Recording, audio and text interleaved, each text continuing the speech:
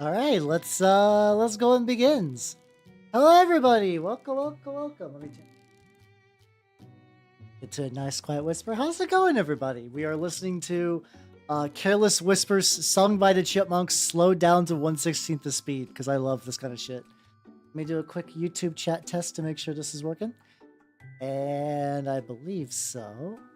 And yep, we're good to go. Let me say hello to all you fine nerds. I should also just go up here. There we go. Just keep them just slightly close to each other. Let's see. Hello, Moss Dragon. Congratulations on your first. Hello, nobody. Hello, Kinsaki. How you doing? How you doing? Yo, yo, yo. Hello, Ars. Hello, Bonnie. And hello, Softball. Welcome, welcome, welcome. Yeah, it's got that, like, I imagine there was a similar mindset kind of going between the two. I don't know if there's, like, a formal genre for this, but I know that there are multiple people who've done... Like, there's an album, I might even just play that. Hold on. It's called Sludge Fest, where it is just songs like this, where you just take an Alvin the Chipmunks song and you slow it down to 1/16 speed. Because the way they make those high pitches that they increase the speed, so that way you get the chipmunk squeak. But if you slow it down, you get to hear what the actual person's singing, but then all the instrumentals are fucked up in, like, a really cool way. It's, every now and then it just, like, hits the spot real good. I was just gonna do this as like a one-off song, but fuck it, we might be doing more. But hopefully you nerds are doing good. I am doing great. If you missed it, I ran a Lancer one-shot last night, and the VOD is on the YouTubes, which I could link. Let's see, on the YouTubes, you're already there, and if you're on Twitch, if you would like to see that, if you can go to YouTube. I had a lot of fun with Lancer. There's definitely, like, critical GM brain of things I want to do differently next time, but I think overall I had a pretty good time. Really, the big benchmark, no matter what, is just that the players enjoyed themselves, and it seemed like they did. So I'm like, okay, things went good. I think what I want to try next time is doing, like, sandwiching a combat at the beginning and the end to sort of bookmark it. I think, because, like, that's the thing that, like, getting used to... Oh, I just rolled my brush all over my wet palette. I hope I did not render most of it unusable. If I just kind of, like, wiggle it with my fingers, it'll be fine. I think all of it's just getting, like, the structure of, like, trying to integrate the pilot stuff with the mech stuff has been kind of interesting. Because, like, I know you can do, like, role-playing stuff in the mech, and I'm trying to get a little better at that. But I also know that it is, like, it's very... contrived to get to that point. So I have ideas for next time, though. How you doing, Billy? Welcome. How you doing? Currently today's goal is I will be painting some Grail Thralls for Trench Crusade. I still got the Trench Crusade brain. Specifically, my local group is looking to pick up the game, and apparently I did, like, that, like, accidental, like, game Vanguard thing where, like, some people have been interested, but they saw the Trench Crusade models I painted, and they're like, we want to start getting this going because of your models, Hal. And I'm like, oh, fuck. I should actually probably make sure that I actually got those all done then. So we'll be working on my little chaff dudes. And then I also got a tank. The little tank I showed off. I can show you the tank again once I get some of the brown on these bases. It is not for Trench Crusade. That is just for Turnip. I have had weekly Turnip games for the past 3 weeks now. So I think I'm just coming to terms with the fact that I just got a Turnip group, and I want to keep doing models for that. There we go. Oh, I keep forgetting that this thing's hollowed, but it's still way more solid and heavy than a lot of other models I 3D print. This is called the Gustav. It is made by Blacksite Studios, and I got one of my little Turnip-styled heads. This is, like, just from the core book, but this is, like, a head I really identify with for my army. I like to imagine all the elites are the ones wearing this specific type of beacon shako, and everyone else is, like, a new recruit, like a specialist or something like that. But it's like, yeah, it's like I figure if I want to get a game of Trench Crusade in, and I really do, I need to keep up my position as guy who has the models. This is a relatively reoccurring stance in my life. I was never the guy who had the models which got a game going, but I was definitely the guy that had the books, which... Why is this so, like, fading into orange? I don't think I've seen this brown do that. Maybe I just need to shake it up a bit better. But I was the guy that had the tabletop RPG books, like, basically as far back as I can recall. Because I, like, my it's distinctly possible that in the small town I grew up in, where I ran my very first games, that there were other people playing tabletop RPGs, but I did not know them. So I was just a guy who like would collect the books and just hope someday I get to play it. And then because I had the books, I slotted into like the GM position like pretty well. Oh, Mr. Jaquil, how you doing? Welcome, welcome, welcome. How you doing? How you doing? We be getting some Trench Crusade bases. I'm talking about how I'm trying to be the change I want to see and getting games together, which has been good. Oh, much as I really like this like Hellmo song, I never got to do a proper mud. Basically, by the time I got steady internet, more or less all of the muds were dead, which is a really unfortunate. I'm gonna get the Sludge Fest out. There we go.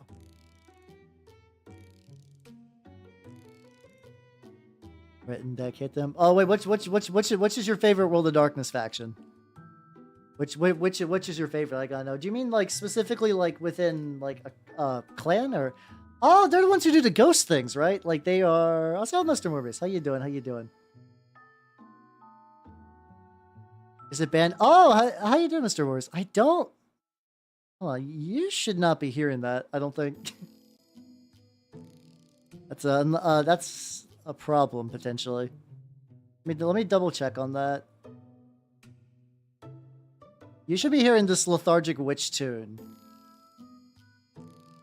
Isolate YouTube's is on 1. Check that. Lethargic witch is... I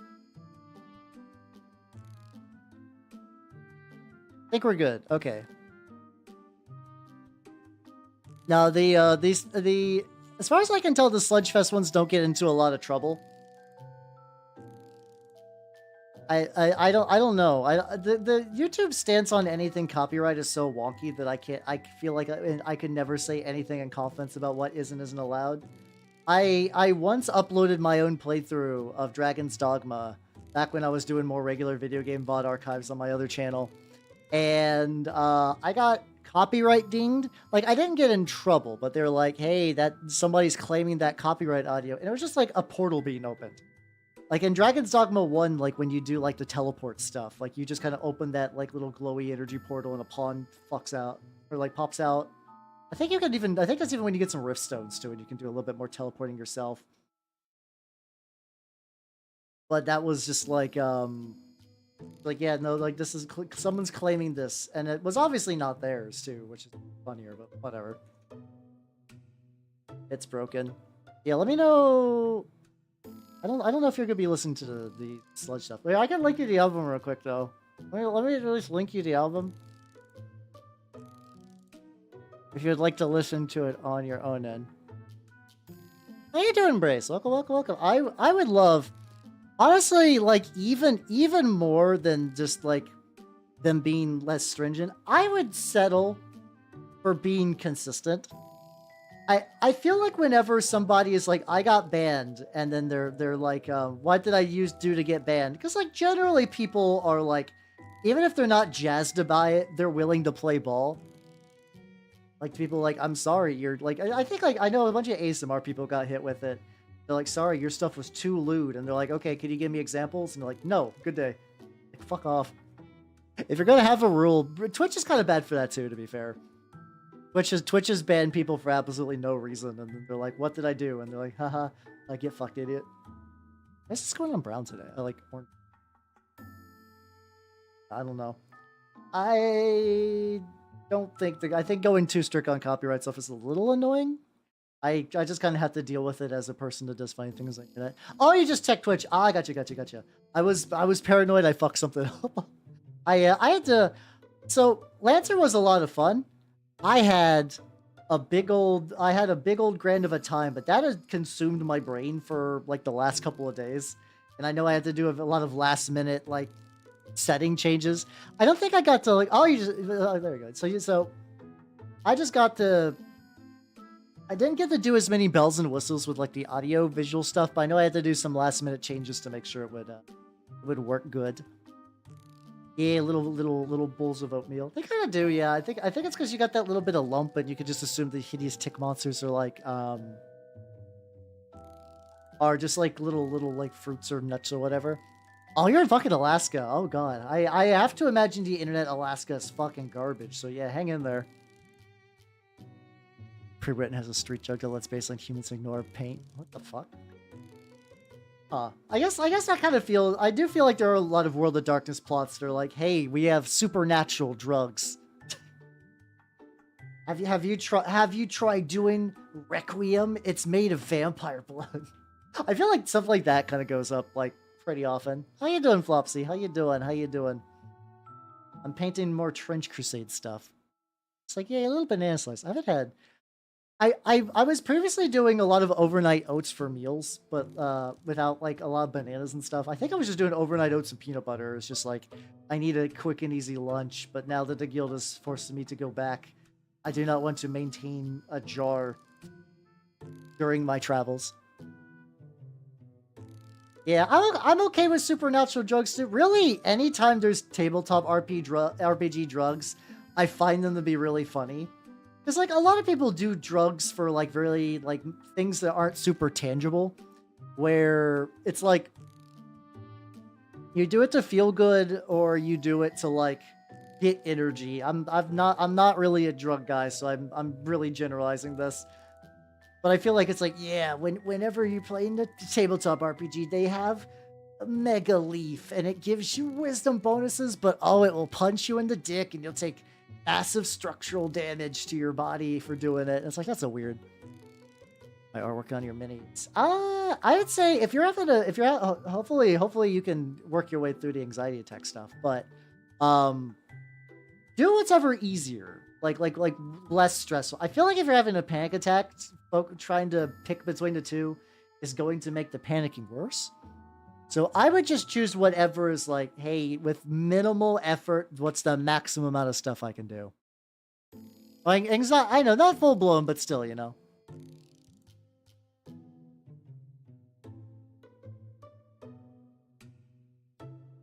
Oh, definitely the former for sure. So how you doing, Icy? Welcome. How you doing? Do a little bit. I have to wait for these to dry. I'm thinking it's talk time. No, that's fair. I think it's just kind of the definition of the anxiety bits where you're like, I forgot I had the chicken nugget guide up top. I think I'm just gonna leave it. How you doing, Tnesok? I'm currently working on some Trench Crusade. Oh yeah, I didn't show you. These are gonna be my Grail Thralls. These hideous. Let me zoom in a little bit. These hideous little dudes will be sort of my rank and file chaff that will die easily, but they swarm hard, and they have no weapons other than their like little tentacle, like built-in bits. But for right now, I'm working on a tank. Mostly just while that's drying, I can just apply like a really quick layer of metal, and that'll do nothing. Play on the wings on your flag. Yo, let's fucking go. Yeah, I saw you posting the Tyranid stuff, and it looked pretty sweet. There we go. Oh yeah, I need a big brush. Here with my life. But yeah, I think at least as far as I can tell, I feel like the tabletop RPG that does drugs best, weirdly enough, is Blades in the Dark, which is a game I like. Mostly because Blades in the Dark, it's like a fantasy, like, criminal, like, Ocean's 11 style game.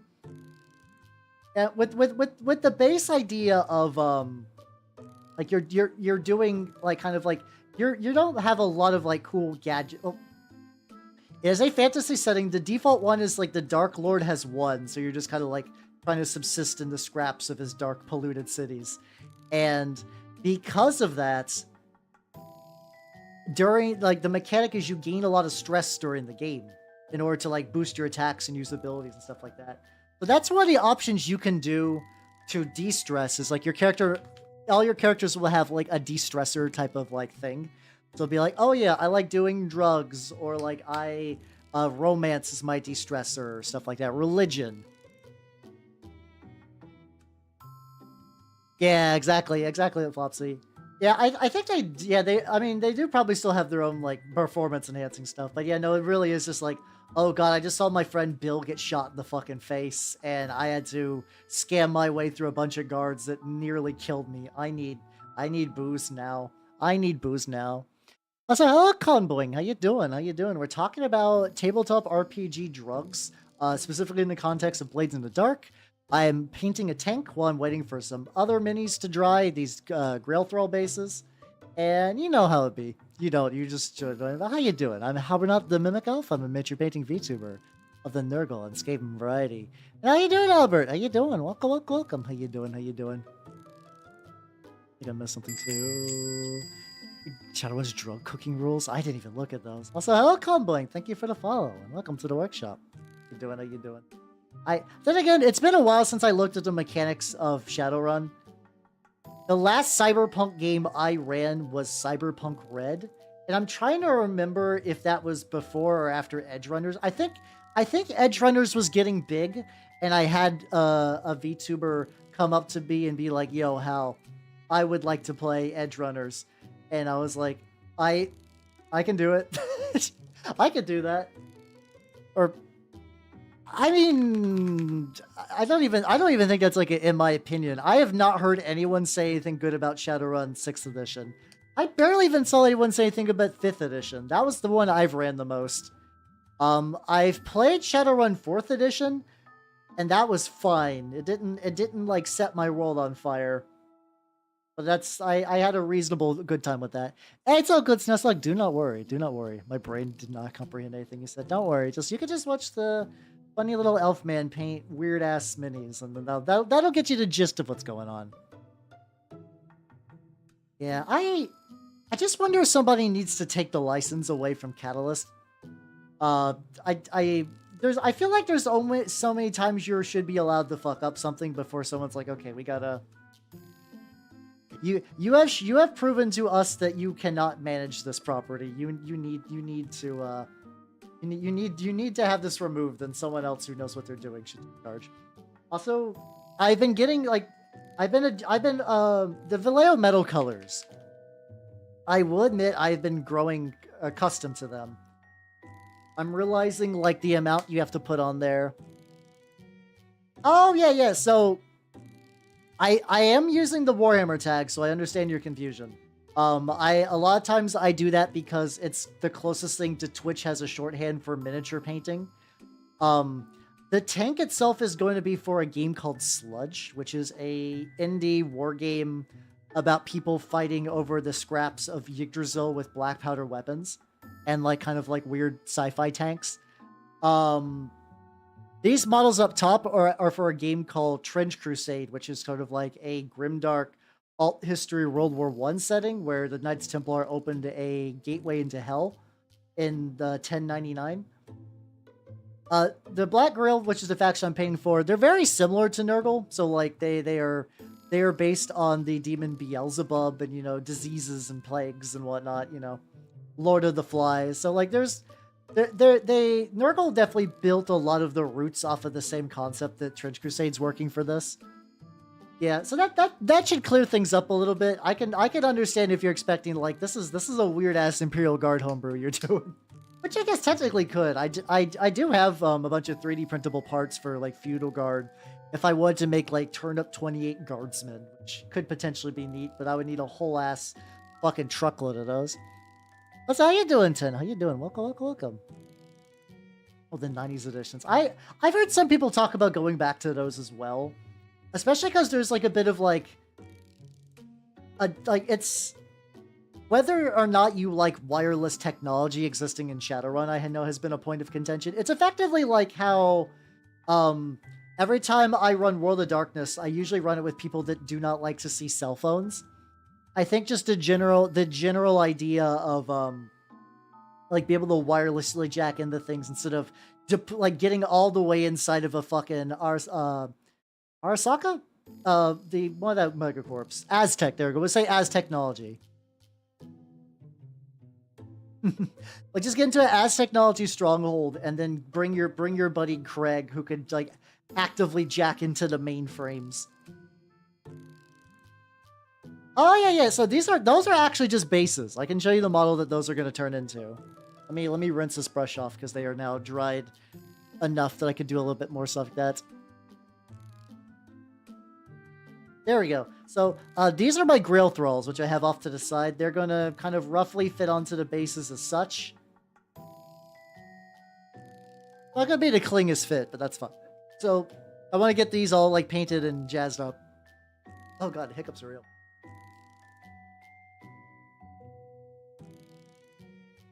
I've already...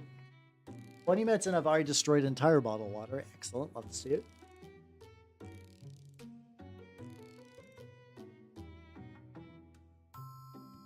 trying to remember if I remember reading about that. And thank you for that Hell Boner skeleton. I forget I get that rig. I have that rigged up sometimes. That was originally a suggestion from Echo. She's like, "Hell, the sticker thing is fun. You should do that." And I am old boomer man, where I am very like, people affecting my stream is scary and strange. I don't know how I feel about it. Stickers are fun. I think the stickers are fun.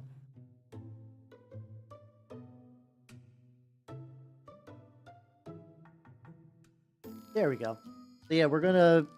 The idea is I want to get these bases painted up to a good standard. Then these guys I'm probably going to do more of a slap chop kind of dealio. More like Hagbernot. I mean, you're not wrong. You are not wrong. Tech Bruce shenanigans do be real. I've been seeing like I got some... I still gotta do some stuff with my admech. I just have this little group of them sitting in my living room that desperately wants me to varnish them. I was going to do more painting today because I had today off. It's just like a miscellaneous one-off day because they try to cram as many one-off summer days at the guild as they possibly can. And I was like, I did that thing where I was like, I'm gonna get all the painting done, and I took a nap. But I did get some errands done. And it got me that fancy new vacuum up. So the workshop is getting fucking clean. Hell yeah. Especially after the fucking, after I did the terrain stream, my floor was just riddled with just like cardboard scraps and other nonsense. So I definitely needed that. Hello, Malfon. How you doing? How you doing?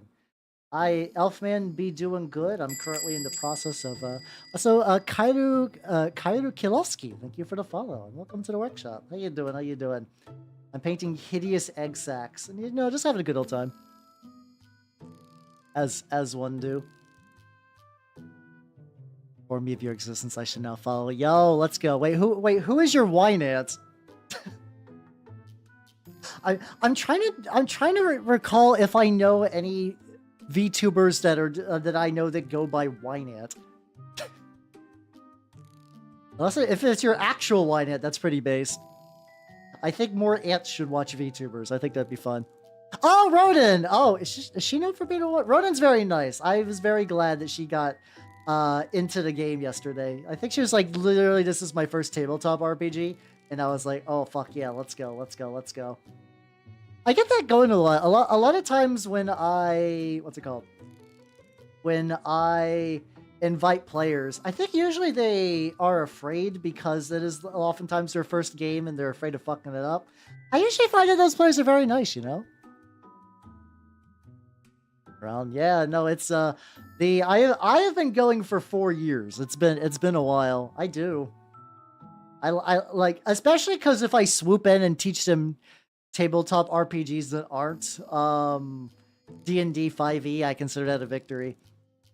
I mean, that does make sense. I don't think I've seen her drink wine or like been to a stream where wine drinking was the focus.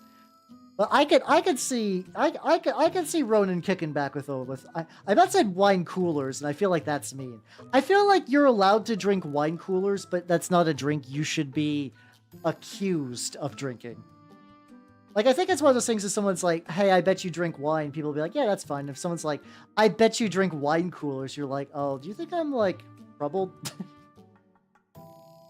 I just like how the stigma is slightly different, even though one of it is just like, it's just wine and wine in a box.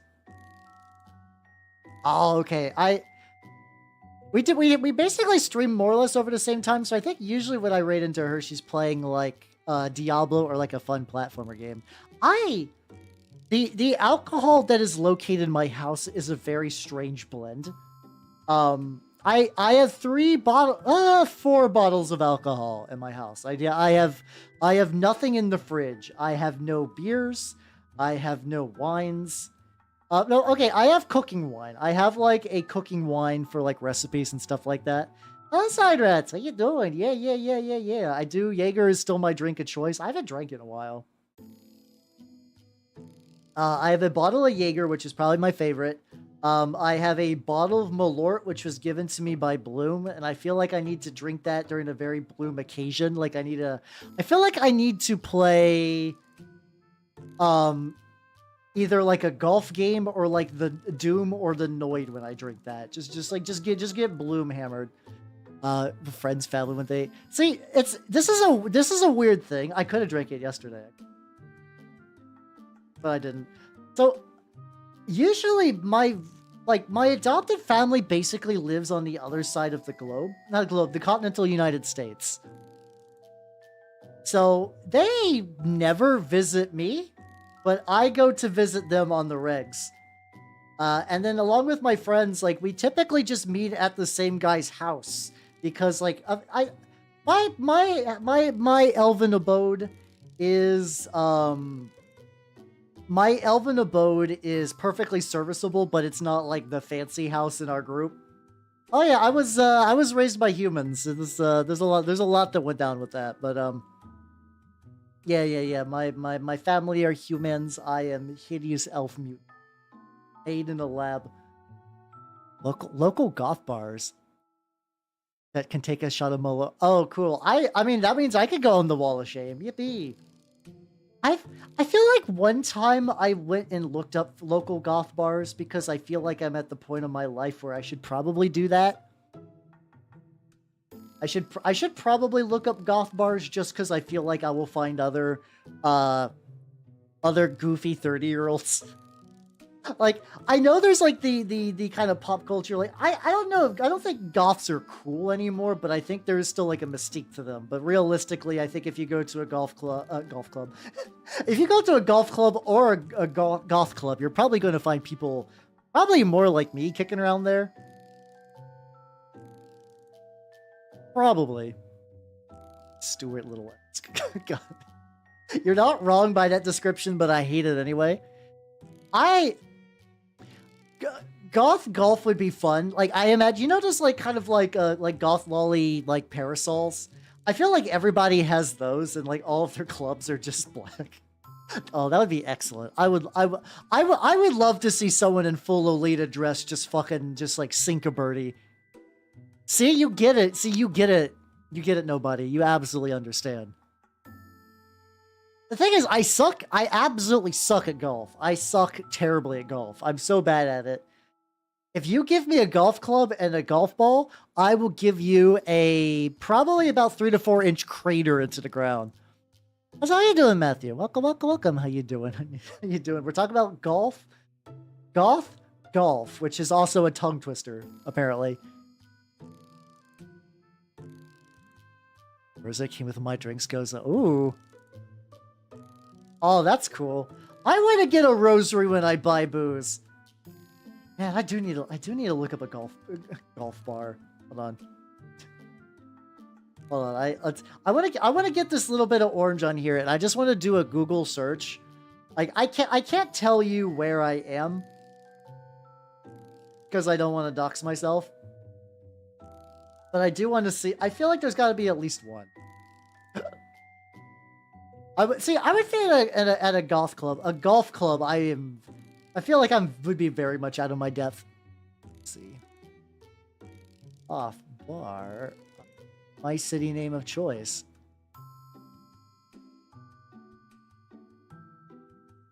Oh, okay. Okay, this is this Instagram is very odd. I'm looking at the Instagram for it, and none of this really reads goth. This could just be a bar that just happens to have a goth night.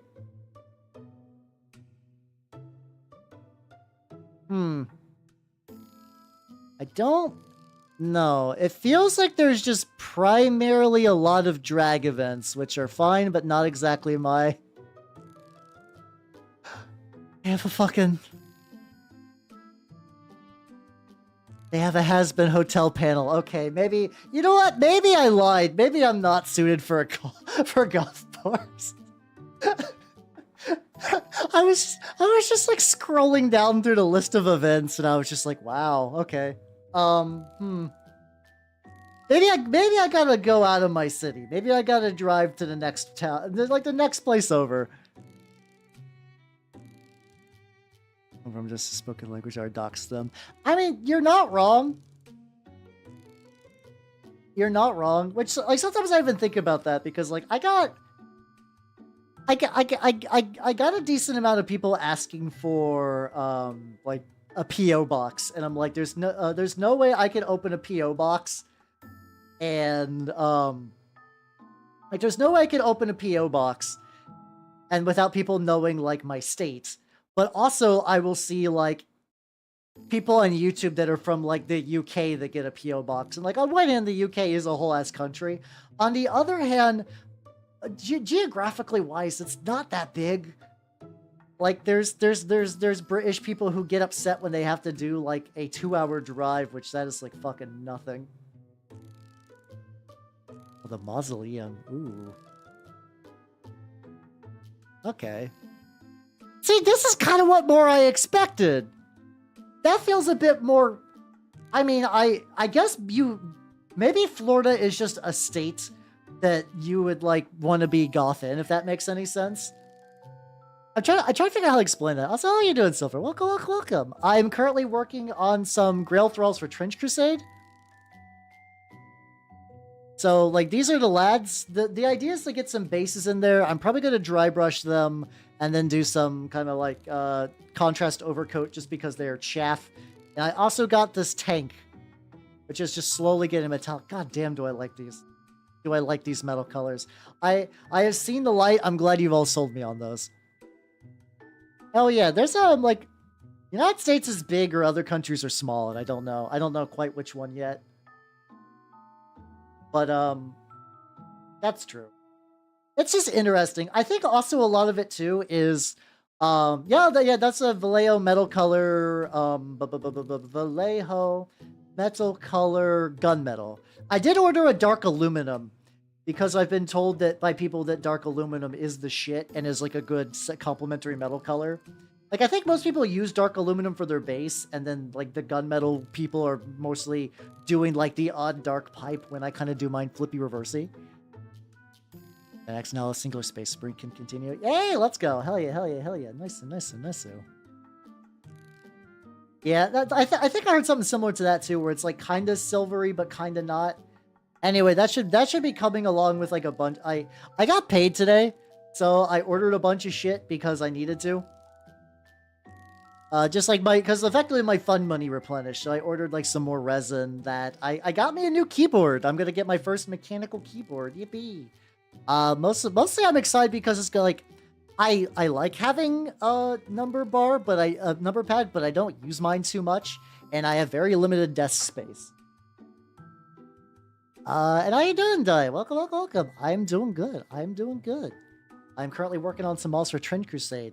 So there are currently 5 factions in Trench Crusade. They've announced a 6th one literally today.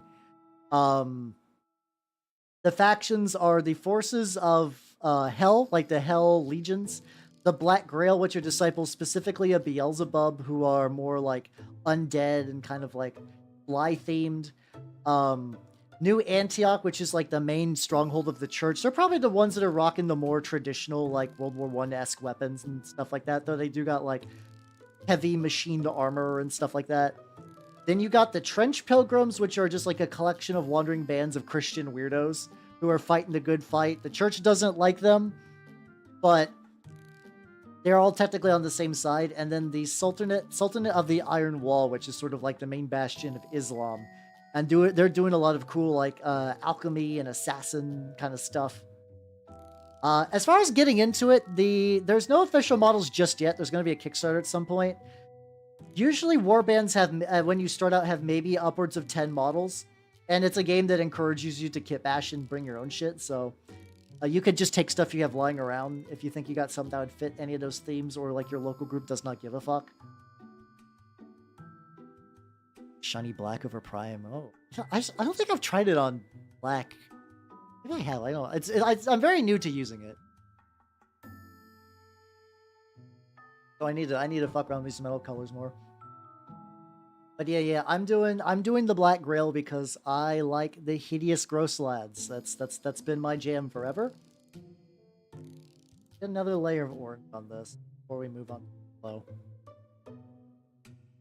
So basically, I'm building up to like a dirty yellow, which I like to do. This kind of like ochre. I think it's ochre. I don't know how words work. Go man. But yeah, I feel like where's it? But yeah, clearly I gotta look for more, maybe I just gotta look harder for a goth bar. There's gotta be one somewhere. It's all ogre bros. All my layers are peeled. Like, I do know we have a goth taxidermy / antique store. Yeah, I was hoping that the last beast hell faction was going to be the Church of the Metamorphosis, but I wonder if they're going to be like the Holy Synod for the Christians, where they're either coming in later or they're more of a like small time faction that you can theme your stuff around / like might have like a mercenary unit or two. These models are called the Scourge from a mini producer called what's it called? Blue Art. I can give you guys the links to that real quick. I can link you. They're my mini. It's six. I would say it's explicitly goth. Like it's going for a lot of like animal skulls and like Victorian oddities and stuff like that. Like there's I mean other times like you would have like a taxidermist that's just like a taxidermist. Up. Hold on. Uh-oh. My body is moving on its own. Let me fix that real quick. There we go. There we go. Alright, so these are the...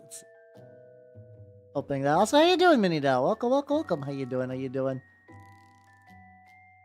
Alright, but yeah, these are the figures I am working on today. And how you doing, Rattling Gun? Welcome. How you doing? Apparently giving out deep taxidermy secrets was too much. Too powerful. Made a 42. Oh, yo, let's go. Yeah, once you have to bust out 2 D20s for how big a creature is, that's when you know you're gonna have a fun-ass night. But yeah, let me show you that. Let's see. They posted the new preview art for the new Hell faction, which is going to be explicitly demons. Which to be fair, people have basically said that I mean the rules are have a demonic keyword that they didn't originally none of the other units used. So something is going to be using this keyword. But yeah, look at this boy. Look at this lad. This is a demonic locust. Yeah, if it's got a formal name in the art. The pit locust. There we go. Look at him. Look at the lad. I can post the official Twitter post for this as well. That does look rad as shit. It does look rad as shit. Oh yeah, that Power Fist doubles counters or something like that. I've briefly looked over at the Fallout decks. Yeah, that's the funny thing I kind of like. I've heard some people be like, isn't it kind of weird that all the demons get, all of the demons get, all these, Hellforged Abominations and Super Plagues, and then the Christians just get, dudes with machine guns? I'm like, no, that sounds great. I always I feel like every game needs to have, one faction that is, relatively grounded, so it makes every because, if you want the weird Christian faction, you go into the Trench Pilgrims. You can have New Antioch, just a bunch of soldiers that are like, man, look at this shit we're fighting. God damn. Anyway, here's my grenade launcher. We're gonna fucking noob tube the people from hell. Yeah, I did see the casters. I'm wondering, they recently released a homunculus rules for the Sultanate where you can kind of build your own. If they have like a similar like build your own demon and you just kind of have like a wizard leading them, that would be great. That many. Oh, okay, yeah, so it is one of the doublers. Yeah. Okay, that explains why it got so fucking big. But I mean, you could do that too. Like honestly, whenever the Kickstarter comes out, if you're like, I will never play Trench Crusade, but the models look sick, you should get the models anyway. Fuck it, run them in your Black Legion, as counts as like Daemon Prince or whatever. Because usually unless you're playing in like a G-Dub store where they're super anal about things, the response will always be like, "Yo, this is rad." It will always be like, "Yo, this is sick." Things being cool will always win over things not being cool when it comes to playing with people.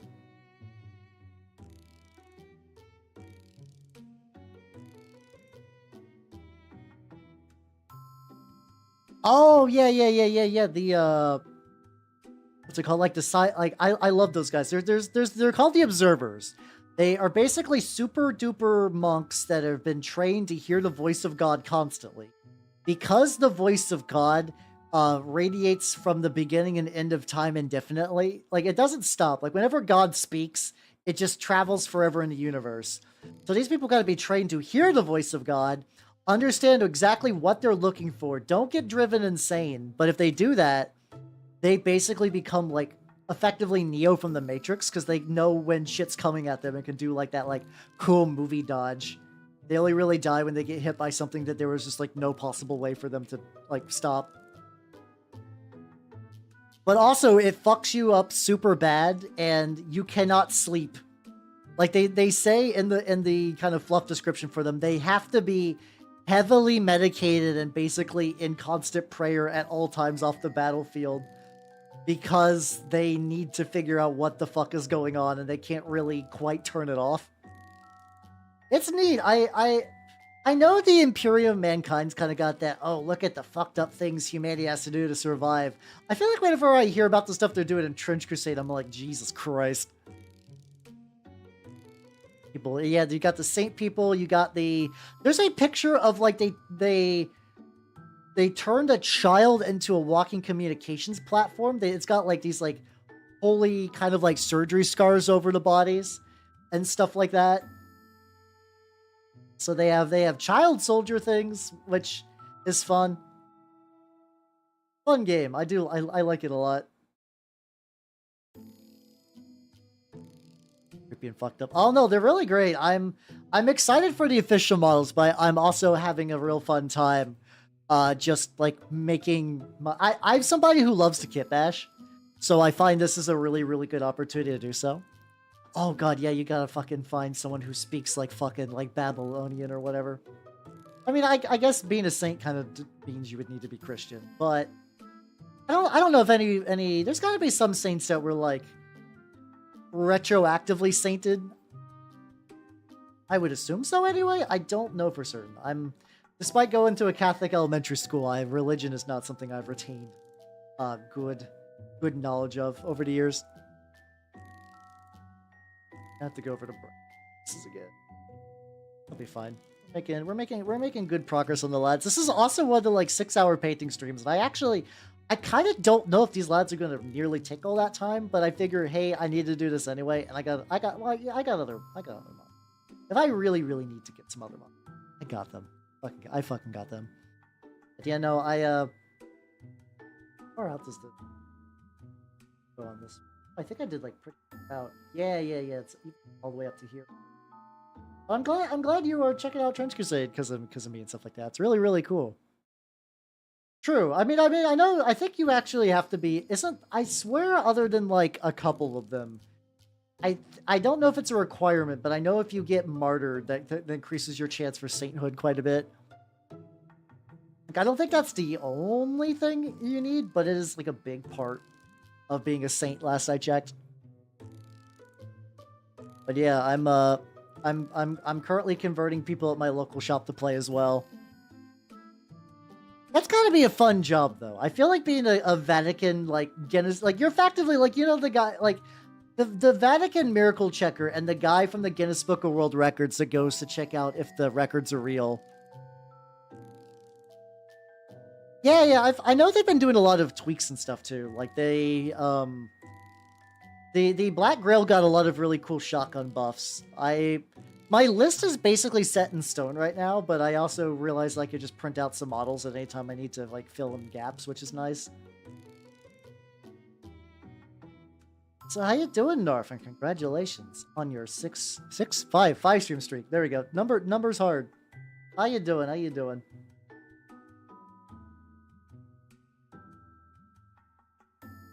We're currently working on some bases. Yeah. I mean, tune in as consistently as you can do. At the end of the day, it is all good. It is all good. Yeah, but we got two heretic boys. We got a well, we got two at my shop. We got two heretic boys. We got me rocking the Black Grail, and then we got one guy running Sultanate. So we actually have not a lot of like Christian armies in our meta. I technically have a very small building Trench Pilgrim force. So depending on how that goes, I might maybe I might switch some things up a little bit. But I wanted to do Black Grail because it's all the stuff I like in an army put together in an army. So like why would I not? Let's see. Okay, troopers can dash. Oh, they could. Oh yeah. Oh, that's because like usually the heavy armor stops you from dashing. God, my army is probably incredibly slow. I basically slather everyone who's like a big important character in like thick ass armor. Mostly hero type stuff. Oh, are you just looking through those for fun, or were you given the box of old TRPG stuff? Either way, that sounds like a fun evening. What's up, Sarah? How you doing? Look. I want to know I prefer you like the ripping and/or tearing. How you doing, Sarah? How you doing? I'm painting Tonk. I know that was not advertised. God, I can see the print line. It's weird. I can see the print lines in this, but sometimes when I see print lines in a model, I don't mind it. Like something like this, if I see print lines, I'm just like, oh, that could just say that's like a metal pattern thing or something like that. Ah, that is unfortunate. Oh yeah, definitely take care of those and cherish them. That'll be a nice thing to do for your late friend. Maybe even run a game or two in their stead. That could be fun. No, it's all good. It's all good. I just want to be respectful and everything. But yeah, especially like, if you have like a RPG collection for long enough and you're not just like this is only D&D, you can find some like wild gems in those. I don't know exactly. I'm going to be real. I have not gotten a chance to play yet. Like I said, I'm still in the getting my local shop to play games of it stage of this. From what I understand, I think usually games last like maybe 4 or so rounds. And each round is like it's alternating activation where like you activate a dude, he does stuff, your opponent activates a dude. Models don't have, oh god, I'm getting this on my finger. Models don't have health. When they get wounded, you roll on an injury table. And if certain ones will be like knocked down or like your model's dead. Or feels a surge of valor and decides to like get up and maybe do like an attack or something like that. And so every time you knock down something that's already knocked down, you have a better chance of like getting more dice to roll on the injury table. So you have a better chance of getting one that will put them out of action. It's also like primarily a campaign-based game. Like they really, really want you to play in a campaign.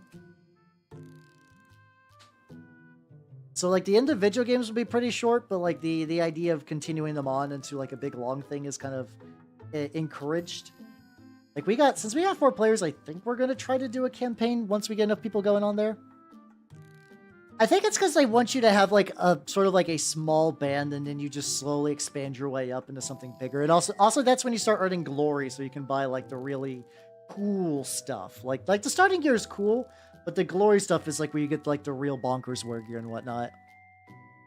Good floor plans on them. Oh, I can see that. Yeah, if you ignore mechanics, a lot of the old Shadowrun books I think still hold up. Like it's kind of iffy using like an older edition of D&D's Adventures in the newer edition without heavily conversion. But I feel like a lot of Shadowrun stuff, you could still kind of like the mechanics will transfer, but like stuff like the floor plans and whatnot will still be pretty useful. Yeah, jetpack armor. I know specifically the Black Grail has like a Daemon Prince-esque transformation mechanic. Oh god. Okay, cool. My I just accidentally dropped the paint when I was trying to get it. Luckily, the paint itself was shut, so there was no spillage. That's because every time I get a little out, I make sure to shut it. Which good job me. I knew that I was going to be clumsy, and I planned accordingly. Only after you've been knighted. Oh, that makes sense. Also, there's like little bits of corrosion on the bottom, which is actually just like... That's actually just blue tack that's stuck on there. It's been painted over. I kind of like the way it looks, though. Maybe I'll need to start using some like putty or like blue tack or whatever. Run it with a little bit of super glue so it keeps its shape, and then just leave that on for like little corroded bits. Good idea, actually. Shit. Oh, Professor Iscaria. Welcome, everybody. Welcome. Let me get this. There we go. Let me shout you the fuck out. How is everybody doing? If you do not know me, I am Habernot the Mimic Elf. I'm a miniature painting VTuber of the Nurgle and Skaven variety. Oh, don't worry. This is a chaos zone, so you can commit all the heresy you fucking want. And hello, Signum. How you doing? Welcome. So today, I am currently... What are you working on? I am not working on Warhammer, gasp. I am working on... The primary plan for today are to get some Grail Thralls for a game called Trench Crusade done. But in the meantime, I am currently working on this tank. I'm like, let's get the top half done. Click on your Crimson Paladins. Nice. Trench Crusade stuff has been going well. I am currently... like... I'm down to doing the grunts. Hey, and it's Podinator! Welcome, everybody. Double raid. How's it going, nerds? Welcome. Hello, Tyrone Games. Welcome. And let me shout you the fuck out as well. What were you working on? I don't think I can do the other shout out command in time. Yeah, we gotta wait a little bit. How's it going, nerds? If you do not know me, I'm Habernot the Mimic Elf. I'm a miniature painting VTuber of the Nurgle and Skaven variety. Fuck yeah, Crimson Paladins. Nice. Yeah, I'm doing Grail Thralls primarily, so these guys, like this little dudes. And right now, I am also working on this tank, which will be used for a war game called Sludge. Which I never thought I'd get a chance to play Sludge, but the locals at my shop were like, no, actually, we would like to play Sludge. And I'm like, what the fuck is happening? The Thralls are from a mini guy named Blue Art, which I'm a big fan of Blue Art stuff. They do design, like, there's a lot of like pretty derivative designs on like my mini factory, but Blue Art does some like really good like eager style stuff, which is not super duper common. So I can go ahead and link that if you would like to. These are from the Scourge set. They're called Darkened Thralls. There we go. Yeah, I can just link you. I pulled that up for earlier. So, Sludge is a smaller war game that was released in a magazine called Blaster. The idea is that this isn't like a fictional world that uses a concept very similar to like... It basically has Yggdrasil. It's like a it's a setting with Yggdrasil. Humanity lived on all the branches, having a good old time. But they realized that like you could dig into the branches of Yggdrasil to get that sweet, delicious sap, which was just filled with magic. So people were using it to make like horrific war machines and abominations and stuff like that. And in the process of mining Yggdrasil for sap, they basically caused some of the branches to wither and die. So now they are fighting in like a horrific black powder, like world kind of battle skirmish thing for the last little bits of like habitable land and resources. How you doing? Just some troglodytes. How you doing? Welcome. Yeah, Skaven Stronk. I'm very excited. I'm very excited for the Skaventide stuff. I got my box. I got my box on lockdown, and my body has never been more ready. And by more ready, I mean, God, I don't know how I'm gonna fit in all these fucking rats, but I'll make it. I'll make time for all the rats. Stuff like that. It's a cool game. I can give you all the link to it. The tricky thing recommending Sludge, compared to the other ones, is that all the rules are behind a paywall. But I do think it's a neat game, though. I do think it's a neat game. No, that's fair. That's fair. Conquest is pretty big at my shop, and I do see it. I do see it at my shop, and I'm like, ooh, maybe. I don't know. Oh, I'll find out. I have like a bunch of like old Warhammer projects and like models. Like, I never got into Votan as much as I thought I would. Maybe I just gotta trade those and get some store credit, just swallow the bullet and just like bite the bullet. Sorry, that's the word.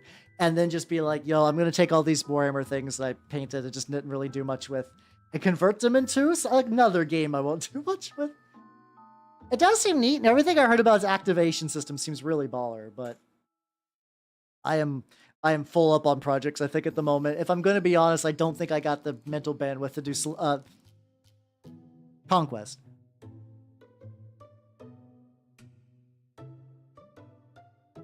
And as far as I can tell, like my group within my shop is very much a very small group of people that are like reasonably down to clown for mini war games, like smaller scale war game, which is a little different from the rest of the shop. That is more doing like if it's on the shelves, we'll probably maybe play it.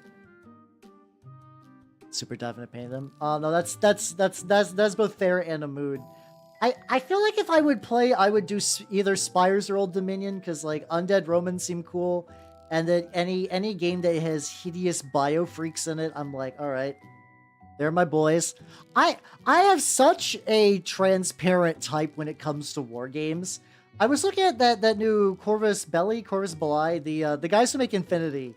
They're releasing a new fantasy game called War Scrow or something like that. I don't forget exactly how it's pronounced. But I was looking through them, and I was just like, oh, hey, there's like a bunch of hideous mages that summon flesh-warped horrors from beyond time and space. And I was like, yeah, no, this is probably who I'd play. What else do they got? They got humans, and they got elf, and like the usual. I'm curious how that game's going to turn out.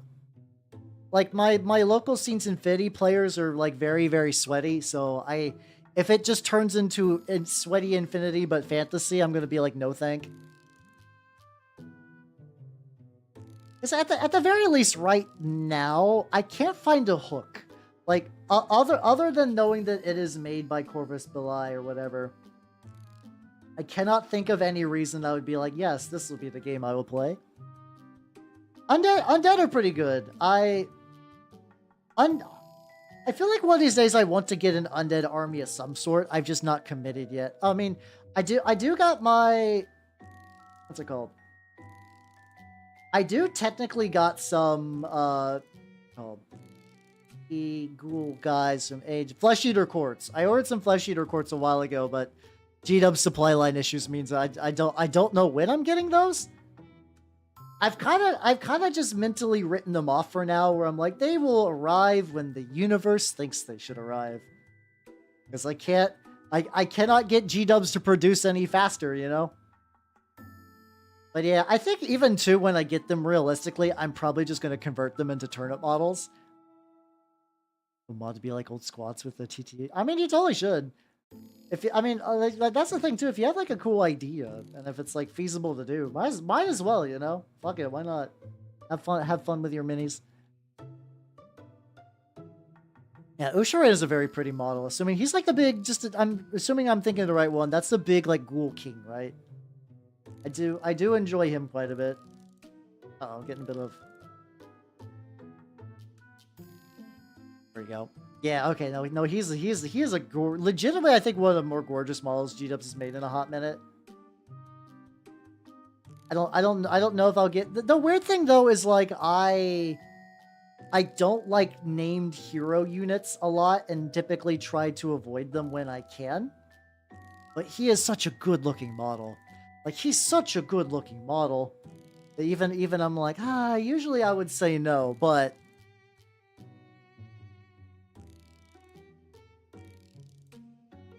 I don't know if it's like the orange is drying weird within the mixture, or if it's just like this paint was already kind of splitting off into like an orangish tint anyway. Gotta really shake it up.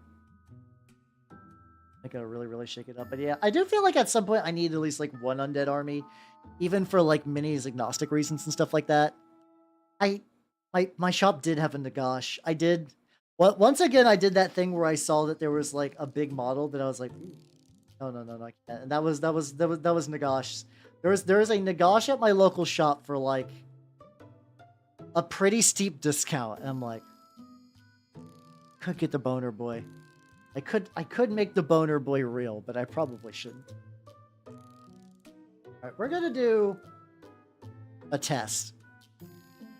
I mean, even half price is still kind of a big commit.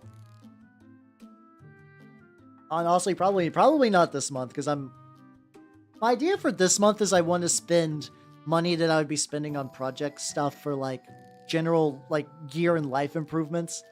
Like I do want to get the better lights. There's like a light setup I think would make things look pretty good. So then get my sponge. Get the little bit of water on the sponge because I want to do it roughly artist opus style, where you get like a little tiny bit of water on your dry brush before you dry brush the dry brush. There we go. Rub that in there. I'm doing, like I said, I'm doing kind of lazy-ish slap chop on these. Really, the big thing I want to do. Sound like stream? Both. I mean, I consider the vacuum I got today to be a... Well, in general too, if I improve my life, that does improve the stream. I do think maintaining a better standard of living will help for that. But a lot of what I do is very based around streaming stuff. I'm a very hobby dedicated guy. Like hobbies are just kind of like the thing that I spend a lot of time thinking about. All feathered out. Yeah, you put what you have in your heart. Exactly. This is... Get like these like raised areas with like a bit of the buff. I think I removed too much. So hello Kevin, and hello Joker, and hello Pup. How are all three of you nerds doing? One after the other. How are you nerds doing? Welcome. I'm doing good. We're working on some Grail Thralls for Trench Crusade. I'm trying to get like a good... Trying to get a good dry brush ratio for these boys before I do the stuff like that. Oh, so in order to kind of help me make some time through projects and also just to test the viability of doing longer streams, I make my Tuesday painting streams a bit longer. I understand it's probably a little weird if you're used to the other ones, but I do find that, like, if I do one of these 6 hours as opposed to the 4, weirdly enough, I feel like the additional 2 hours really helps me, like, finish projects. Like, there's a couple of them that I haven't done that. Stuff like that. Like the fucking Biologist Purifier has not gotten a whole lot of progress on him since last 6 hour stream. But, like, a lot of stuff. Okay, I'm glad you like it, though. Hell yeah. I think this is effectively, like, the first entire month I've done it this hour. Oh yeah, that's also another thing too. It's for like a lot of my viewers are like EU, so like doing a little earlier has been nice. I can't do much earlier because I do be trapped in the wage cage, so I have to stick to like very specific American hours. Oh, how I'm jelly of VTubers who can do afternoons. I would love to do like a chill afternoon like mini painting thing. That is not in the cards. That is not in the cards. Alas. Thank you for the Helldrate stretch, though. Give me 6. Okay, there we go. That.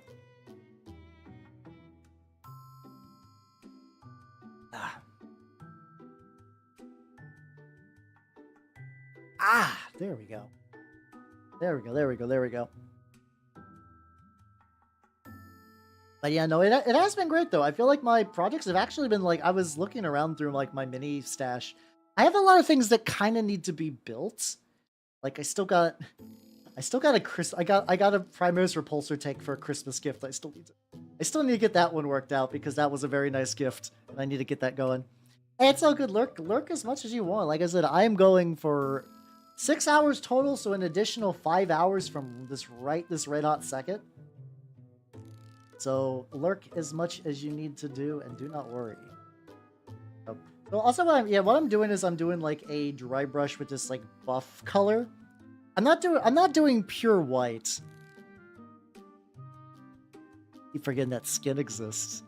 Wait, like on your models, or you mean like just like in life? You're just like looking down like, what the fuck is? Oh shit, that skin.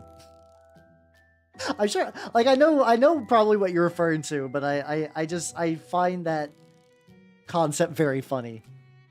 Oh yeah, when I do the when mimic form comes out for a little bit. Oh yeah, no, that's fair. I like to be a little mischievous.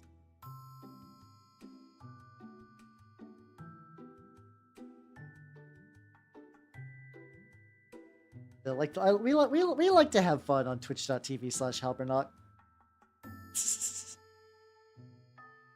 Let's go. How you doing, Belnery? How you doing? Also, Kevin. Thank you for the sub. Thank you. Hell yeah.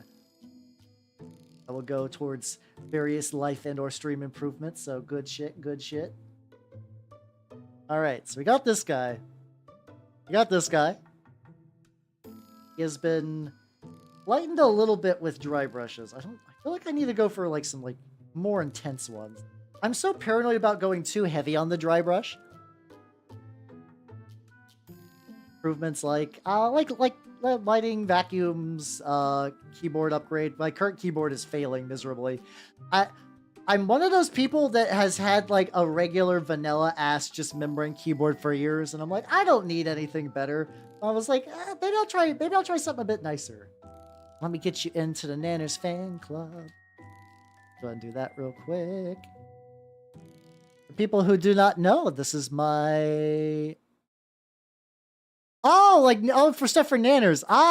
Gotcha. I totally missed that. That flew entirely over my head. I'm willing to bet that was on me. But yeah, if you do not know, this is my wonderful snake Nanners. She is doing very, very good. She ate a rat. I believe it was yesterday or the day before. I forget exactly which. So she is currently chilling with that. So she's been very goofy. Where usually what Nanners does is she'll hide in her little hide after eating a rat. She's doing that now, but what she's doing is she's sticking her whole entire ass out. I'm like, you are not hiding at all. Like, it's not a size thing. She could easily fit into it. She just doesn't want to. Sometimes she'll do a really, really fun trick where she's long enough she could go from the hide on the warm side of the tank to the cool side, and I'll just see like one continuous tube with no head, just going from one side to the other. And I don't know which way it goes. So yes. And also, how you doing, Gogasa? How you doing? Hey, let me add you on there as well. Yeah, she's a very friendly tube. Very, very, very friendly tube. Let me get you in there as well. Let me get you in there. Excellent. So with that, Moss Dragon 24, welcome to the sophomore year of the official Nanners fan club. And then also, called Gasa, welcome, Gasa, to the freshman year of the official Nanners fan club. Oh, do all the 2 stuff you gotta do. Do all the 2 stuff you gotta do. And also too, because YouTube does not allow me to put people in, I do not have a point system on YouTube because YouTube is not a great platform. I've noticed just some Troglodyte. You've been pretty regular in the stream, so I'm gonna add you to the official Nanners fan club as a freshman. That's just some Troglodyte. Welcome to the official Nanners fan club freshman year as well. Yeah, let's go. Yeah, I don't know a better system for the YouTube buddies. I don't know a better one. Yeah, we'll do the Nanners fan club scholarship. Yeah, that is kind of funny that it's like, I like Skaven, but I also have a snake. It's just funny how that works out. Oh, yeah, no, I've seen all kinds of people do, like, putting Skaven in 40k. I don't think they'll ever do a proper, like, this is Skaven for 40k, but they also know, like, why would they want to when they could just do, just release stuff, and then, like, you could just convert them into AdMech or Guard. Usually it's AdMech, I think I see. So you could also probably do Dark Eldar Skaven, or, like, Orc Skaven. That's kind of the issue, is that a lot of Skaven could be rolled into basically like any 40k faction, because I like Skaven, but other than being like a horde of dudes and technology that's powerful but risky, they kind of can go in a bunch of different spots. How's you doing, Pebble? How you doing? Welcome, welcome, welcome. Yeah, Joker, you got a. It's a Twitch point thing. So if you don't have it right now, don't worry, you will. All right, so that guy. I might still do a white dry brush. I don't know. I need to figure this out. I definitely built up the color a little bit. Well, let's go back to the bases. The bases are going to be guaranteed. It's W. Yeah, so the technology on Trench Crusade is very all over the place. So like, on one hand, a lot of it, it's kind of do whatever. I think the general idea is that like, if you're using a 40k gun, maybe like at least file off the like the faction specific insignias. But other than that, World War I is the main basis. World War II, no one really cares. Like it's there. The tech levels are all fucked up. That's just because there's like not angels. There's like demon smiths who are given heretics access to like forbidden designs, and like they have like submarines early in the setting, stuff like that. And then like saints are giving visions to fucking weaponsmiths in like the new Antioch as well, stuff like that. I do have a snake as a pet. Yeah, she is. I've had her. It will be 5 years come September. I've had her longer than I've had the stream by not a whole lot. But she's a very good ball python. I love her to pieces. Anders is very friendly. Ah, there you go, Belnery. I was like, you got locked out because someone else hit it right as you came in. But I will definitely drink some. Oh, spam. Oh, Commander Crusade got fucking obliterated. Ah, stretch real quick.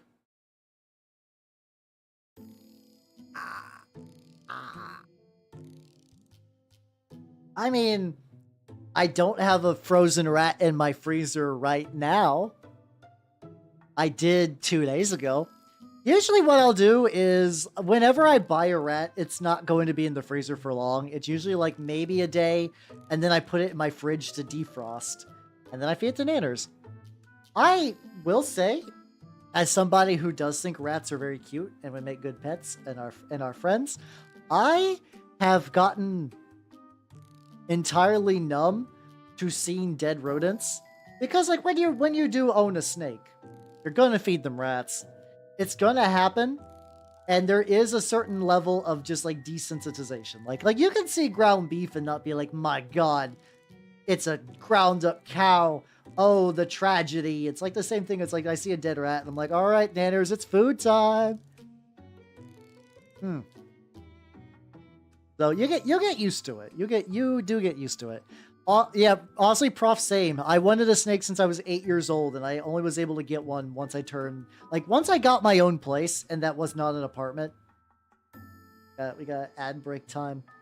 That'll be wrapped up soon. Be wrapped up. Delightful little fleshy bits.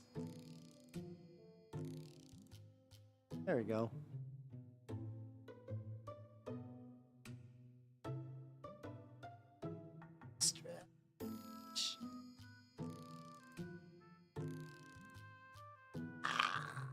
All right, we back. I don't know about the K-pop thing. I got plenty of room in my heart, but like at the end of the day, Nanners is a living creature too. Like just cause rats won the branding war of looking cute to the general populace doesn't mean that she doesn't deserve to live. So like I see nothing wrong with giving her food. Like I don't know, when somebody's bird, when a cat eats a bird, nobody, like, people don't flip out that much, unless they like bring the bird onto your porch and they're like, "This is your bird now, master." You're like, "Oh, okay, thank you, cat. thank you for this meal I will not eat." How you doing, chieftain? Welcome. How you doing? Talking about snake ethics. No, but like, I think I am a nice man with happy feelings all of the time. Yeah, crickets can be cute too. I find insects to be cute when they're not pests. If I'm like looking at like an insect tank, or like a nature documentary, or like anywhere where I don't have to deal with a snake as a nuisance, not a snake, a insect as a nuisance, I think they're pretty cute. I think bugs and creepy crawlies are cute. But if I am in my house and I see like a cricket or a grasshopper, I will destroy it with extreme vengeance. The only exceptions are spiders. Spiders, like, for me, spiders do a service. So it's like, but like what's a fucking like roach doing in my house? Nothing. Just making things worse. What's a spider doing? Getting rid of freeloaders. Welcome aboard, spider. You're getting your rent.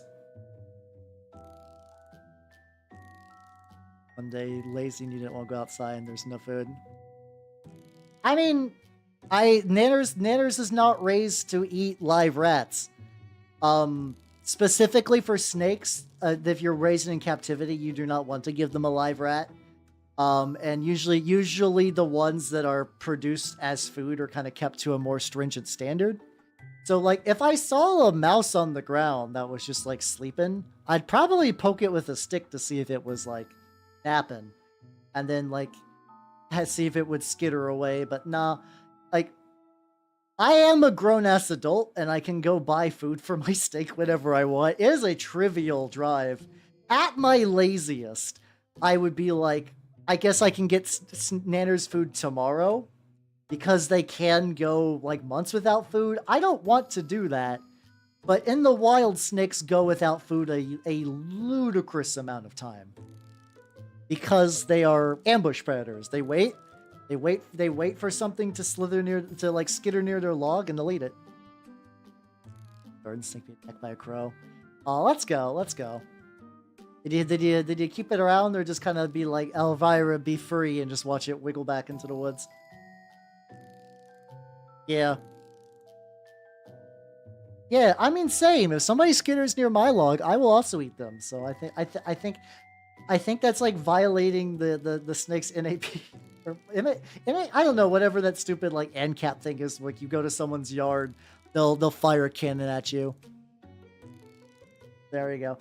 I would also say with K-pop fans too, I'm going to be real. If you're looking up K-pop fans on Twitter, that's a very different than somebody who's just like, I go to the concerts and I like the music. But yeah, I'm pretty chill with like animals that are carnivores need to eat too, so it's like, it's whatever. It is whatever. I think of like what would be a more difficult one to do.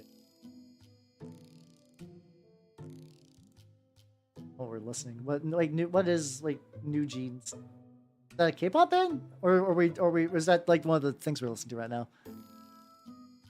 K-pop fan. I mean, I don't think that's a correlation, or like, I don't know, like the correlation causation thing. I think they're just, I think a lot of times when you, realistically, if I'm going to be honest, I think when you see an insane K-pop fan on Twitter, a lot of times they are probably a teenage girl.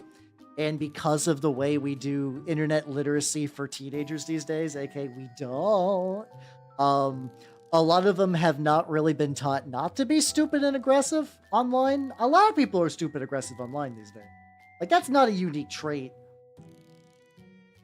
So, but like, you are encouraged when you are not told to do things better, and then these people are kind of left alone to form a community, because that's just how they want to kind of like, people want to belong somewhere, you know? All 5-ish years. Hey, let's go. God, that snake got the good life. You know, it won the snake lottery. It didn't get, first of all, it didn't get mauled to death by a crow. I think every day when the creature doesn't get mauled to death, that's a good day. And then you gotta feed it and keep it safe. Hell yeah. Let's go. Yeah. Well, the thing is, I just don't think you're gonna see the good teenagers. Like, I mean, like, you're not gonna remember. I kind of think of this the same way as like D&D stories online. So, think of how many D&D stories you've heard where it's like, yeah, I was playing at the shop, and then Fat Lord the Fart Smelzo came in and was like talking about druid feet and like hitting on everyone. It was weird. Because those are more entertaining stories than like, I went and played a game with my friends and we had a lot of fun. We killed a mountain troll. It was nice. I guess mountain giant would be better.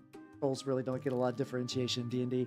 But like, yeah, no, a perfectly serviceable story is not a story, but you're going to hear a lot of horror stories because those are stories. There's like antagonists and there's issues to deal with. And those are fun to hear about, but by the same token, that does mean that when those collect, people are like, oh, every plays D&D has like a 1 in 5 chance of being a weird psychotic that just talks about druid toes all day. And you're like, no, no, no, no, no, no, no, no, no.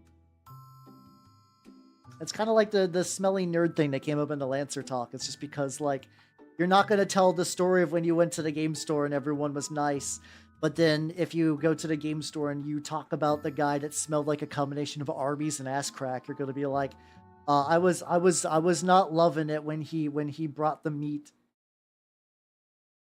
It's just not confident. Like it's the internet does have a magical way of warping perception because of just the way people are built to retain information. Like I said, if you've probably met like people that are in the J-pop or K-pop or whatever pop that are totally normal and fine, but you will never identify them separately or even consider their existence for a second, and there's no reason for you to do so.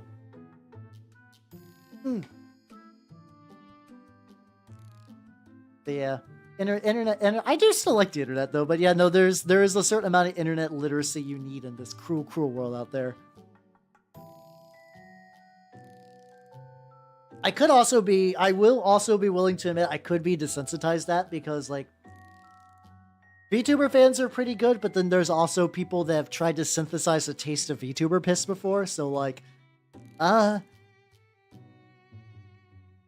some people are just like to wild out a little bit more than most. It do be like that sometimes.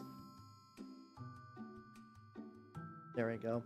Thinking about wild up sometimes. Let's get another layer of this yellow one here. Yippee! Why don't I drive?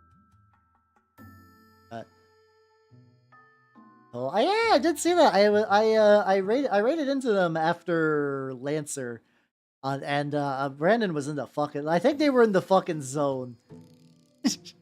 Nice people in the chat though. They're like, sorry, Hal. He's Warhammering hard. I was like, I totally understand. I drink Ame too. Was it Ame that they did that? I was trying to remember if it was like Ame or fucking Mori because there's something about deadbeats that are a little interesting compared to other ones. I mean, there's already weird people in 40k. No, those people exist.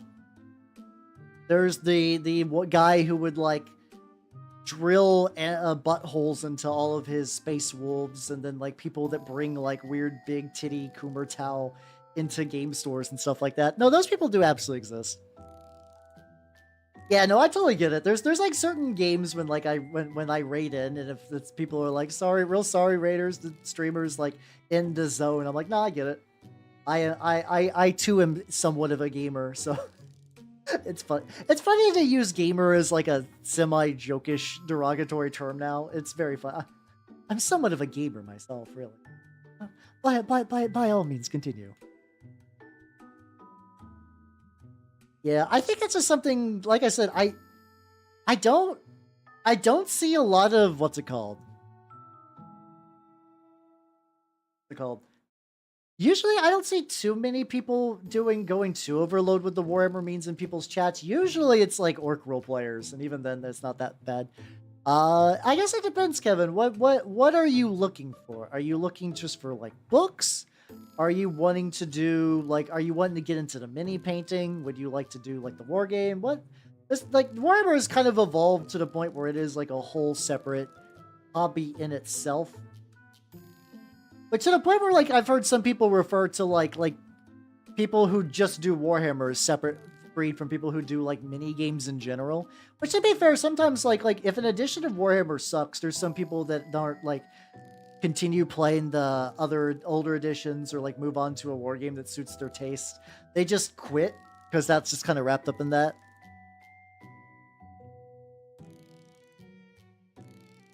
Well, Random Quarter mentioned 40k. Ah, okay. That do be true. That do be true. But I if you would like to get into the minis, I think I'll go through a mini perspective.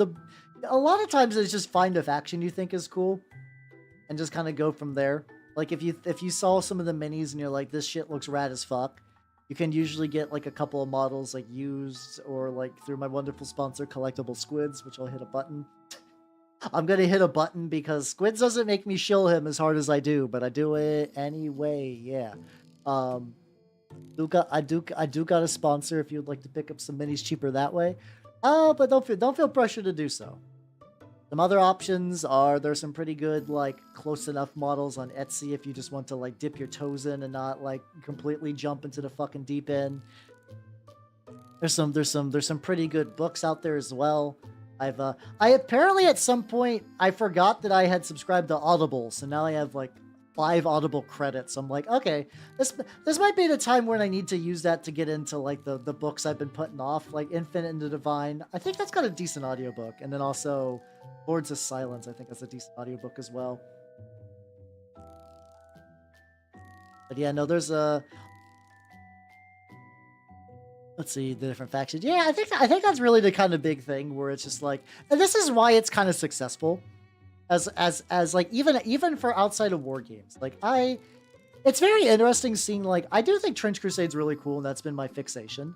Like whether it becomes a bigger thing, I cannot say. Who really knows? But I do think just like the sheer amount of stuff that Warhammer has does make it very attractive as a thing to get into.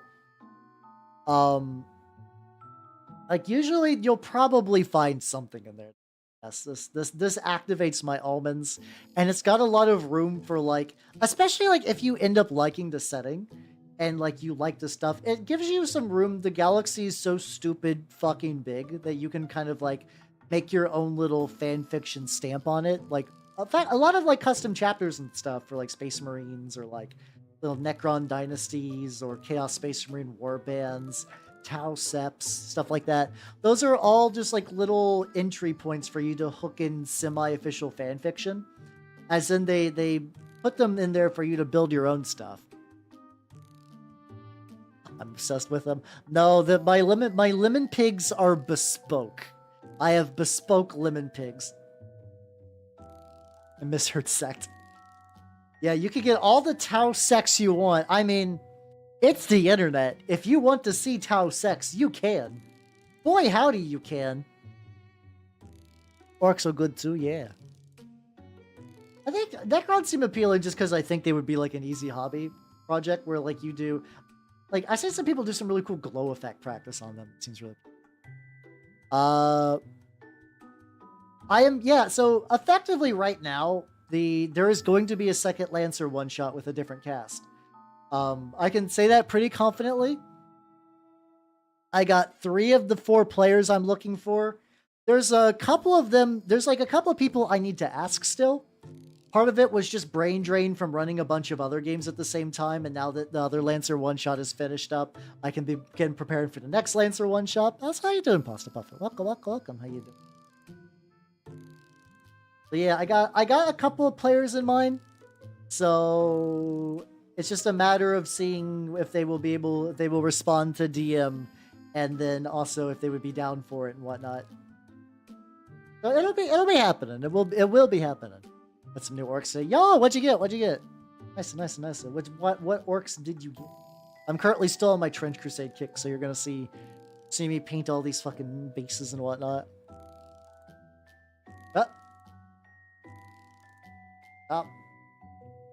Apparently, I said something that made my phone think I was trying to do a funky little voice thing. Yippee! Excellent.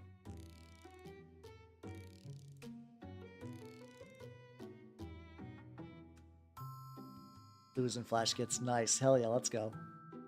Ooh, that could be fun. What was the thing I was thinking too for like the... What's it called? For the... I'm still also really considering the idea of doing a Lancer West Marches. I want to find a way to put like viewers into there as well. Like I think having like a squad that is just like a bunch of viewer controlled mechs would be nice for some missions and stuff like that. It's tricky. I'm continuously trying to find good balances for like playing along with viewers for tabletop RPGs.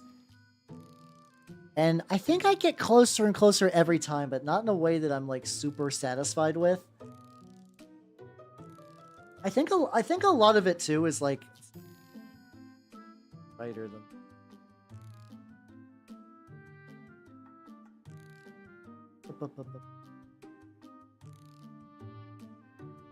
Because usually I just try to go make sure there's like plenty of like chat interaction, stuff like that. Make sure that everyone's pretty responsive on things.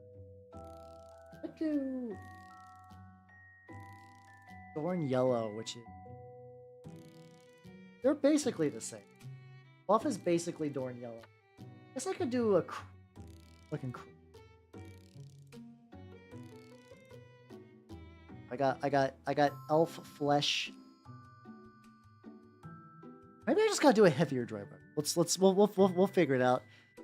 Yeah, that's what I was thinking. I was thinking it was gonna be like it would either be like PC piloted mercs. I kind of like the idea of somebody who is like an experimental hive mind. Like, you know, so in Lancer there are like those like effectively awakened AIs. Like I forget exactly what their names are called. It's been a while. Like, despite running Lancer, I'm very rusty on the setting itself. I think I could do the logic where someone tried to hook Wattos up to a bunch of mechs and see how well it would do, because, you know, scientists have no sense of right or wrong. Like, that would be a good way to explain, like, it's like, ah, yes, it's like you guys like remember, like, Legion from Mass Effect, where he was a platform of AIs, but, like, effectively a bunch of programs occupying one body. I think that would be like a cool lore idea for how to handle a chat-based pilot. Which is like all connected back to the same quote-unquote person. Maybe you have like a couple of NPCs for like handlers and stuff like that. There we go. I gotta hit the button. It's a technology AI. I mean, you could totally do that. I see some people make. Because, like, a lot of times, too, you could just take existing rules and just kind of, like, do whatever idea you want with those rules. I've seen people make Dark Age of Technology, like, AI stuff, and it looks really sick. There was a guy, I'm trying to remember, he did, like, a bunch of, like, really abstract-looking, like, weird, like, kind of, like, cherub, like, dome-faced robots and stuff like that. They were really, really cool. Like, I don't know if that's something I could find in, like, 3 seconds. I guess I could also, too, for this, I could maybe, if I want to get this slightly, like, brighter highlights, I could just do white. Or I could just do, I could just do, like, a 50-50 buff white highlight mix. I could just do that. In that case, let me get these little, like, just kind of more full over. This was just, like, a gray, I did, like, a brown undertone and stuff like that. Yeah, they definitely got facehugger vibes. I kind of like them because, like, Grail Thralls are supposed to be kind of, like, insectile anyway, so it's like, they're effectively living bodies that have been turned into... They're the kind of zombies where, like, you are still you. Like, you're aware of what's going on, but your body is entirely being puppeted by malevolent forces. But you just gotta kind of, like, watch as you shuffle around in horror and just, like, kill all your friends. You're just, like, filled with plague. Goddamn, you're just stuffed with plague.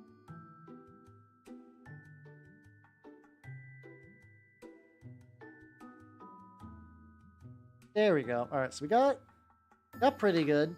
Yeah, let me try that. Let me get a mix going. Let's see. So we go here. This is my wet palette. Is disorganized. We'll do like a drop of the buff, and then where's my titanium? Bright yellow, white gold. I meant to do a big paint oh, there we go. I found it. It's on the other side of my desk. I meant to do a big paint inventory thing. I'll probably do maybe something this weekend. So this is going to be like, because previous weekends were spent a lot of time working on Lancer and procrastinating on working on Lancer, I actually get like, I'll get like a proper weekend to myself for like R&R, which is going to be nice. Got this. Let's mix these two. There we go. Something like this should be a good dry brush. Yeah, how you doing, Steve? Yeah, it do be happy how time. I'm working on some Grail Thralls. We're doing a little dry brush testing too.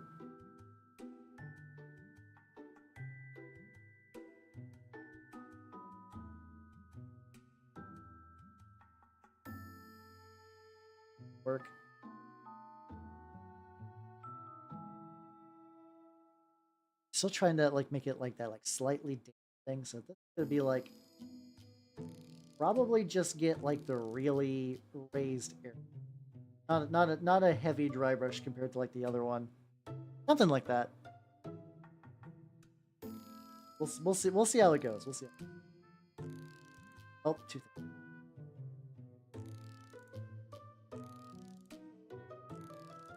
Trying to get this like artist opus dry brush style is still like a thing. Okay, this is going. I think it's a little tricky for you to pick up on your end, but there's kind of like I'm seeing a decent amount of like little detail bits poking out with this, so I think this is probably a good idea. Yeah, he's real boogly, and in the way I definitely wanted it to be. Get them bug cheeks.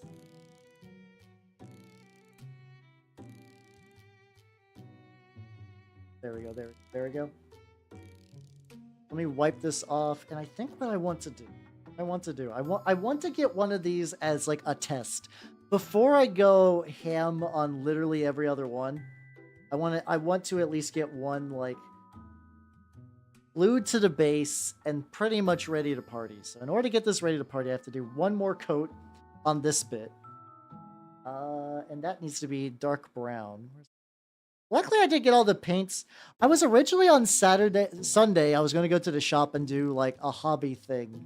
And a couple of people did some hobby stuff, but I think we ended up mostly just playing games, which is fine. No, Peño's different. Peño is a familiar. He's not technically a rat, and I would never feed him to nanners. Peño is my sweet, sweet boy. How dare you?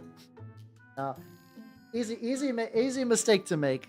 Peño does be looking like a snack. Yep, this is a size 1 brush. This should be...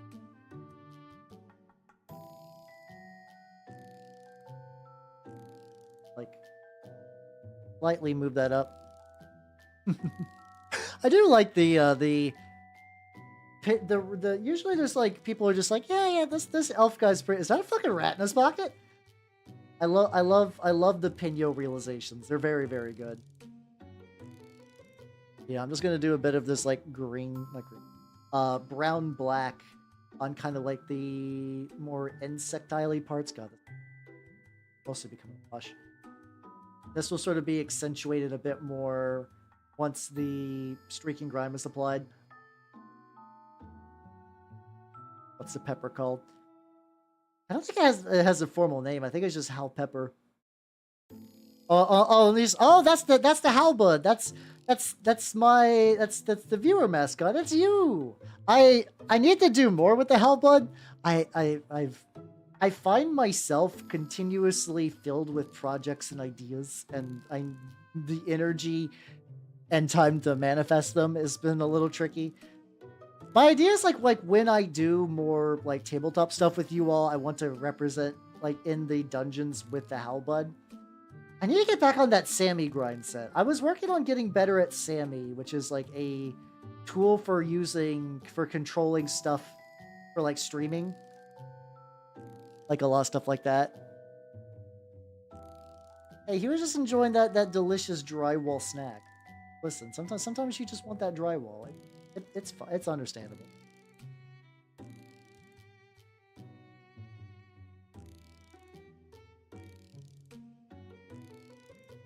But yeah.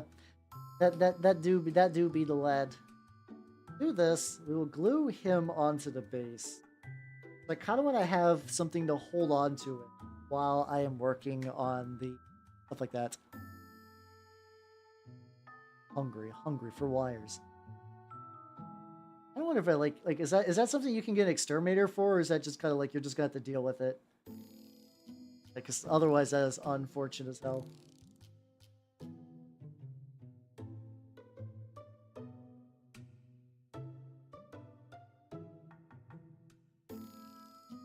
Go.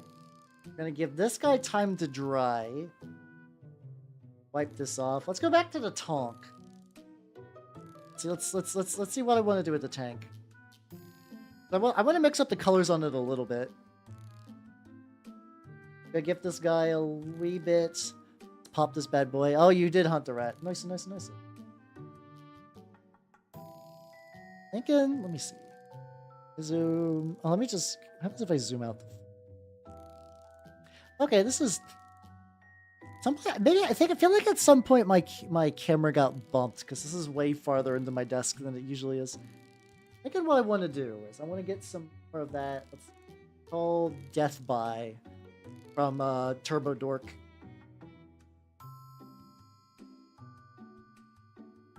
I got like a base layer of a metal color. I think that means I can kind of take this like tarnished, kind of dirty, rusty color and kind of just paint over it. I just want that to be like the middle. Like this will be fine. Like this kind of central block, I think, make that kind of tinged color and see how that turns out. Something like that came out with like none of the pigments mixed. This paint sucks. I didn't want to tap into my Warplock Bronze, but I think I'm going to need to tap into my Warplock Bronze because otherwise, I think I just keep trying to give this paint like multiple second chance. Every time I do, it just turns into like. I guess it really is just like meant for airbrushes. Like there's some paints that are quote unquote meant for airbrushes that still paint nice, you know? That's just not one of them. Oh yeah, I could use like jar. Let me use my jar of it actually. I'm trying to get rid of everything that's in a G-Dubs paint pot first. There we go. Let's get the real good shit. No more being stingy. Let's get it direct from the pot. Reasonably thick, but still thinnable. Yeah, there we go. I'm probably gonna do that thing I do with my golds, where I just like I start with like I'm thinking about reusing. I'm very big on having a consistent palette between like multiple armies of mine, which is a very strange choice. Oh yeah, no, contrast paints are great for airbrushes because effectively the consistency of a contrast paint works very similar to an ink. And a lot of people have airbrushed inks for a shitload of time. So yeah, no, that is like a very, very legit technique to do. Like I know a decent amount of professionals at that. I've even tried it a little bit. I was back when I was trying to do a totally not Tyranid army from the one-page rule stuff when I was trying to get my magic group into tabletop stuff. I was like, how would be a good way to get these painted up? And I did that with the green. There was like a contrast green that I cannot remember. Oh, it's somewhere in my house. I think I've moved it since then. But there's like a dark green for contrast. And I was like, what would happen if I were to just like airbrush it on? And it was fucking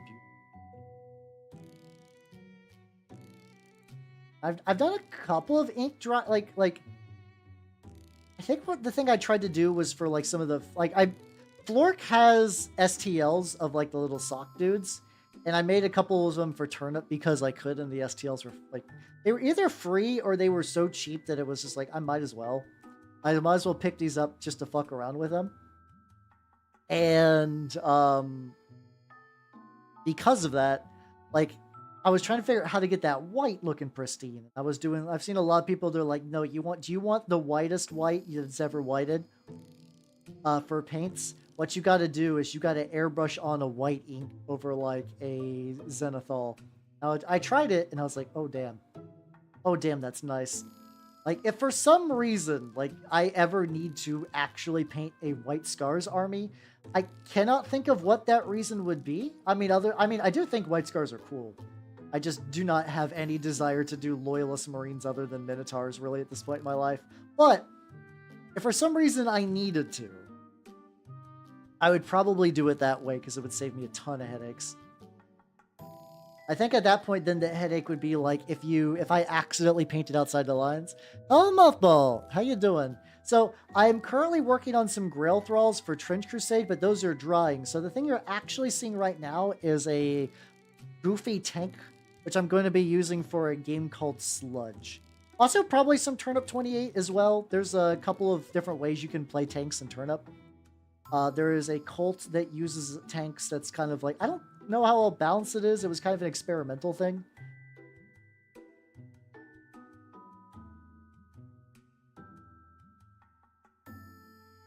Ooh, that's turned on that. But yeah, let me show you the top in a sec. This is the top. I got mine magnetized. I think I might also make the top part this like I'm using warp block bronze because as much as I dislike using GW paint pots these days, warp block bronze is the shit, and I love it to pieces. And also I already have some, so like I might as well. But yeah, here's a Grail Thrall. I'm basically waiting for it to dry fully on the base before I do a little bit of like I want to use some speed paints on it just to get like a base body shape down, because they're going to be like my disposable chaff for a game called, if you know a game called Trench Crusade, that's what I'm primarily working on today. And I will continue to work on today until all my Grail Thralls are done, and then the whole army will be ready to go. Yippee! I could also work on my dog. Got a Plague Hound for that game. Run on PC Prey. Oh yeah, no, I do like Mechanicus. I think Mechanicus got like some of the stronger like visual aesthetics in 40K.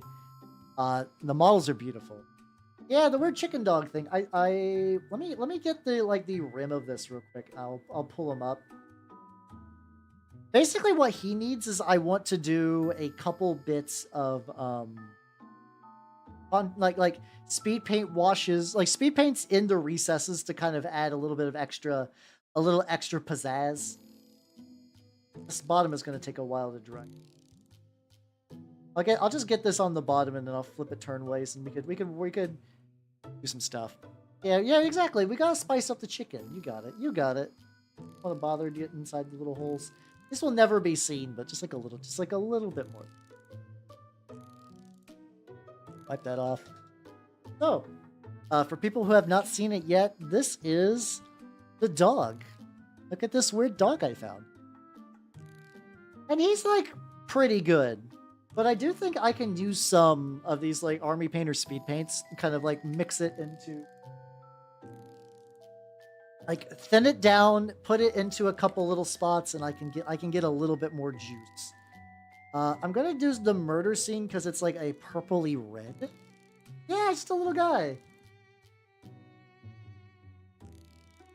Yeah, true. I do paint the sides of things that'll never be seen like a lot. All right, so we got this. I think the first thing I want to do is get the inside of the mouth. The what's it called? That's how you doing, Nitrous. Welcome. We're painting the dog while I'm waiting for stuff to dry. The streaking grime already kind of shaded the inside pretty well, but I do want to kind of like retint it back up so it actually has like a wee bit more color. Even if that color contrast is from like brown dirt to like brown dirt with a bit of red on it. Is nice. Basic Nas. Oh yeah, let's go. I've heard nothing but good things about that game, but I have not. The funny thing is, I played it during like one of those like Next Fests, but I played it really late, and I think I got filtered by a very stupid puzzle. Stupid as in like I was being stupid. The puzzle I'm sure was totally fine. I don't exactly remember what the puzzle was about. I was just like, oh, well, that probably is a neat game. And then I didn't think about it much until it became like indie darling. Oh, there's a lot of flash. Oh, that's unfortunate.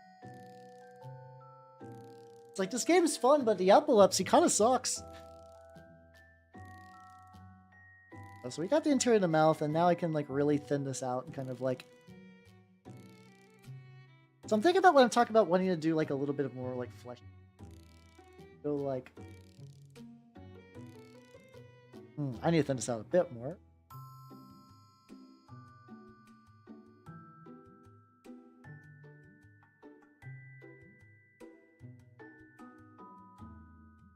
Spread it around.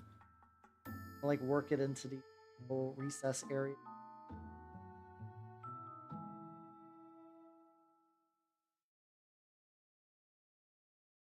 I'm gonna try to just like slowly blend it back into the back of it.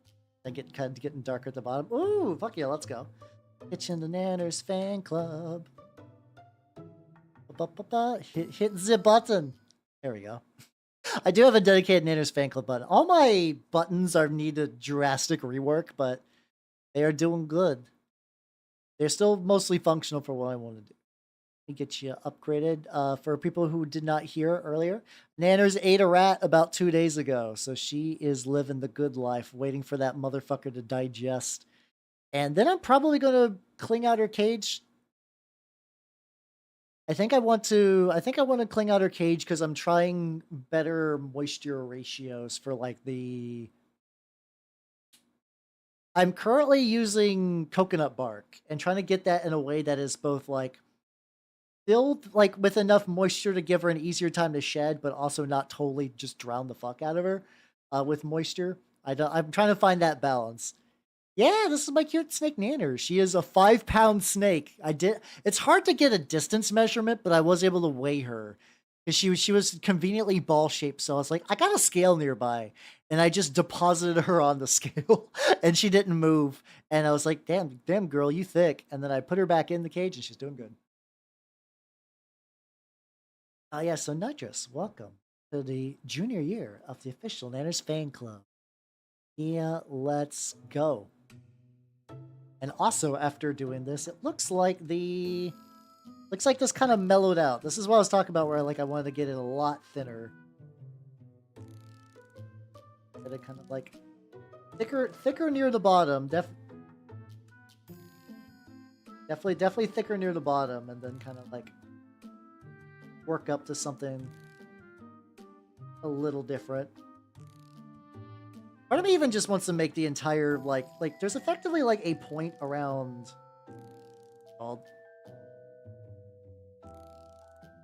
There's a point, like, roughly up into the mid of the back that is, like, a separate lump. I'm gonna try to go to that for, Orbeez. I don't know if I've seen Orbeez before. Let me see what that is. Oh, like jelly beads? Huh. I didn't know that's a thing you could do. I will definitely do that hydrate in a sec. I just want to get a little bit of this at the tippity top before I do that. I guess in hindsight, I should have started from the top and worked my way down to a smoother a little bit, so that's fine. There we go. Take a quick sip.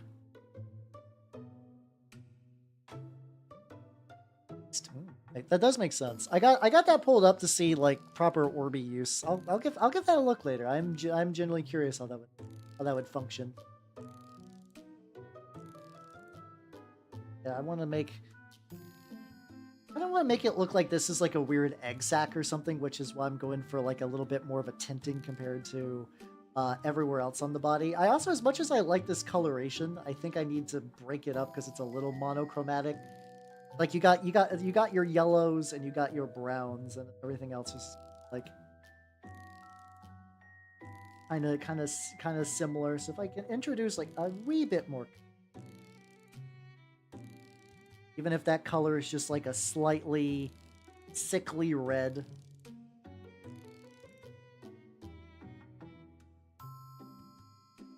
I do like this is a fun step too. If I'm gonna be honest, it's just fun, just kind of like working this in is almost like a weird glaze. Look at him. Oh yeah, there's probably a decent amount of YouTube videos, so... Luckily the internet's very nice for that stuff these days. Like, I need pet advice. A lot of it is kind of like, you get to those kind of like back and forth of like, no, this technique out of date. You're fucking up your pets, and you're a bad person, you should feel bad. But a lot of that stuff's just kind of clickbait, to be fair. Towards the bottom, definitely kind of like layer on more of the color.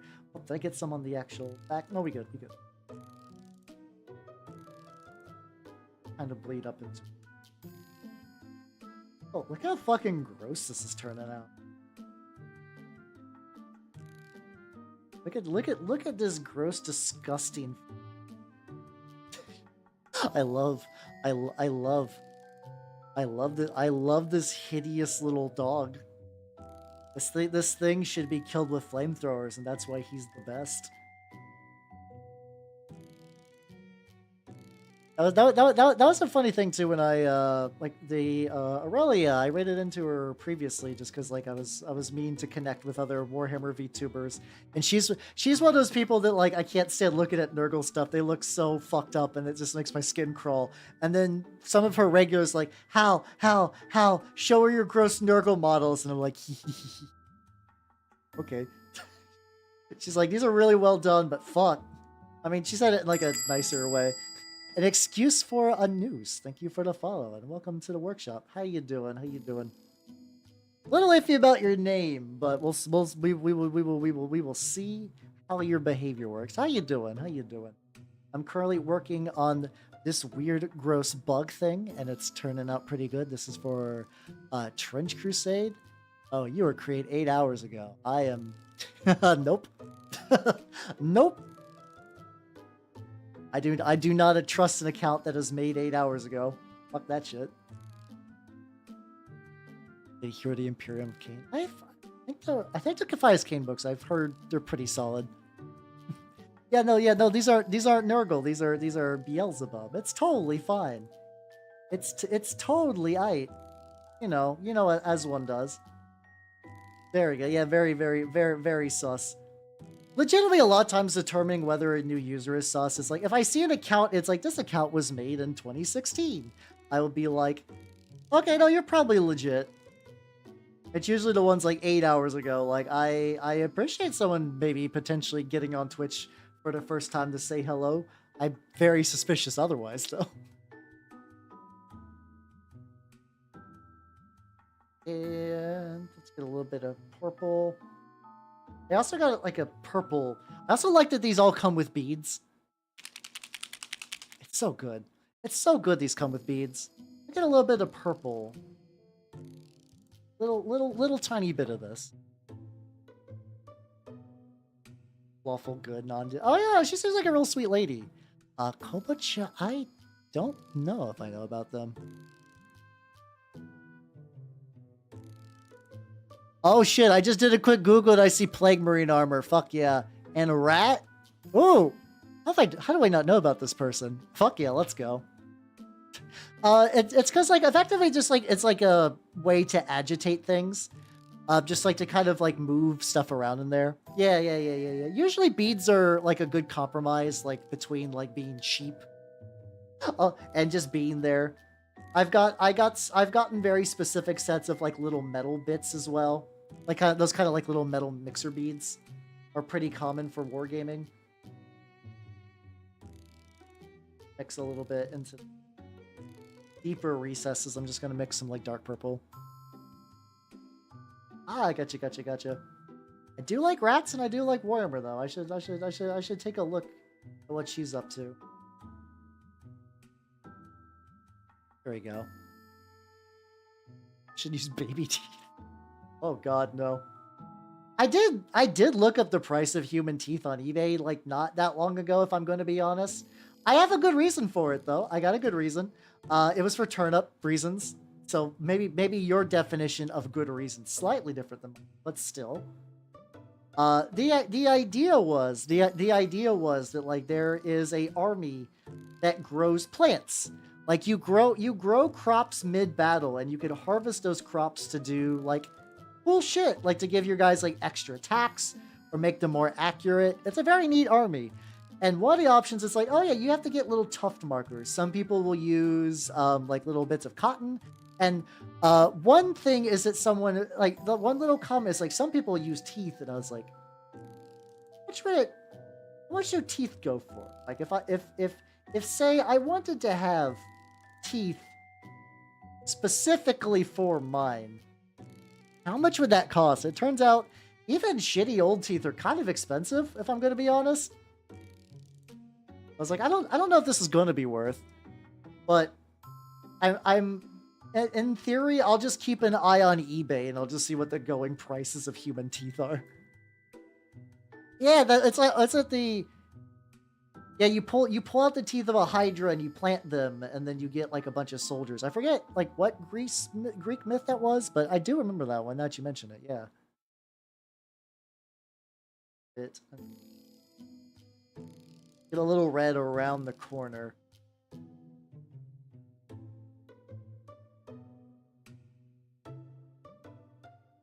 There we go. There we go. There we go.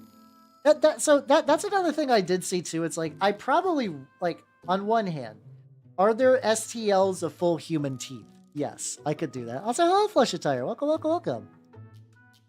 Let's see. Oh! Oh, my bad, my bad. Okay, so you are a real person. Okay. I am willing to unban you then. I'm sorry. I can do that. If I can do that. So I am willing to say I was a little overzealous. The name was a little worrying, combined with the account being new. I appreciate you talking like a human being. So it's all good. It is all good. Do not worry. All right, you should be unbanned on Twitch now. Very sorry about that. As a streamer, you kind of learn to get a little twitchy with certain things because there are people that like hate raid VTubers and stuff like that. So it's just like I erred on the side of caution, but do not worry. we are all good. No harm, no foul. Your squid last time I subbed. Oh, thank you for that. How you doing? How you doing? Yeah. Oh yeah, teeth are kind of expensive. Yeah, I know. Yeah, twitchy. Ah, how you doing, Digital Rocket? Welcome, welcome, welcome. How you doing? How you doing? Oh, gotcha.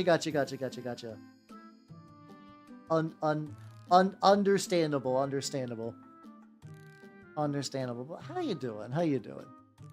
Activist. Vicious, but yeah, we're currently painting some models for Trench Crusade. Let's see. Singular human tooth. Yeah, okay, oh, that's... So the ones I was looking at, somebody did a full scan of their entire mouth, and I was like, oh, that could be nice. That could be nice. I think that was like $8. Like, this is gonna sound weird. My mini factory, great for minis, but apparently if you want to get like a full set of human chompers, you gotta go to Colts. You gotta go to Colts. That is where you can find the teeth. That's where the full set of human teeth are on Colts. I don't know why. Get a little bit more murder scene color on here. I mean, I feel like you need to get like a good set of gear to do proper teeth scanning, because that's one of those things. It's like, haha, that'd be fun for a lark, but like no, that's just dentistry. That's just dentistry at that point. Like, no, that is like a legitimate profession to scan people's teeth. Like, oh yeah, I guess that makes sense. Not this like weird like split bellies. Read that up as well. To be fair, a box of teeth. I would not be surprised. I mean, you can do that. That exists. I mean, they don't advertise themselves as hobby teeth, but I do got that.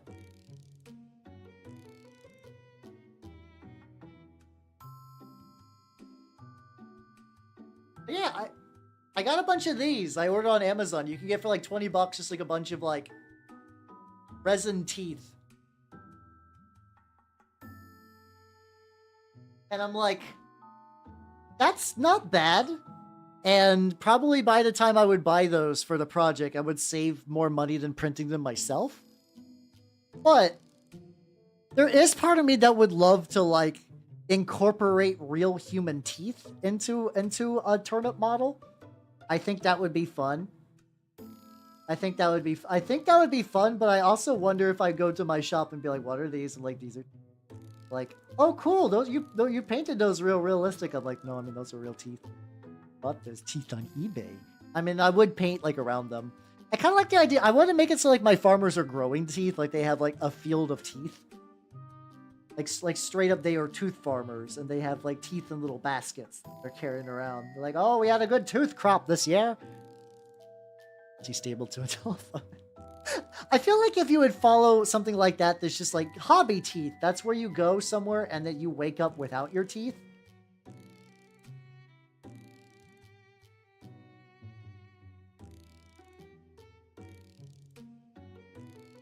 Belly.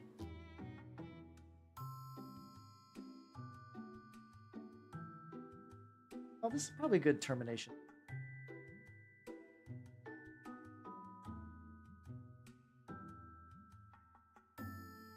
I'm trying to find this good mark of like where this like taper off. Not again. Oh yeah, they keep trying to steal your teeth, but then they realize that after a while that like you only have fake teeth. You're like, please. I keep waking up and getting my teeth stolen. I only have fake teeth. You don't need to do this. Okay, so I think when I painted inside the mouth red, it just kind of lost all color. Like I think that the red just got absorbed. I'm gonna do that again. I'll just keep layering more and more layers of this like murder shade until there we go. So we got that. I want to do. I don't also think if I go on these little vents, I don't want to go too heavy duty because like I do want to keep some of the basic coloration, but like the jaws feel different enough that I might give them a little bit more as well. Yeah, step 1, have kidney, get kidney stolen, have to steal someone else's kidney to replace your kidney, go about your life, try to ignore the fact that you stole a kidney, make some bad moves in Vegas, wake up, kidney stolen. That'd be like a fun comic series. It's just like someone continuously trying to source new kidneys.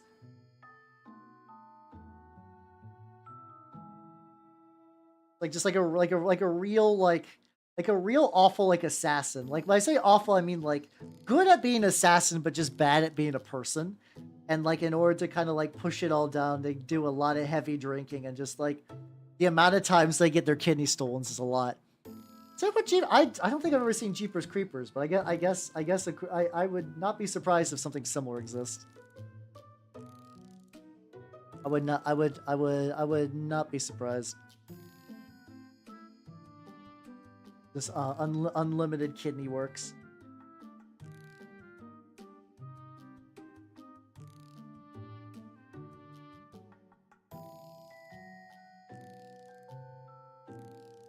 Red fleshy bits. I'm also thinking after all this is said and done, I'm probably going to do maybe a coat or two of that what's it called? Maybe a coat or two of like acrylic gloss medium because I feel like this entire boy needs to be slimy. Like even though I've been doing a bunch of stuff and using a lot of kind of like drier mediums for this. I do think the end result, the boy needs to be fucking glistening. Or I could just actually have if I actually just target the glistening though, to be fair.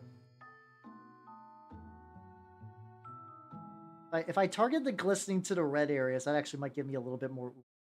Yeah, I think I'll do it that way. Fun covers of it.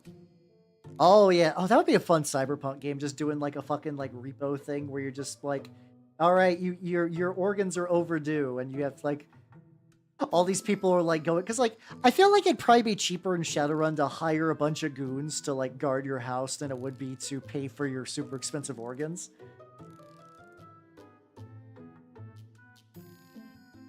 Yeah, there we go. Yeah, the company you work for just like, well, if there's any casualties, we'll just scoop them up. It'll be fine.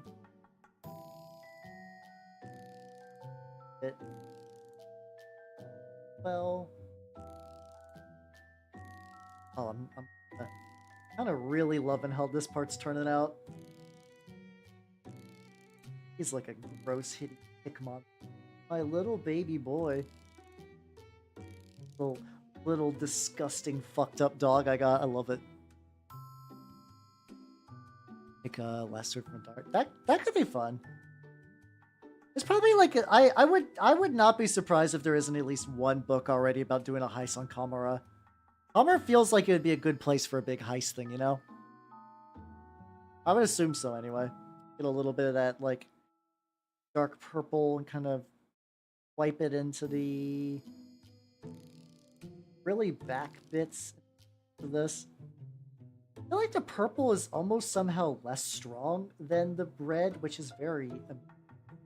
I can kind of just like run it into the deeper reset.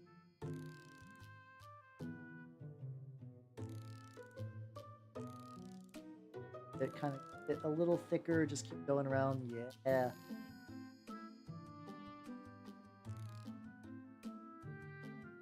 Yeah. Oh, I should do.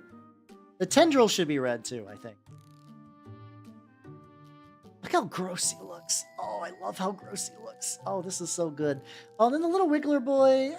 Little Wiggler boy's fine. I think little Wiggler boy doesn't need too much. He's not going to be the focus of this.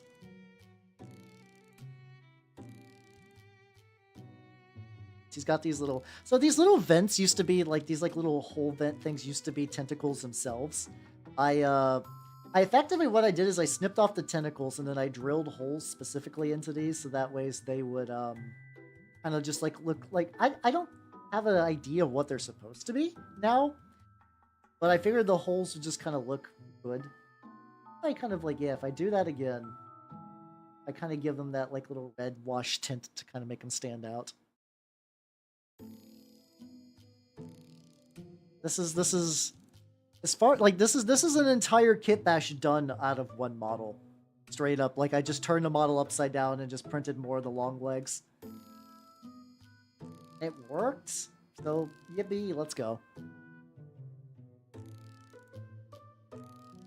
I've cleansed over 1,000 drinking sessions. Unlimited kitty work. I was wondering where you're going with that. I just saw like I am the filter. I'm like, what is happening? No, he's having a great time. Listen, he goes around and just eats people and fills them with plague. The weird thing is, I'm trying to remember if in the lore, if the implication is that plague hounds are just animals that have been mutated by Beelzebub's plagues, or if at one point, like, I was once a man, but has been just like so full of disease, he's just kind of become feral. I don't know which one of those would be a better result. I think I'd almost rather hit just always have been like a weird dog or something like that, other than a guy. That is a thing in Trench Crusade lore, weirdly enough. It's for the beast. Like there's effectively a faction of like borderline feral demon worshippers with the idea that it's like, hey, the horrors of war are brutal. You, as a member of the good Christian nations, spend your entire life suffering against the forces of hell. You have to be entirely vigilant with like never-ending prayers and whatnot, because like you don't want to fall to temptation, because that just dooms everybody. But then you get that like little whispers in your ear of like, are you tired of being nice? Are you tired of being a person? Don't you want to go a little apeshit? Unironically, yeah, but also sometimes this is like you get attacked. I forget. I wish I knew where this story came from, but there was like a short story in it where during a middle of like a sermon, like a battlefield sermon, the skies began to rain maggots effectively the size of like a small fruit, like effectively like maybe like a big cantaloupe. There's all these ticks. There's ticks basically the size of a cantaloupe. And what happens is that when they burrow into you, in addition to like infecting you and like sucking out your blood, they open up into sheets of blasphemous hell scripture. And anyone who starts to read those kind of like realizes that everything's futile. What don't you just want to turn into like a werewolf man, and you don't have to worry about wars and faith and whatever. Just go around just eating things and just like ripping shit up. Isn't that so much more peaceful, like a better life? And usually the people who are in like those trenches are like, kill me, buddy. And then their allies do pop a cap in them, because that's a fate worse than death for like most people. But every now and then there's like a bad guy that's working for in the like New Antioch, because that is just their life. Like that is just their life now. Like, that's like they don't really have any other opportunities, and that's just kind of like, well, it's like, well, you serve in the military against the forces of hell, because that is kind of a global concern. And then those people are kind of like take up the call and become like these like hideous, effectively like feral werewolf men is probably a good like way to sort of phrase what's going on with that. I just realized in the middle of this Sludge song we're now listening to Eye of the Tiger. I love these stupid like Sludge Fest playlists, which are legally distinct from the war game Sludge I was talking about earlier, which is still also very fun. Purple on these little vents, specifically around like the edges.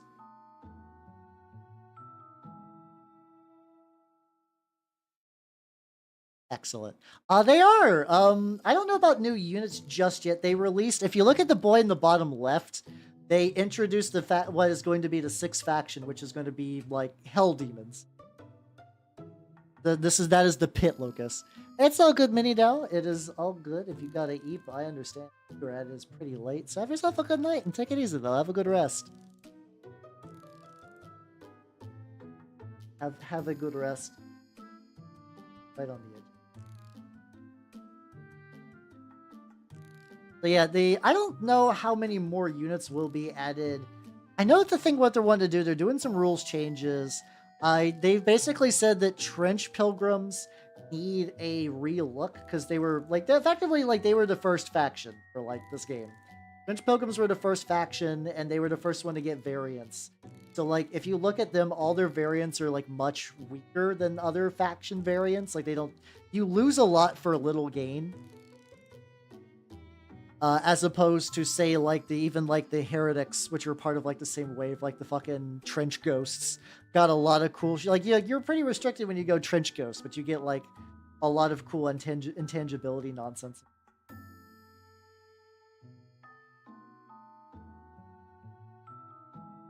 A little bit. Just a wee bit of back extension.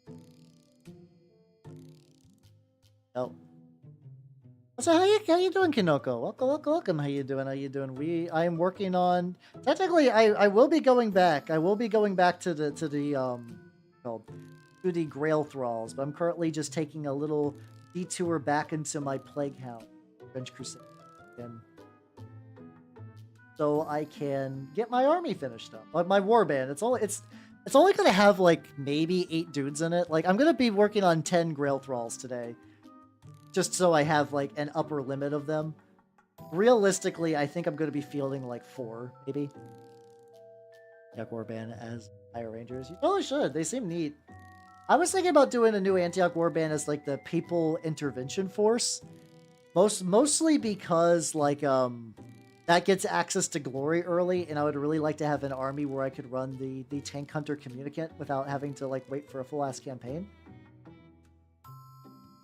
That's kind of cool. I think you're restricted on a couple of other units, but you also get like Swiss Guard and stuff like that. Oh, forgot an ad break.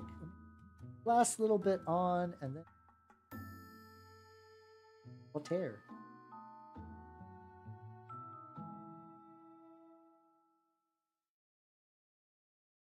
There we go. There. Excellent.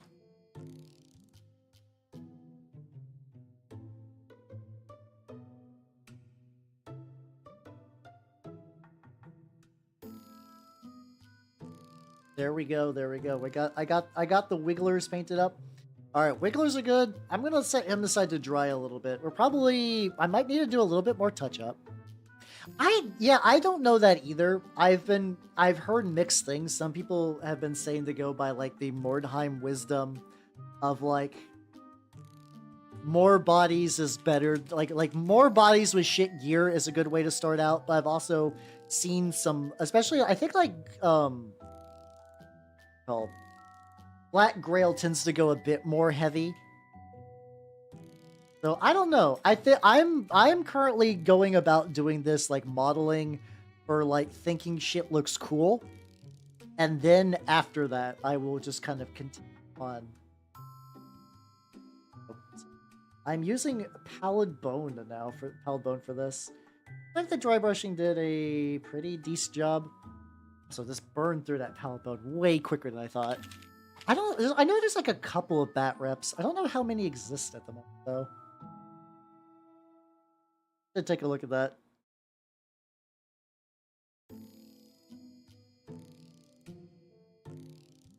I think the highlights have done basically what I want.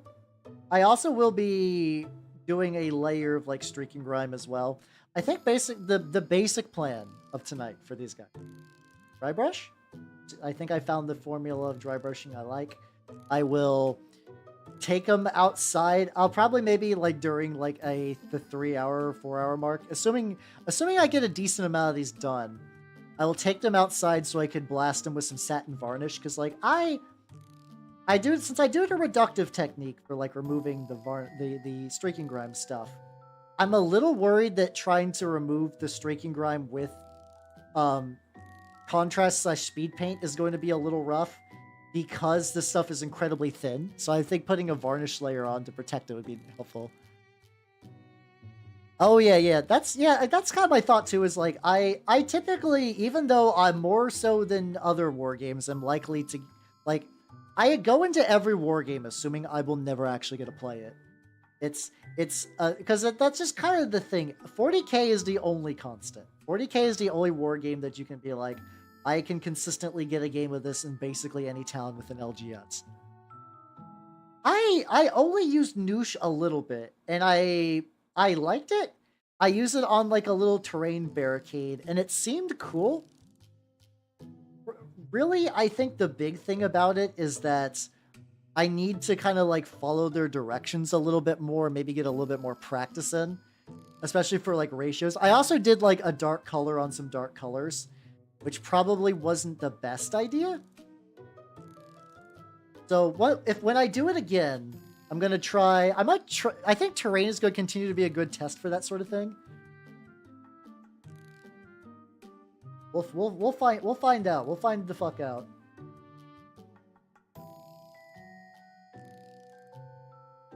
Yeah, I think probably what I might do. I saw it was like the artist Opus guy did like a little noosh video where he was using it for terrain.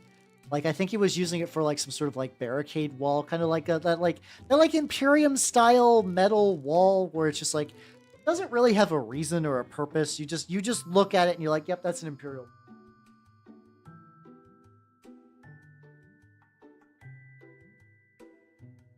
When I was trying to do that earlier, I was just kind of making things a little tricky. I might just go straight into the buff. This guy has been buffed. Yeah, let's go through. This guy I actually tried to do Nazdreg yellow, but I didn't. So he's probably gonna just inherently be a little weirder looking than the others. That's fine.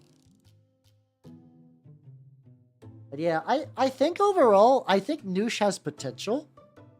And I do, however, think it's one of those things that, like, if I go and look at artist circles, so if you're gonna be like, oh yeah, no, this is like acrylic, like thickener medium or whatever, like I'm going to find out that this shit has existed for a while and it's just been rebranded to Wargamers because like Monument Hobbies is like good. I have no problem with their products, but that is just something typical for like Warhammer stuff or like mini stuff in general, is that like a lot of it is taking things from the worlds of like model trains, model cars, and just like art supplies, and just being like, hey, Warhammer nerds, this is new for you. We're gonna you know how like a company can be like, this is a keyboard, this is a gamer keyboard, and it will basically be like the same keyboard, maybe has LED lights, and suddenly the price will be like significantly higher. I think it's the mini gamer version of that, you know. How you doing, Pig? Welcome.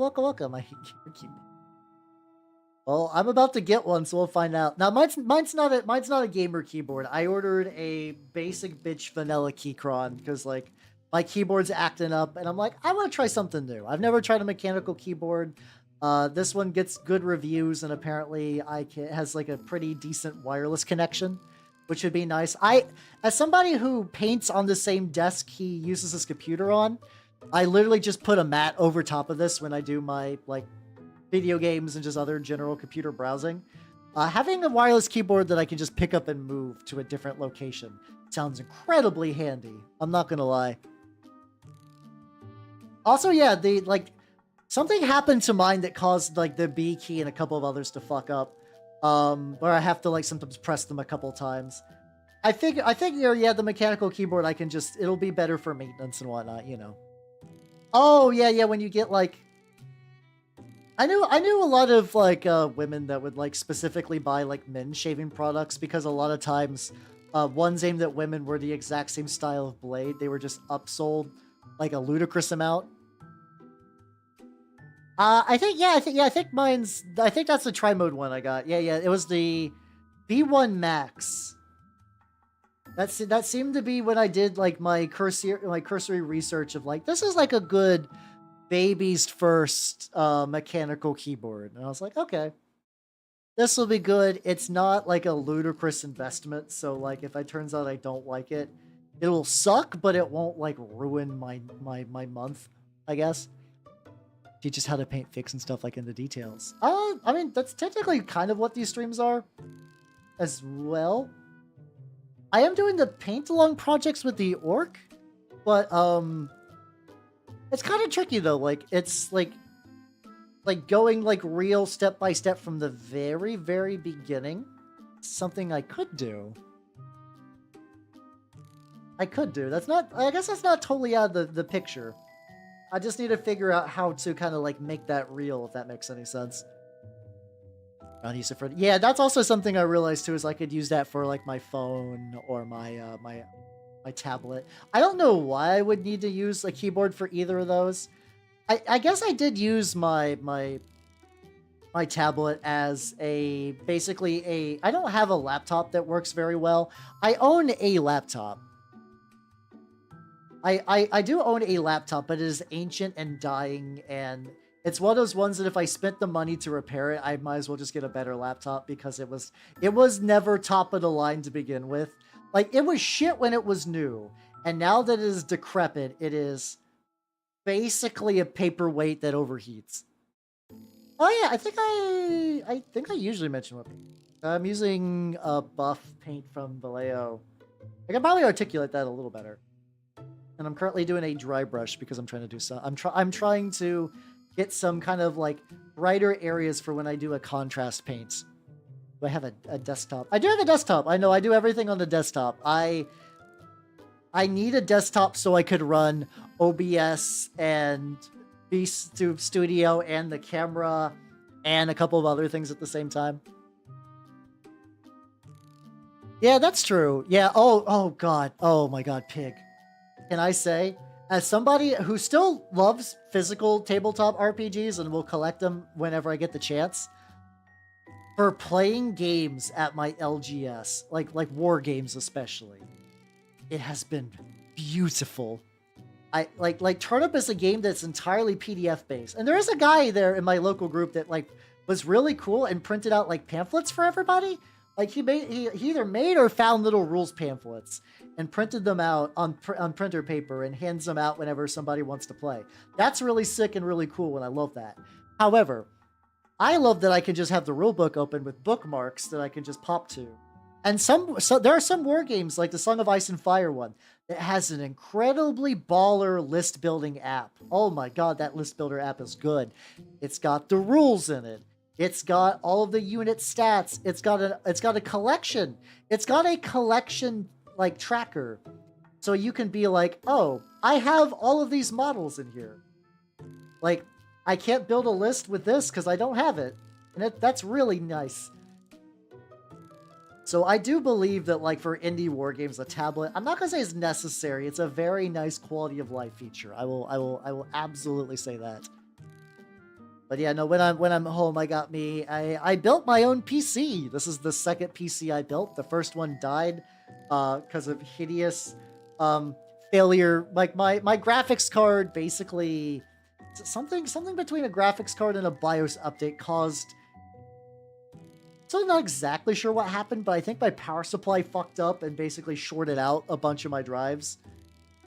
And at that point, I pretty much that PC was budget when I built it in like 2017. So I didn't get me something better, like super better, but I got me something that has more legs.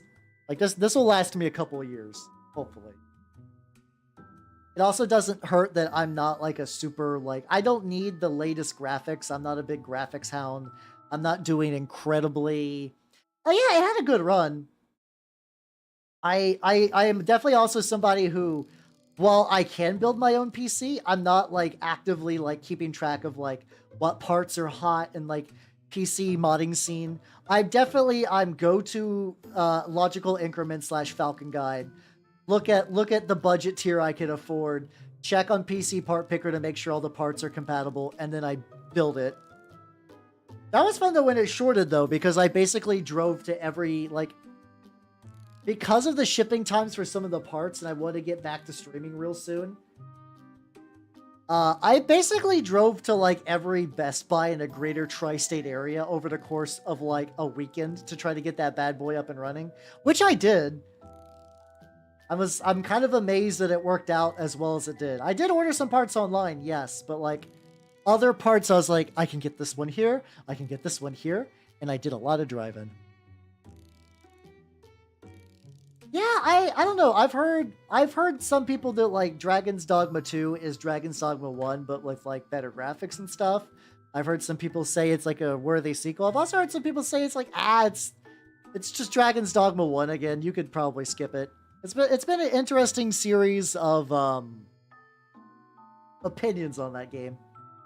I don't know when I'm gonna get around to playing it.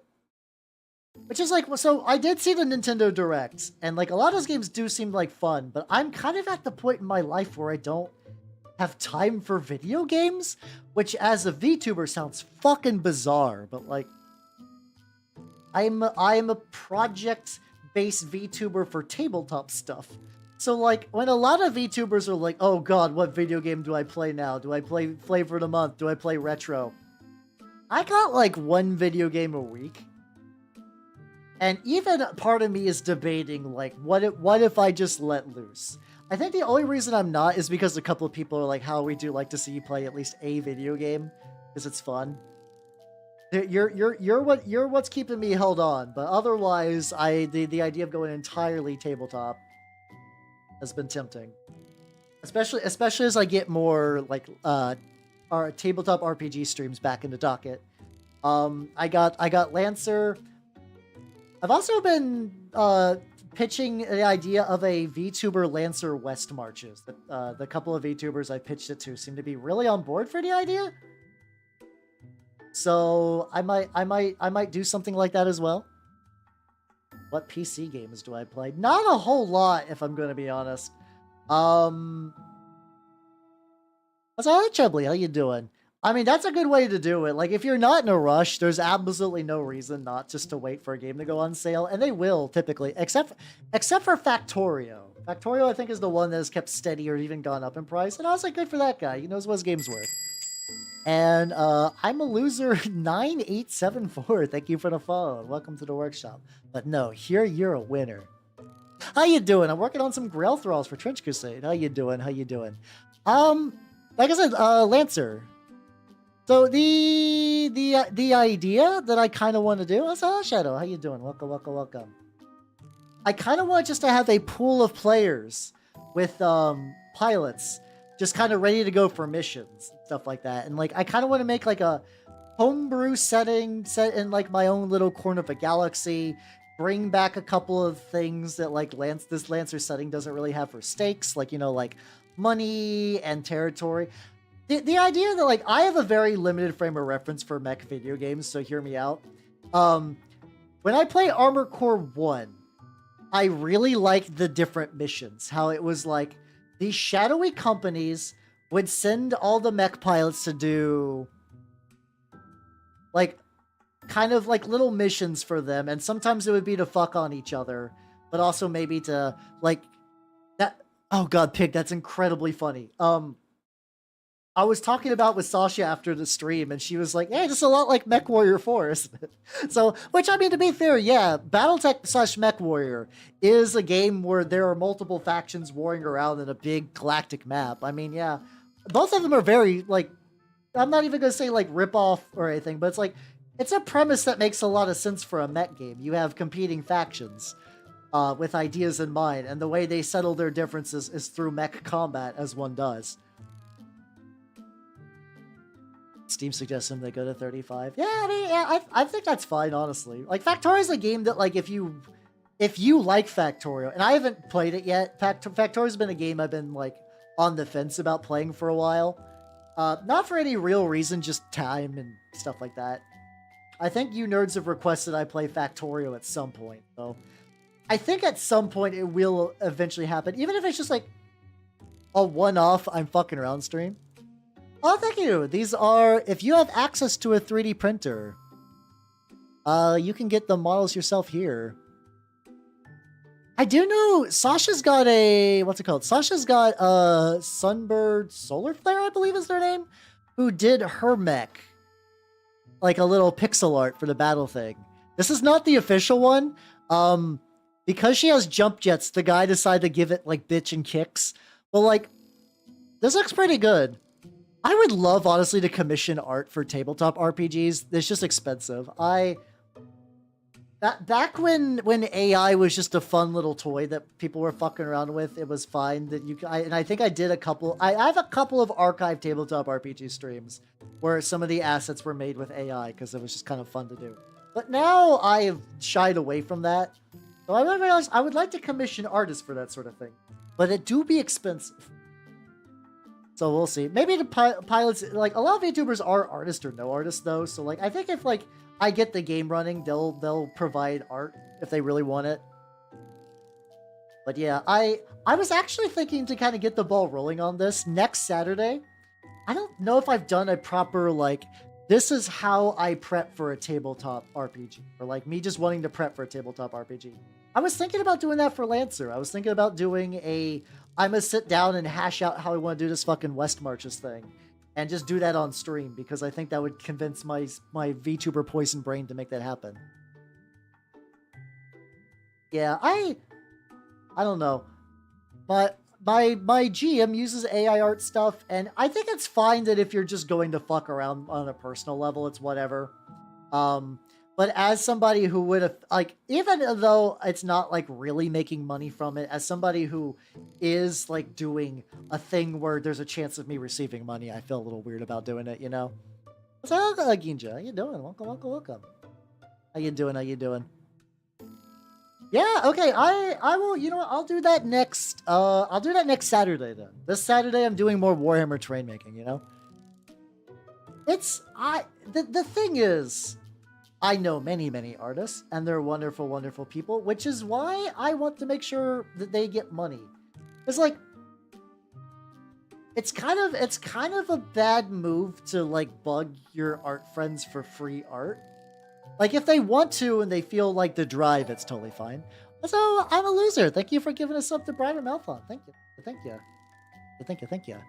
doing good. Hell yeah, let's go.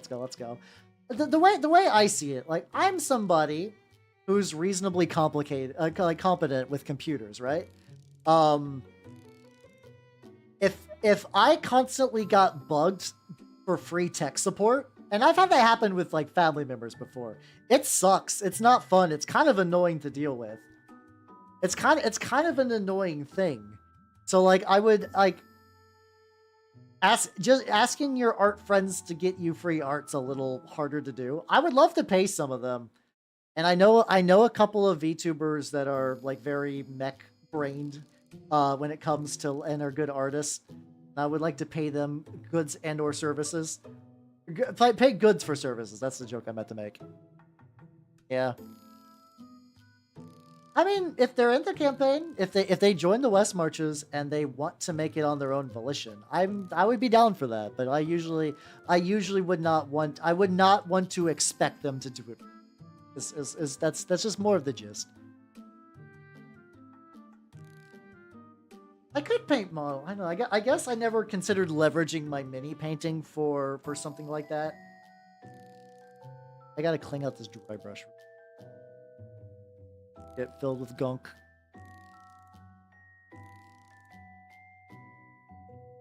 Up other items as well. Hell yeah, let's go. I used to do something similar. It wasn't tech support. Back when I would play tabletop RPGs in person in college, I would trade painting minis for pizza. That was kind of fun though, because it'd be like, it wasn't like I was a way shittier painter back then, but like I was in a group where nobody knew how to paint. Like somebody's like, hey, I got this gorilla with a mech arm from Reaper Bones. Could you paint it? And I was like, sure. So it was like coat of black paint, metal, like a dirty wash. If I thinking about it now, it's like, ooh, that was that was a real fucked up paint scheme. But they were so jazzed for it because they're like, oh shit, yo, let's go. Painting for pizza. Oh yeah, same. Yeah, exactly, Joker. That's why I wouldn't want to do that. I would never want to impose something like that upon them. Guys, like, is your stance wide enough to fit? Yeah, you'll be fine.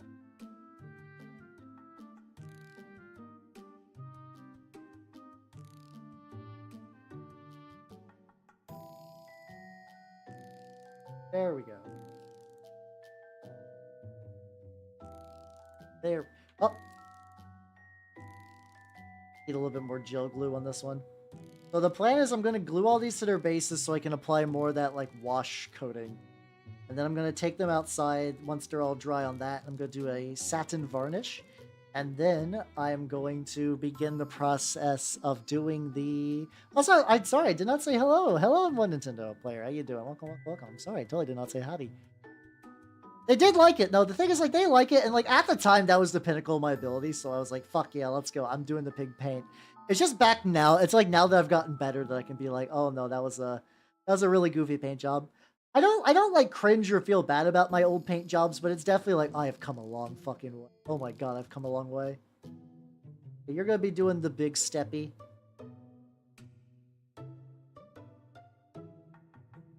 Yeah, I have no idea how to fix an AC either. That's why you got like typical like AC repairmen or big. Also, how you doing, Kilno? Welcome. They did not. So the actual miniature thing for Trench Crusade, from what I understand, the initial Kickstarter was primarily was before it became a game, and it was just Mike Franchina, I think, was just thought it would be cool to get models made of his art. Since then, since it's become a game, they're going to do a proper Kickstarter with like STLs and or like ready-made models that you can get. Right now, the game is always basically kind of sold with you can kit bash whatever you want. I think I know that they are open to expand the setting a little bit. Also, like they've talked about, like, people have been like, yo, we would really like it if there were tanks. And because of that, like, they're like, we would like to eventually, maybe, if this does well, expand to, like, other wargaming scales and stuff like that. I would not be surprised if this sells well, that an RPG could totally be in the works. I could totally see an RPG being in the works one of these days. I mean, the thing right now is, because Trench Crusade is, like, a skirmish game with, like, maybe 10 dudes in a warband, you could probably do... you could effectively play it like Kill Team, where you just have a set dollar amount. Ducats, and then run the game like that. Though they really want you... The campaign mode is sort of one they're really shooting for. Let's turn it off. I mean, no, legitimately resetting things does do a lot of work sometimes. Not the worst advice, even if it's a bit of a meme at this point. I've also known people that, like, there was a lady I knew, like an old lady. Very sweet old lady, very energetic and, like, not very good with tech. And she was like, my phone has just been lagging so bad. And I knew another guy who knew her, like, basically went through her phone and she had, like, 400 tabs. I have a bunch of tabs on my PC because I make great choices. She had a bunch of tabs because she did not realize that you can close tabs. Missing one?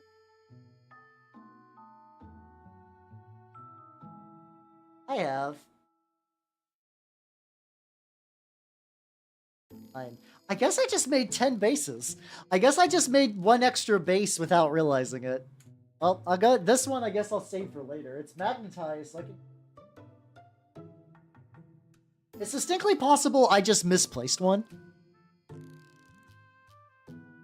The hell have opened? Oh yeah, no, it's a very cool game. I'm very excited for it. A lot of communities in their new Discord right now, so it's been a pretty good spot. And as somebody who likes to kit bash things, I find it to be a really, really cool game. Yeah, I guess I'll have to print some stuff. I guess I'll have to print some more stuff. I am going to be doing some more prints tonight. There is a... Oh yeah, I think I mentioned the Dinotopia set offhandedly. Maybe I didn't mention it to you guys. That's all you. How you doing? Welcome, welcome, welcome. How you doing? How you doing? What's how do? I beat rats. Yeah, I think the idea was to do 10, and I just must have lost the 10th one. That's fine. The mic comes. Ooh, yo, let's go, let's go, let's go.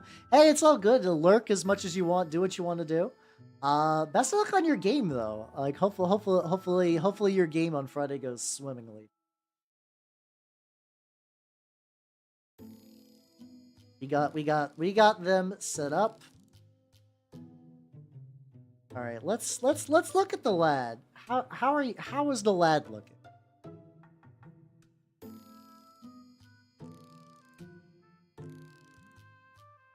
I'm feeling a bit mixed with the way the mouth is looking. I might need to do a little tweak. Oh, thank you. I'm glad you like it. Add a little bit more to there. A little purple and stuff like that. Okay, those are good. Sides are good. Also, hello, Onyrixios. How you doing? Welcome, welcome, welcome. The Total Warhammer games. What do you change about the models in the game? I think I've played most of them, but I've never really sat down and did like a proper campaign to its completion, to be fair. I've been very much like play a while, and then like due to life circumstances don't come back to finish it. So I'm a little iffy on that. I actually have zero issues with any of the models that they use for those. In fact, a lot of those were better sculpts than G-dubs, which is why people were ripping them and making them available on cults. Because you would be like, up until recently, that was like the rat ogre they would sell you was garbage. And the one that was ripped from the game was beautiful. So people would be like, I'm just going to get the rat, I'm going to get the pretty one. Why would I not?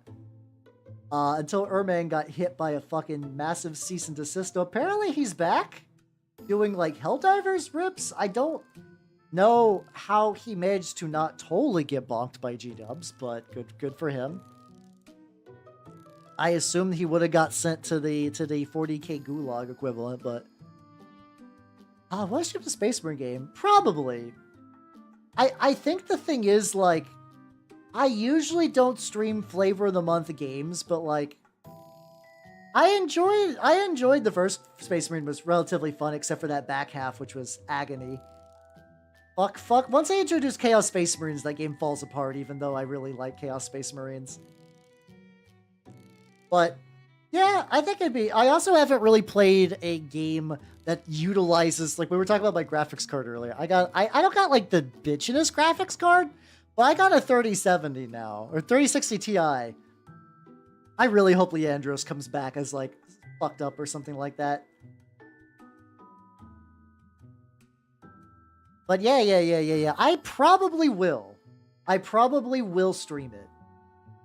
I also feel like that's one of those games too that like if I play it and you guys are like, some people might not want to watch it because they don't want to get spoiled, but also it's Space Marine. Like the plot is like not gonna fucking matter for the most part. Oh no, Tyranids have invaded. Stab them a bunch. Oh no, Zinch is here. Stab them a bunch. Wow, I just told you to plot, probably. Woo. There might, to be fair, there might be other bits to it, but like let's be real. We know. We know. Let's see. Yeah, orcs are an easy fit. Imperium, obviously. Yeah, Chaos has been like when I played the Engage game, they literally had like Space Marines, Eldar. I think Eldar honestly could probably get more love in video games than they do the actual games, which is sad. But I mean, it's like, get more love than like in like the lore and stuff. I think it's just because they make a good like quote unquote other good guy faction outside of just like more Imperium. Add a little bit more purple to it. Yeah, I did see that apparently that multiplayer was going to be a big thing. Also, I think just whenever I put any colored paint in his mouth, it just becomes the color in the back.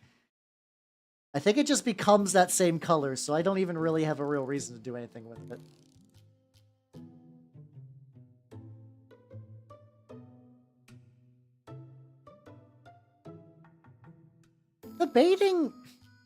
I'm debating if I want to put the joints.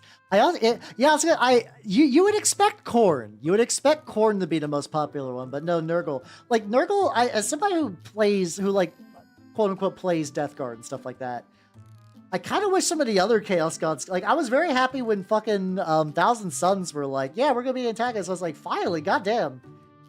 Tzeentch has gotten very little love outside of like a little bit in Bolt Gun. Which, like, Bolt Gun's cool, and I think there's, like, a DLC coming out for Bolt Gun. I probably won't get it. Bolt Gun was fun. I had fun with it, but, like, I do not feel, like, a incredibly strong desire to pick it back up. Oh, yeah, this is, I mean, this is technically for Trench Crusade, but, yeah, I've been fucking around more with doing different, like, weird flesh toads and shit like that, and it's been going pretty good. Alright, I think I have an idea, so I'm going to grab... I have a whole bottle of acrylic gloss medium. Oh yeah, I got a lid.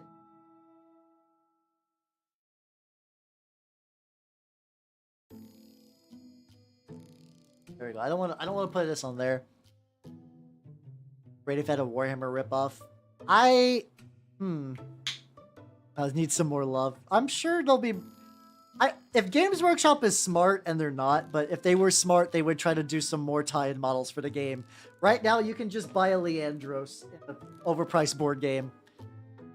I am one of those people that has a very strong belief that that making the first Age of Sigmar big budget game a RTS was a mistake. I really believe that if they wanted to do it proper, they would have done a Souls-like. Like, because they're gonna have to have like obligatory points. They're gonna need to hit. Like, they're gonna have to have like a Stormcast as like a big protagonist. They're going to need to travel to a bunch of different realms and do stuff. I think that would be a natural fit for a Souls-like. Like, imagine you're just like playing your Stormcast dude or whatever. Every time you die, you respawn, so that's baked in. In addition to that, you can straight up just like. The way I see it, like having like a fucking Great Uncling one as like a Soulsborne boss would definitely be hype. It makes a lot of sense to me anyway. Oh yeah, doing pale Nurgle models is an option too. I kind of go all over the place because I'm still like having fun experimenting. This is gloss medium, by the way. I want all these like. I'm gonna try to make everything in the back like real shiny. Like it's just like it is shitting these eggs out fresh.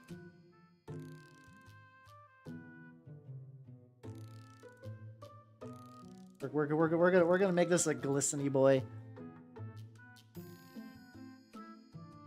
Yeah, I think it would work. I think Darktide actually... I don't think any of Darktide's issues were the theming, honestly. I think Darktide thematically was a slam dunk. Like, you got to see a lot of Imperial factions that would normally get a lot of love. It has a lot of room to kind of, like, make your own OC. You don't have to worry about Space Marine power scaling, so you could have, like, Occultists be scary. Usually, I think any issues with that game stem from Fat Shark being Fat Shark, you know? What is this nitrous you're posting? Yeah, something like that would work. I mean, I know that's 40K, which, I mean, you could do 40K. The reason I mentioned Age of Sigmar specifically is not only I think it really does need a video game to, like, sell its setting a bit better. Stormcast already got that, like, respawn mechanic baked in, like, the reforging. And you would just say that, like, yeah, when you die, you lose your experience because of that, you know? Yeah, AdMech would be a nice too. Well, I think AdMech also lucked out in that Mechanicus is a really baller game. I don't think AdMech has any real issues at the moment in games representation. But besides that, what other game would be fit for 40K stuff? Or just like Warhammer stuff in general? I don't know. I think it would be fun to have a fucking 40K 4X game. I know Battlefleet Gothic 2 apparently has 4X elements. I know that it has 4X elements, but I don't know how much. Yeah, exactly. You kind of got that like hollow dichotomy with the reforging stuff. The DLC doesn't activate if you're not offline. Oh, bummer. Yeah, that's not annoying. Fear and Hunger. Okay, Fear and Hunger Chaos game would be baller, but nobody at Games Workshop has the balls to do it. That will absolutely not happen. I think it would be neat. You would have to be the maddest of mad lads to pitch that to G-dubs. There is no way. There is no way. I think it would be cool though.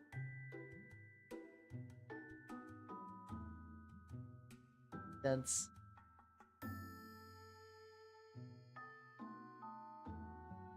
We'll get the little wigglers. Still debating if I want to add little joints to this.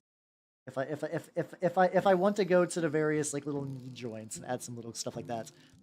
Mountain Blade. I think that also the tricky thing is a lot of these games that you would think would be good fits for 40K already have 40K or like Warhammer mods in them. For instance, like Darkest Dungeon would be rad. But the thing is, Darkest Dungeon has a very fleshed out Skaven mod. I played it a little bit. I streamed Darkest Dungeon a couple of times, and I like playing Darkest Dungeon. I, for some reason, just like, as a stream game, it just doesn't, like, I don't know. I think it's just kind of like a weird perpetual game that, like, you either play it forever or you just kind of, like, autism grind it on your own time. I couldn't find, like, a good balance for that being on stream, like, as a streaming game, at least for me. How you doing, son? How you doing? Welcome, welcome, welcome. Level 40K. I don't know. I have mixed feelings about that. A lot of it is sort of the I don't believe it will be real until I see it. I understand they're working on it, and that's good and fine, and I hope it works out, but I also just like I treat a lot of things like that these days, that like I'm generally on board with the idea, but until it manifests, it might as well be like a hallucination. Like, I didn't even treat a lot of the, like, Skaven leaks as real, or, until there was enough that you could concretely be like, there's something here. I'm doing good. I'm working on some Trench Crusade. I'm going back to my Plague Hound. I know I said today would be Grail Thralls. They're drawing on their base. Yeah, they would.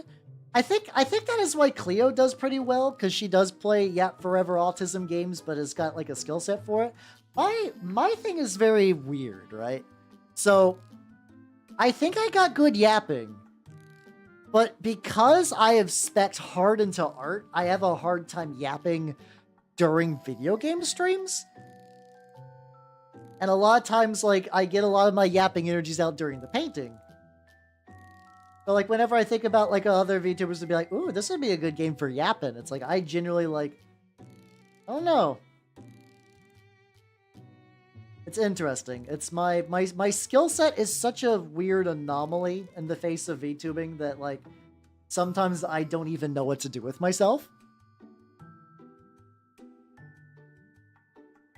Good sign. That way you'll be crushed from corporate decides. Oh, true. Exactly. You never want to be totally fucked up if something just stops. The skilled inland empire. Okay, I have been having a lot of fun with Disco Elysium, but I do notice a lot of that game is me just listening to the dialogue, which a lot of people are there for, to be fair. But it's not like I can't go into like tabletop rants as easy during that, you know. And easy. I can't sleep well. Hey, not day. I guess you could just do harder reps, I guess. I don't know. I'm not to be fair, I'm not the fitness expert VTuber for that. Oh, a little bit more going. I said down here. There we go. Yeah, no, there's definitely Warhammer Fantasy Old World mods for Mountain Blade. I would absolutely believe it. I would not be surprised at all. But yeah, I don't know. It's interesting. I like sometimes it's a weird spot for me because like as a VTuber, I do kind of sometimes compare myself to other VTubers, but there's also not really a whole lot of VTubers that are very much. It's odd. Like it's hard to find like a good point of comparison for like what I should be doing or like what everybody's into watching me do stuff. Because the only real consistency are my hyper-specific tabletop hobbies, and I love doing those. That will never stop. Like, legitimately, I believe the only thing that would stop me from doing mini painting would be a crippling, like, injury that I cannot regenerate from. Just, like, something that just, like, fucks my shit up, fam, forever. Which, at that point, I got bigger shit going on, you know? That was kind of the idea of doing the terrain thing, you know? Yeah, something like that, where just, like, a hand is no longer operable. Something like that. I could do, I do also if I just want an excuse to work on some of my gunpla. Boy, howdy, I got, not a huge amount, but I got a decent amount. Let's just make this boy shiny. I don't think I'm gonna flesh him up. I think he's perfectly competent as just like a little gooey lad. I think little gooey lad is gonna be like still a good look for him, you know? Nope. I mean, the funny thing is there are people that have bounced back from big painting injuries. There was a lady called the Real Iron Hand. I say was, she's still active doing stuff. She lost a hand in a pretty bad accident. I think it was a car accident. I don't know the exact details. But she lost her dominant arm and she was either already a mini painter or decided to take up mini painting as like a way to rehabilitate the other arm. And she does like pretty good stuff. Like, she legitimately had to, like, learn/relearn an entirely foreign skill set to her non-dominant arm. Like, I've never tried to do a mini painting stream where I just use my left hand. I'm very right-hand dominant. Sorry, lefties. But, like, I just don't know how... I just cannot use my left arm for very well, you know? How you doing, No Mercy? I'm like, yeah. She seems neat. I don't know a lot about her and haven't super followed her stuff, but like, well, like the idea of like kind of pushing through that obstacle and become like still doing good mini painting shit is very nice. Oh yeah, no, now that this is drying, the glisteniness is. Then also take a little bit and push it around like the stuff just near. I think if I just do like a lighter coat stuff like near the wetter bits. Get that. We'll get kind of like the general area around like the vents. Like I said, I think I could probably get away with making the entire boy slippery. But I think that might be too much. I think that might be too much. There we go. Oh yeah, or like even like I don't know much about fighting games, but where there was that like Broly legs dude who's just like has just like I forget. I think he always was like had like mouth control. He had some like crazy restriction. He was still like chumping dudes in fighting games. I'm like, good shit, well fucking done. All right, so these guys are dry now, so I can go back to doing the pallid bone speed paints on them.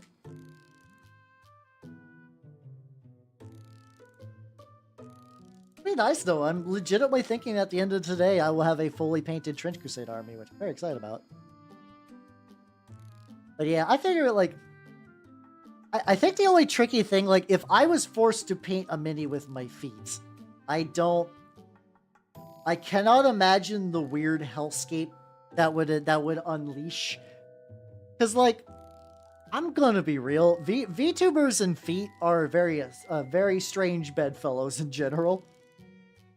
If I was just like, hey, I gotta paint with my feet for reasons that aren't for a fetish, like, I imagine you regulars would be pretty like people who are like, oh shit, that's a difficult thing to do. Good job, dude. Would be fun. I think a lot of other people coming in would be like very, very strange about it. Even with my disgusting dude feet. Well, I think I would still be getting like a lot of, oh no, this is bad. Feet reveal stream. Likely never.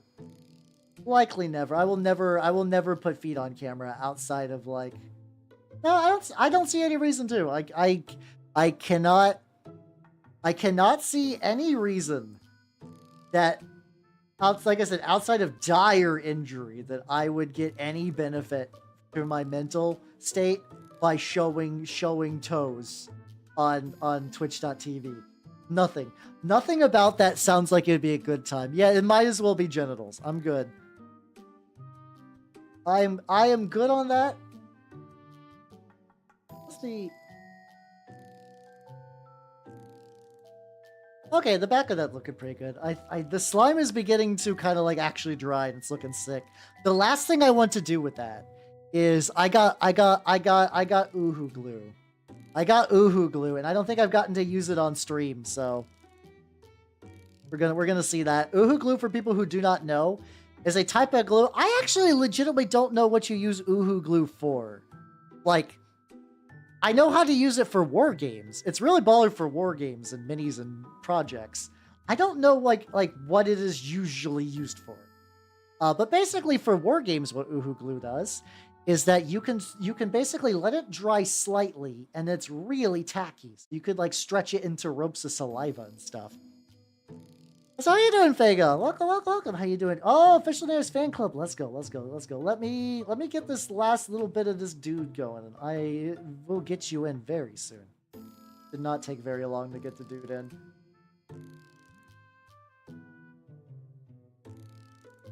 There we go. Excellent. All right, let's do that. I guess you could use liquid nails for that. I've only used liquid nails in the context of like a glue gun. And not like a hot glue gun, like one of those ones where you push it and the metal like pushes on a tube. Also, how you doing, Aaron? Welcome. How you doing? Go to the Official Nanners Fan Club. Once again, if you do not know my wonderful Snake Nanners, she is doing very good. She is digesting a rat. She is digesting a rat and living her best life.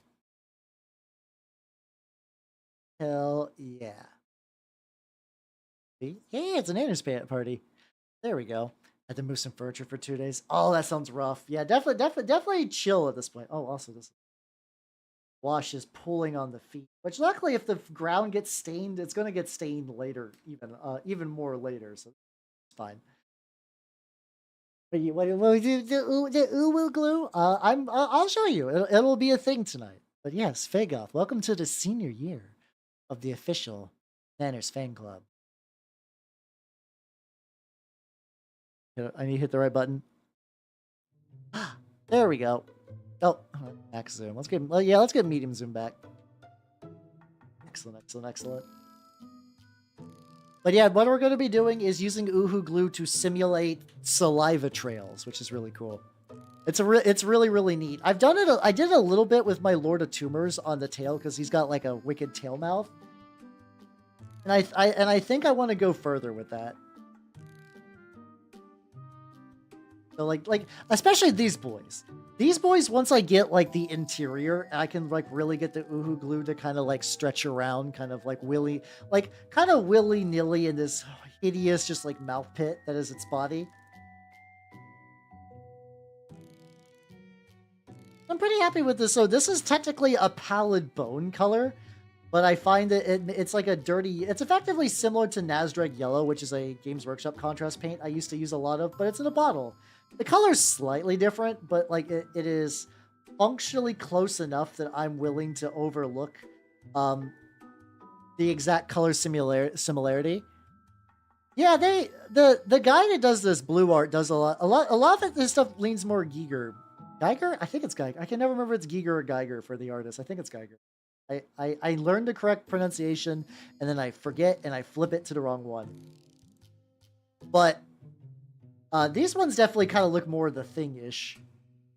Which, by the way, oh my god, have you guys seen the new I've been kind of like whatever on non-Skaven GW reveals recently, but they've been showing more of their like Necromunda Gene Stealer cults.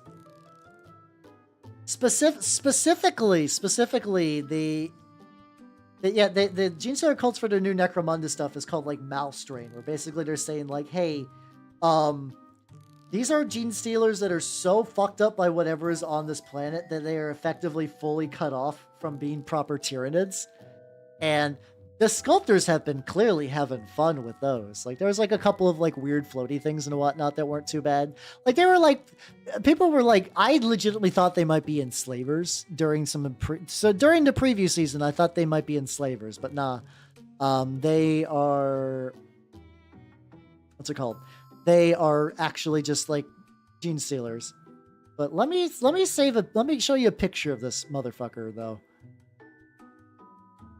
Like I said, like speaking about the thing, this is like their like psychic leader dude for the Malstrain stuff, and oh, I love it.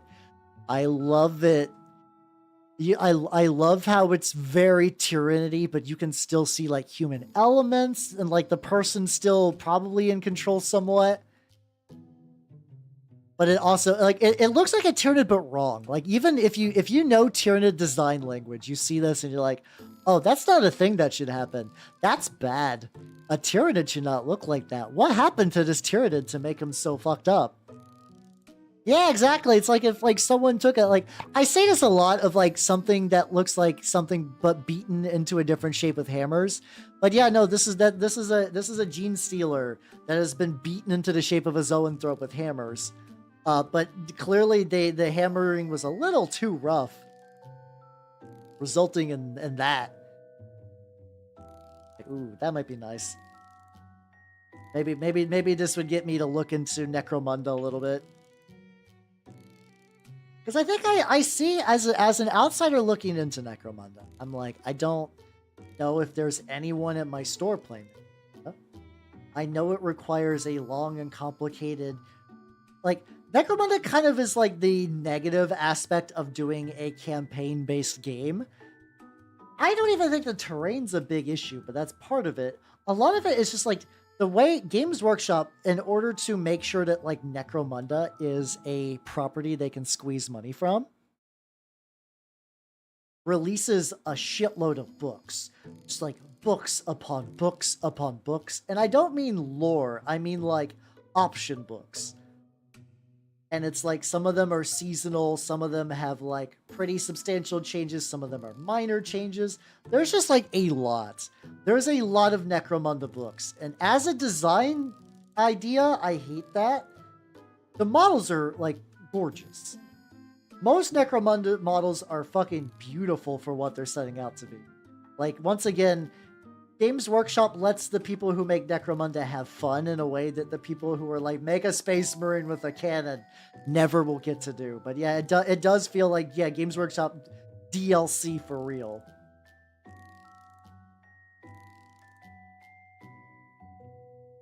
There we go. So I'm not a big fan of that, but I don't know, maybe picking up a Zoan, like the Malstrain Gene Stealer gang would be a good way to get that feeling out of my system. And I can do the fucking Cult Tenebris stuff that I've been thinking of. I don't know, it's tempting. Once again, multiple project fatigue real.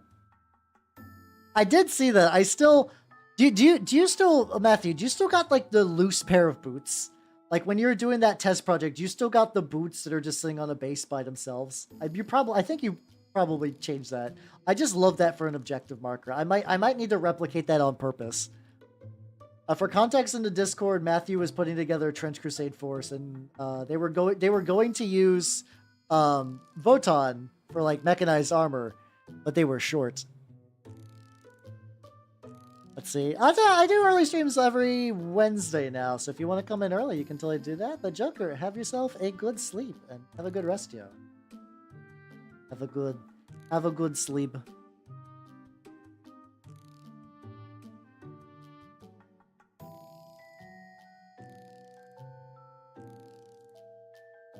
The lads are coming out good. Got 3 more. Then I gotta wait for them all to dry. And then once I let them all dry, then I will take a break to get more water refill, stretch my legs, go piss girl, and then probably the big part is getting them a satin varnish. Like I said, I'm very like you see when I'm putting this on how thin this is. It does a great job. Honestly, the coverage of speed paints, the new 2.0 formula has been pretty baller. But I imagine if I'm doing like the enamel wash removal. Yeah, exactly. Yeah, something just like a smoking crater. I do have an objective marker I printed recently. I think I've had these before, but I made them in my shitty old brittle resin that I've moved away from. But because I've been doing a lot more turnip games, I was like, we're kind of collectively realizing as a group as we're playing turnip that's like, damn, we would like some more like tokens. Like we want to jazz up the act of playing the game. So like we've been using dice as panic tokens, and that's been fine. But like it'd be cool to have some like proper panic tokens, which I did 3D print some today. They should be done by now. I don't think I'm gonna grab them and put them on stream, just because I need to carry a bunch over. But they're like little circles with exclamation marks. So that I thought they would make very good, like those are pretty good panic tokens. I think they were specifically made on cults to be turnip tokens as well. There we go. But yeah. So maybe, oh yeah, fuck, I was, the whole segue to that was talking about this. Behold, a bucket full of cheese. I've also figured out how to, like, fix those. Wait, Kogasa, did you leave to go to a dentist appointment and come back with a new tooth? Hell yeah, let's go. Cheese, yeah, I should just leave the cheese. I cannot paint the cheese tonight because this is raw through my 3D printer. So like it has not been filed, it has not been primed, so painting it now would not work. But that might be coming in the future, especially now. I've realized, so a long time ago, because a lot of VTubers make merchandise that has stickers, and I like stickers, but I'm indecisive. So I got those like magnetic sheets that you can put stickers on and then remove them, and then you could use them as fridge magnets.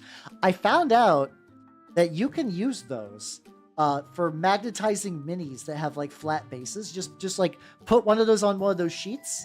Like maybe even glue it if you want it to be really sturdy. And then just go ahead and cut around that, and then boom, you got a magnetic bottom. 2 months? Oh god, that sounds painful and expensive, but yeah, the magnets are a little weak, to be fair. Like, I wouldn't want to do this all the time, but I think for like an objective marker, that's not a big deal. Jeez, I would not, yeah, I wouldn't use that for like my best and brightest, but I have a couple of turnip models that were already, like, a lot of my turnip models were on flat to, like square bases because I thought they were cool, and I printed the bases from like the one-page rules Plague Demon pack, which is a really cool pack. Don't get me wrong, but like there was not enough room to put magnets under it. So I was like, I'm gonna have to rebase these, aren't I? Like, no, I could just do that, and they're like pretty solid.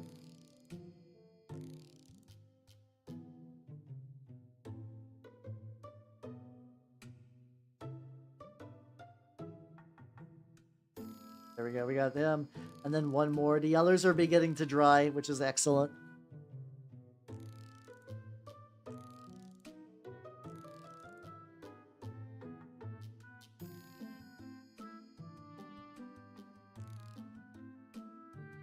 Quick stretch. Oh, I am out of water. I will have to go get some drinks soon. Magnets. Glue steel plates to bottoms or bases attached to magnets. I guess that makes sense. I usually do the steel plate into the carrying case itself, but that could work. That could totally work, actually. Ah, gotcha. I mean, I do have a bunch of washers now. I got them I made these like little, I don't know if I've showed them on stream, but I showed pictures, like the little like cotton smoke. Like I kind of did that thing where you just take a bunch of cotton and you glue it onto a stick. And when you glue it onto a stick, you then just like take some black paint and hit it at like a 45-degree angle. and you got like a pretty convincing smoke cloud. I made them very big. Like another guy in the group got really inspired by me doing it and made some himself, but his are much smaller. And I think these smaller ones are way more practical, but the big ones do look impressive if you're just like, we've had people come by and be like, what are you guys playing? Because it looks wild when you see these like gigantic smoke clouds and then all my fucked up little mutant boys on the table. I'm like, it's turnip 28. And then the second answer is, what the fuck is that? And that's how we got him. That's how we fucking got him. Let's go.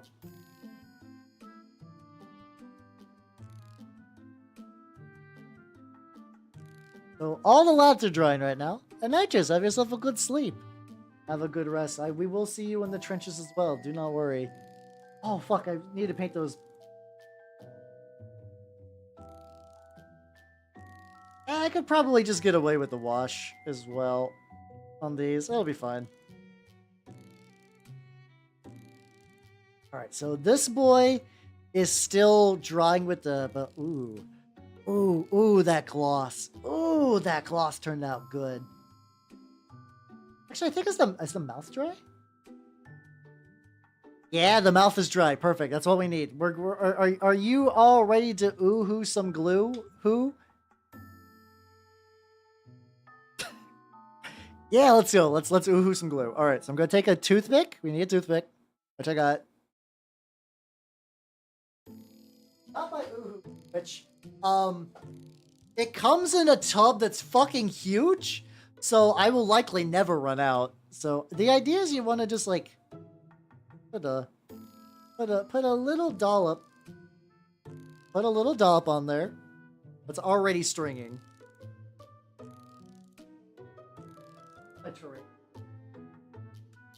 All right, so yeah, we got the glue on there, and what we can do is we can take this. Oh, sorry, how you doing? You're coming into ooh-hoo glue time. We just kind of like. Here we go. So we kind of take it like this, and you just kind of like run it between the teeth.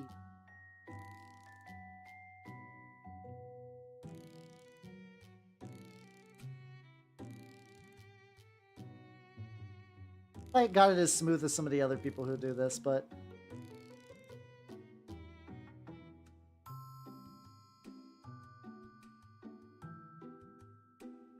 oh, there we go. I think I can take this one and even be like.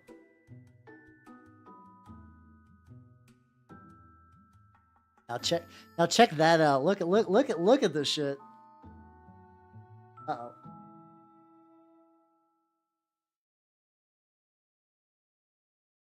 I think that's a little thick on there. Hey, there we go. I think I can get like one more little bit in the back as well. I think I can go like... Let's go. And call sign Mallory, thank you for the follow and welcome to the workshop. I am showing off the wonders of ooh-hoo glue. This guy is appropriately filled with saliva, which is great. I can even do it like... Well, I don't know what other bits I want to do of the ooh-hoo glue. I think something got on the tip of his... There we go. What's wrong? The ways are not good. Oh yeah, we're listening. You don't like chipmunks on 16 speed? You don't want to do the time warp again this way?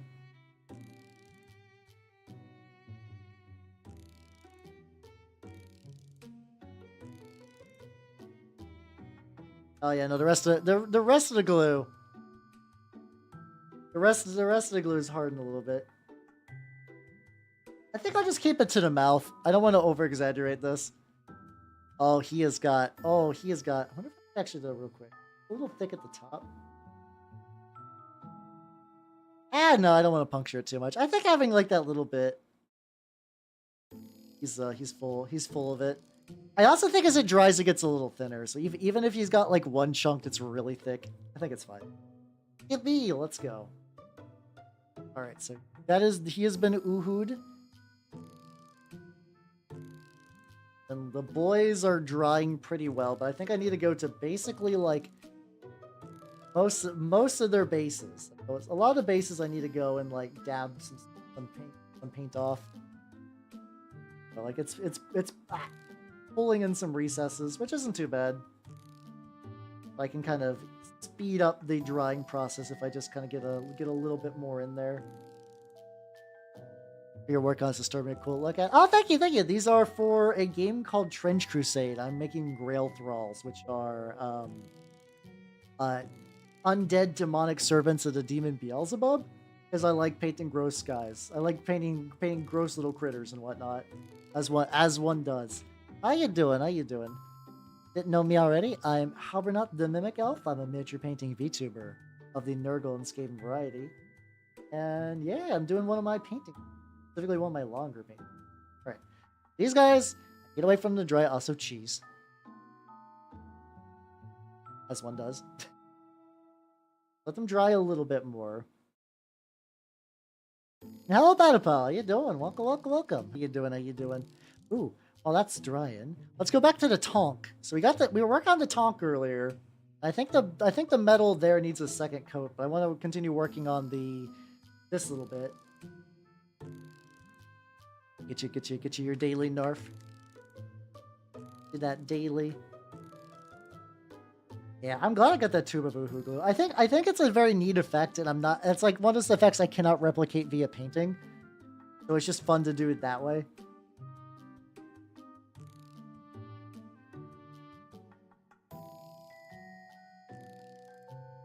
Get into the recesses and whatnot. I do like this tank quite a bit. Like I can show you once I get the paint on this. I do have a picture of like what it looked like in the Sludge rulebook. I think this is for another game range, because I know the guy, like, apparently was, like... I keep hearing people talk about Relic Blade, and I know that's another game, but I don't know much about it, and I didn't realize that there's apparently just, like, stealth Relic Blade fans all around me. But apparently, I guess Relic Blade was big at one point with certain people. I don't know if this was part of, like, a Relic Blade thing, or just, like, another game that studio did. That got kind of pushed into Sludge, but it makes it's a really, really cool scene from the expansion book for Sludge.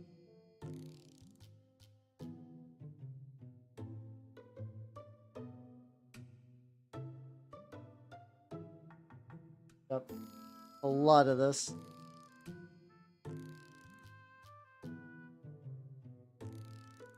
Oh god, yeah, no, I see what you mean. For some reason, this recent mix of the chipmunk stuff is probably extra cursed compared to the others. I don't know why. Maybe it's a music choice, or I don't know. It's like essentially all of these were sung by Alvin the Chipmunks, and it's like, what? When the fuck did Alvin the Chipmunks sing Blitzkrieg Bop, and why? I know it was a big song, and I do like it. It's a good song. Just like, that's a strange choice to sing as chipmunks, I would think. But who the fuck knows? Second coating on this is going really good.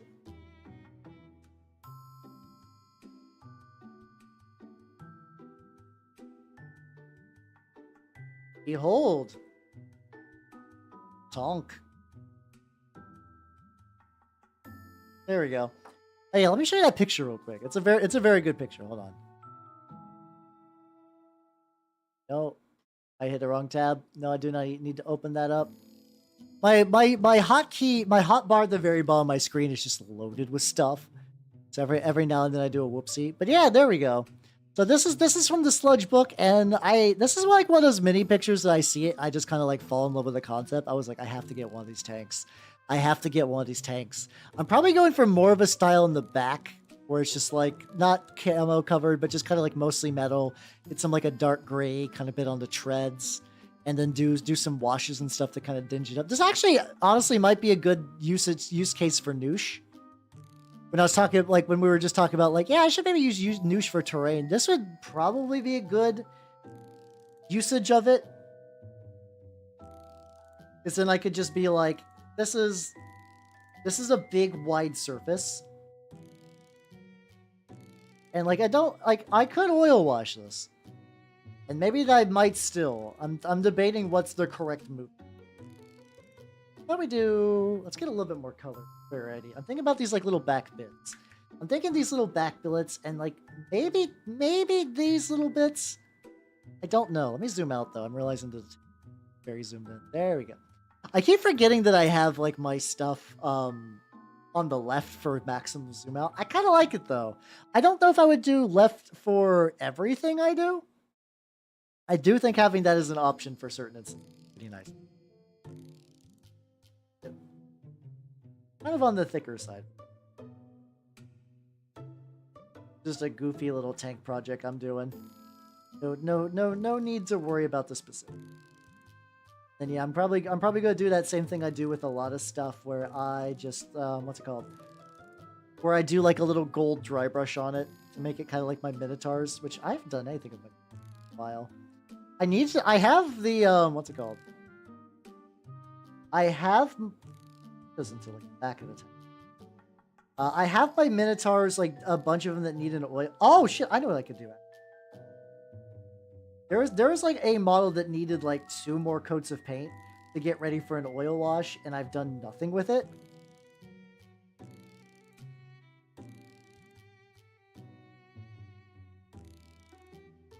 I could totally fix that actually. Hold on.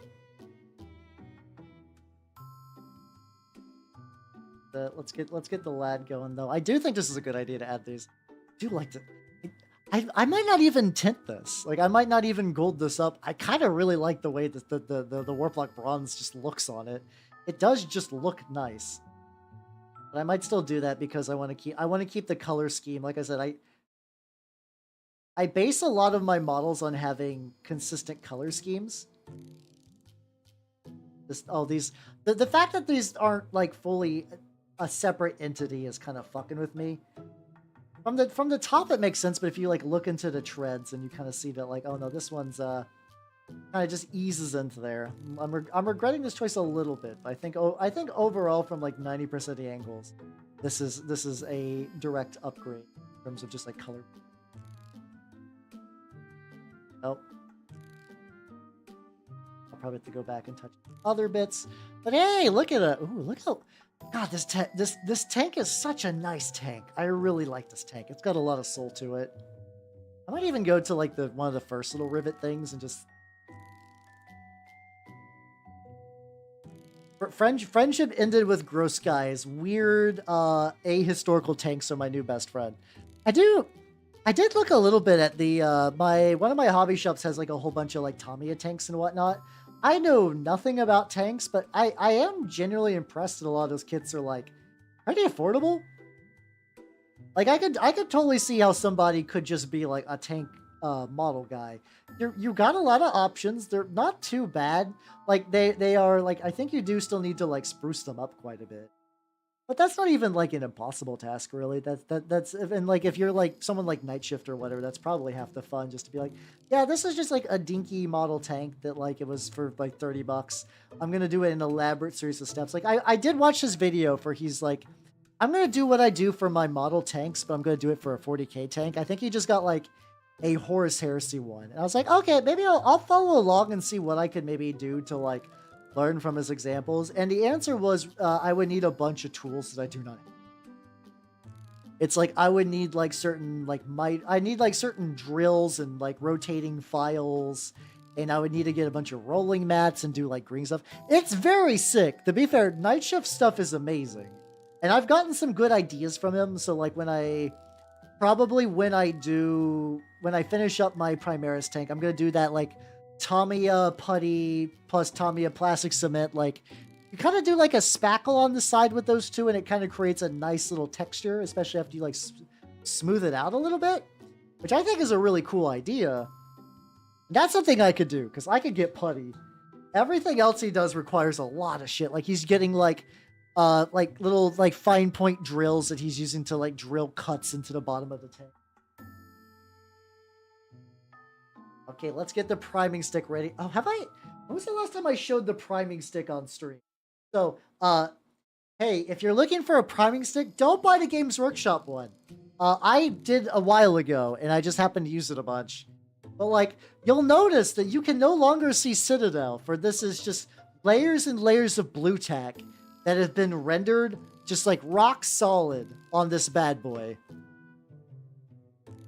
Yeah, I guess it's probably not too much. It's more whenever I'm watching a tutorial and I see them be like, you should get this other thing, I get really sour. I have this happen with like the Grimdark Compendium stuff, even though otherwise I'm kind of like a big fan of what they do. Like anytime, like I'll be like, okay, this is a technique I can use. Okay, this is pretty cool.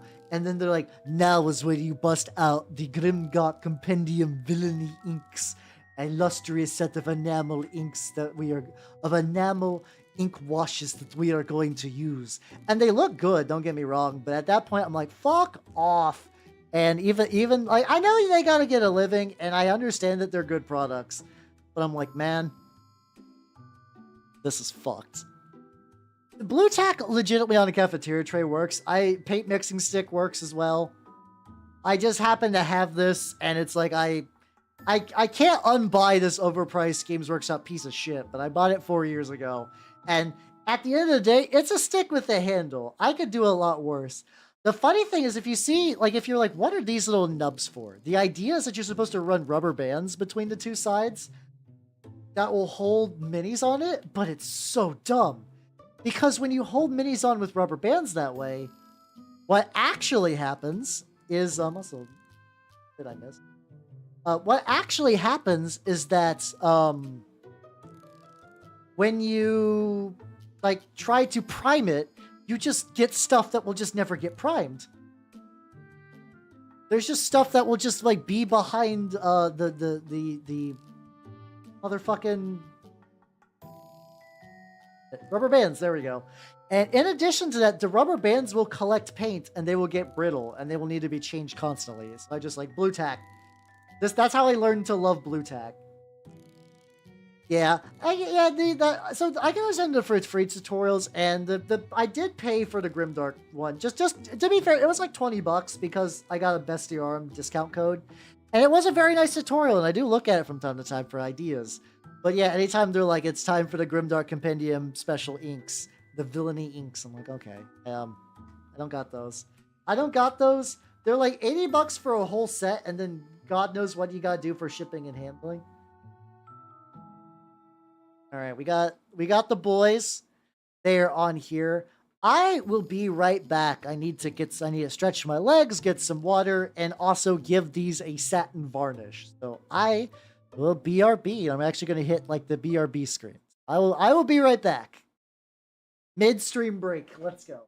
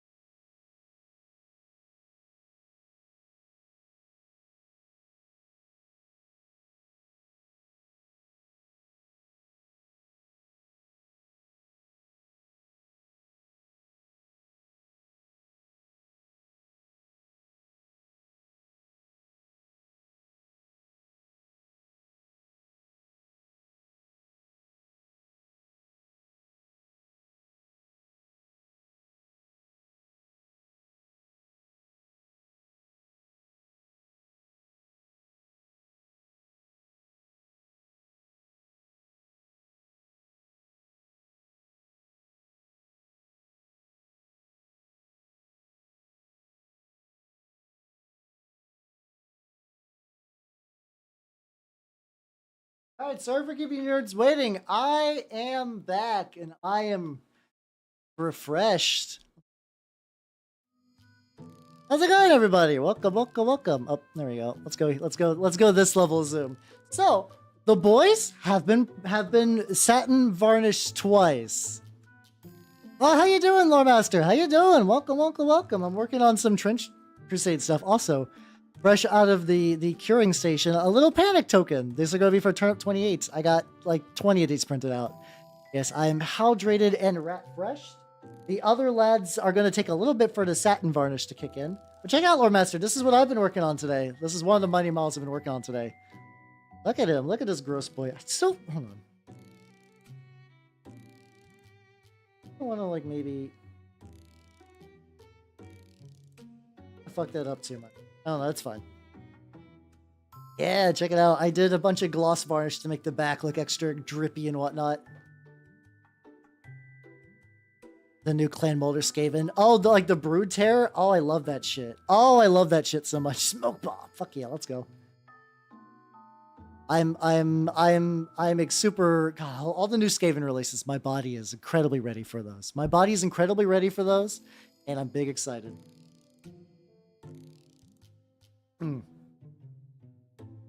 So let's go ahead and, oh, there we go. Tonk. So also, Nicholas, how you doing? Yeah, no, I've been having a lot of fun I'm making things look goopy as shit today. Wait, it's really, really fun. I don't want to do this. This is one of my Turnip 28 default heads, which I can do that. Like, I have drills. I was gonna do that thing where you like drill into a head. Wait, where are my drills at? I have drills. I swear I do. Oh, they're over here. That explained it. Yeah, there we go. We got the drill. Got a drill like right into the bottom, so I can stick a toothpick in there. Gonna like. Unfortunately, this head was made with the type of resin that I no longer use. I'm actually curious if the cheese will fit. Hold on. Here, let me get this like little hole. I could, in theory, magnetize the cheese. So I mostly magnetized the head so that it could swivel around. Because I wanted to be able to. There's like some games that really care about like the position of the tank. Oh. Some games really care about the position of the tank. But like,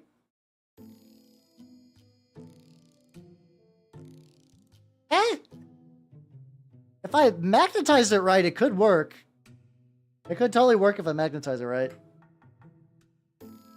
There's like, there is a game called Tonks that is like a tank dueling game, and I might just make it so that like as my local group that does indie war games just gets together.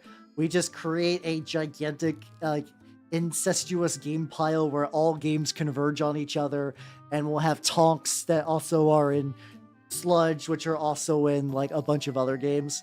There's just like so many. Like, how many layers of game are you on, my dude? And the answer is like the most. Which, speaking of which, oh yeah, I made a funny little purchase today. Speaking of that, the drill did not even work, but I can't show the bottom because it's really reflective, but it's really reflective, whatever. So I was at the store, and I've been waiting for this moment when I'm just like at the store to find a car that I'm jazzed for Gaslands. I want to make a gap. No, fuck, it rolled off. Ah! I keep forgetting that like my table is at a slight incline. So like whenever I set that motherfucker down like regular style, he's like, "Father, I must go. My people need me," and just like roll the fuck off. But yeah, I was meaning to make a Gaslands car at some point. I was like, that'd be fun to do. That would be a fun idea. I need to find some like guns. I haven't looked at the rules in a while. I do own the book. I own Gaslands Reloaded. But I would need to kind of like pick it back up and take a look at that again. So how you doing, this mayor? Nice. Okay, we got 2 snaps that time to get you there. How you doing? How you doing? I was showing everybody that I'm going to be. I don't know when I'm going to do the Gaslands car, but at some point, feeling gross. Oh damn. Do you want to see something more gross than you're feeling? On a scale from 1 to this thing, how gross are you feeling at the moment?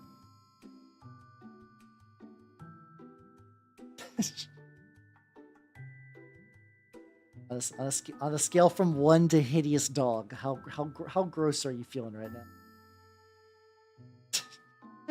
Hopefully you start feeling better though. Legitimately hope you start feeling better. That sounds rough.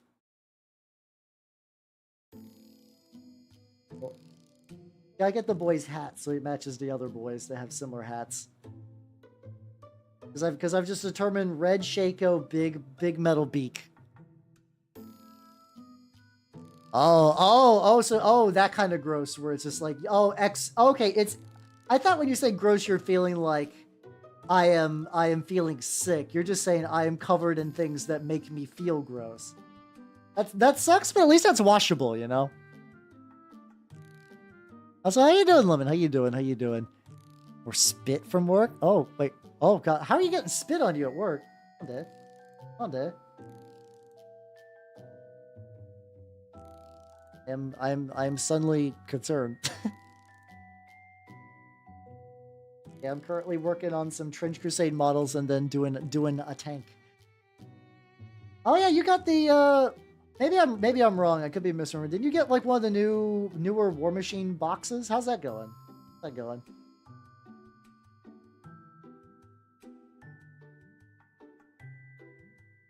Orgoth, yeah, okay, there we go. Hey, look at me remembering things. Like, I know that's a dumb thing to get jazzed about, but my memory's legitimately so shit that like when I remember, I'm like, yeah, me, let's go. All right, we're gonna let the head dry a little bit. I don't want to do anything else fancy with like the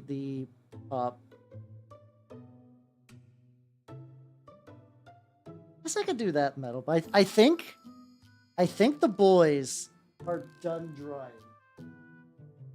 Let me double check the lads, because at the end of the day, getting the lads ready to go is the big deal. Okay, there we go. Nice. They are all satiny. They are dry to the touch, which is good. I just have some like army painter satin spray that I just use for them, just because it seems to work with what I want to do. Some of these looking very, very cheese. Okay. Luckily, I'm using that like Sunlu resin which is the ABS type, because it's good because I just actually grabbed that and it just like bent the arm. I was like, don't snap, please don't snap off, and that was fine. I might go through them and maybe do a little bit of brown on the little eggs though. I realized kind of like after I had already done the spray that some of the legs did not get the eggs brown. And that's a lot of that is oh yeah, okay, this is from a artist named Blue Art. So it is these if you would like to make them at home, and then also on the YouTube side. I fucking love Sunlu ABS type resin. I don't care, like, I can't tell any like quality drop, but goddamn is a durability enhancement. Like, real banging. It's real good. Oh, this guy's also got bit that I missed around the foot area, which this is going to get covered up anyway, but we'll give it a little bit on that. Yeah. These are all they're just like me, for real. They got the chest mouths. But like they are supposed to represent humans that have been turned into horrible bug zombies. So I was like these are good. Like I don't even need to do any real conversions on these. It's just I hate it. But why are you all like this? I think I'm just gonna keep this like pretty light, because I think once I start doing the that's an isopropyl. Once I start doing the streaking grime, I think that's gonna carry that a little bit. I'll kind of naturally blend the two a bit more.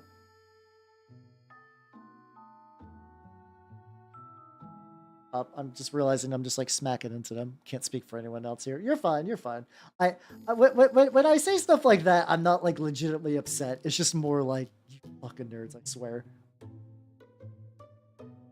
You fucking Dorcases.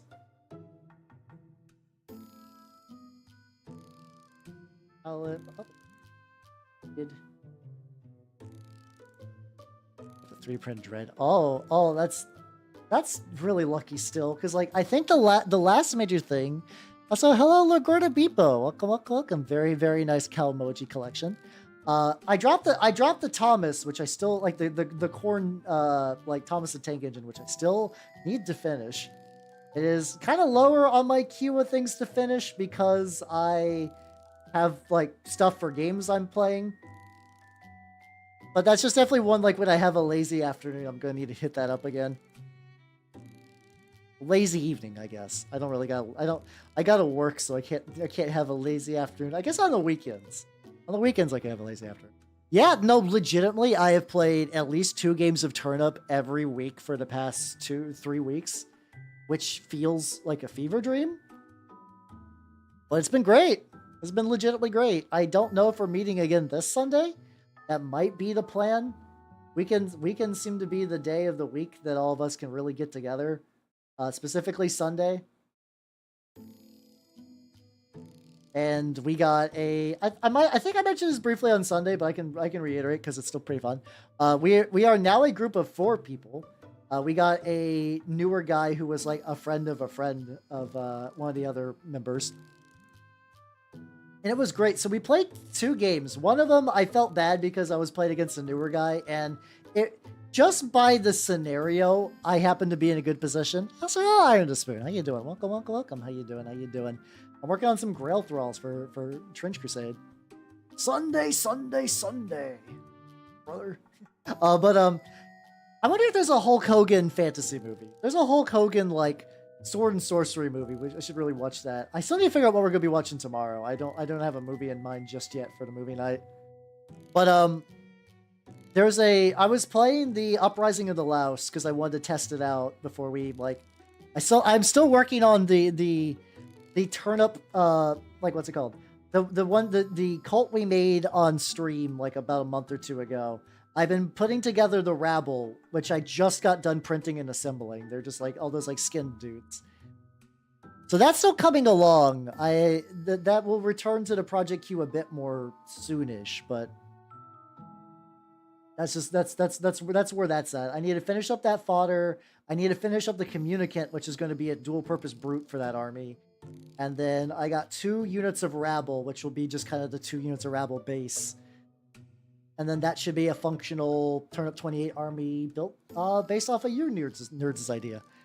But it was a diagonal deployment. So like all of us were directly at each other's throats early on the scenario, which meant that whenever one of my, like the idea of this army for Turnip is that whenever you do an action, I mean, I want to get all the rabble too. They're probably going to get done in one bit, but you usually so whenever you do an action in Turnip, you have a chance to what's called blunder, because they assume everybody's an incompetent fucking moron in Turnip, which is the best, and I love that. But that cult makes it so that it's easier and easier for your opponents to blunder. And every time your opponent blunders, you generate a unit of rabble. Now, rabble are inaccurate as fuck, and they're fragile as all hell, but they get a shitload of attacks. So if the dice gods are in your favor, you can just fuck shit up. I was only able to spawn 1 additional rabble during that game, but that rabble got in contact with a unit of like brutes, or I think a unit of fodder, and just shredded the fuck out of them. Hello everybody, welcome Ryzen. How you doing? Welcome. Let me shout you the fuck out. How's it going, everybody? If you do not know me, I am Halbernut the Mimic Elf. I'm a miniature painting Vtuber of the Nurgle and Skaven variety. And what the fuck were you up to? Oh shit, what D&D thing were you doing? Hell yeah. Nice. I'm currently working on some models for Trench Crusade. Specifically, I am playing Black Grail, aka the horrific zombie faction. I'm working on like my little chumpo dudes, but I also got this guy finished up today. This weird gross dog. I love weird gross dog. He's a delightful little guy. A little guy. But yeah, hopefully your D&D went well. Were you DMing? Were you being a PC? How did that go? How'd that go?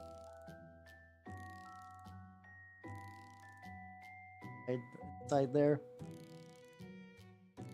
DMing. Ah, fuck yeah, let's go. Well, hopefully it went well then. Nice. I just got done DMing a Lancer session yesterday, and I had a bunch of fun. Clean up play. I would believe it. The thing is, I've heard a decent amount of complaints about Mark IV, but I don't think I've ever heard rule complaints. I hope you all enjoyed Lancer. I have learned some ideas for how I want to do things differently next time, but I feel like the session went pretty well and all the players had a fun time.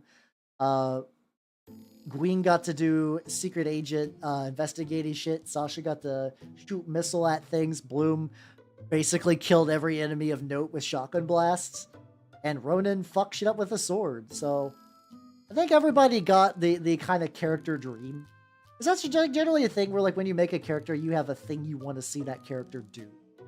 Like, it doesn't even necessarily have to be a combat thing, but for Lancer, like, you pick a mech for a reason in Lancer. Like, there's a goal with every mech, and that you want to see that goal fulfilled because it just kind of like represents the ideal final end of that mech, like the ideal purpose of that mech. Everyone got to do that. Everyone got to have fun outside of combat. So I think that turned out fun. I keep putting myself in scenarios where the players are not like.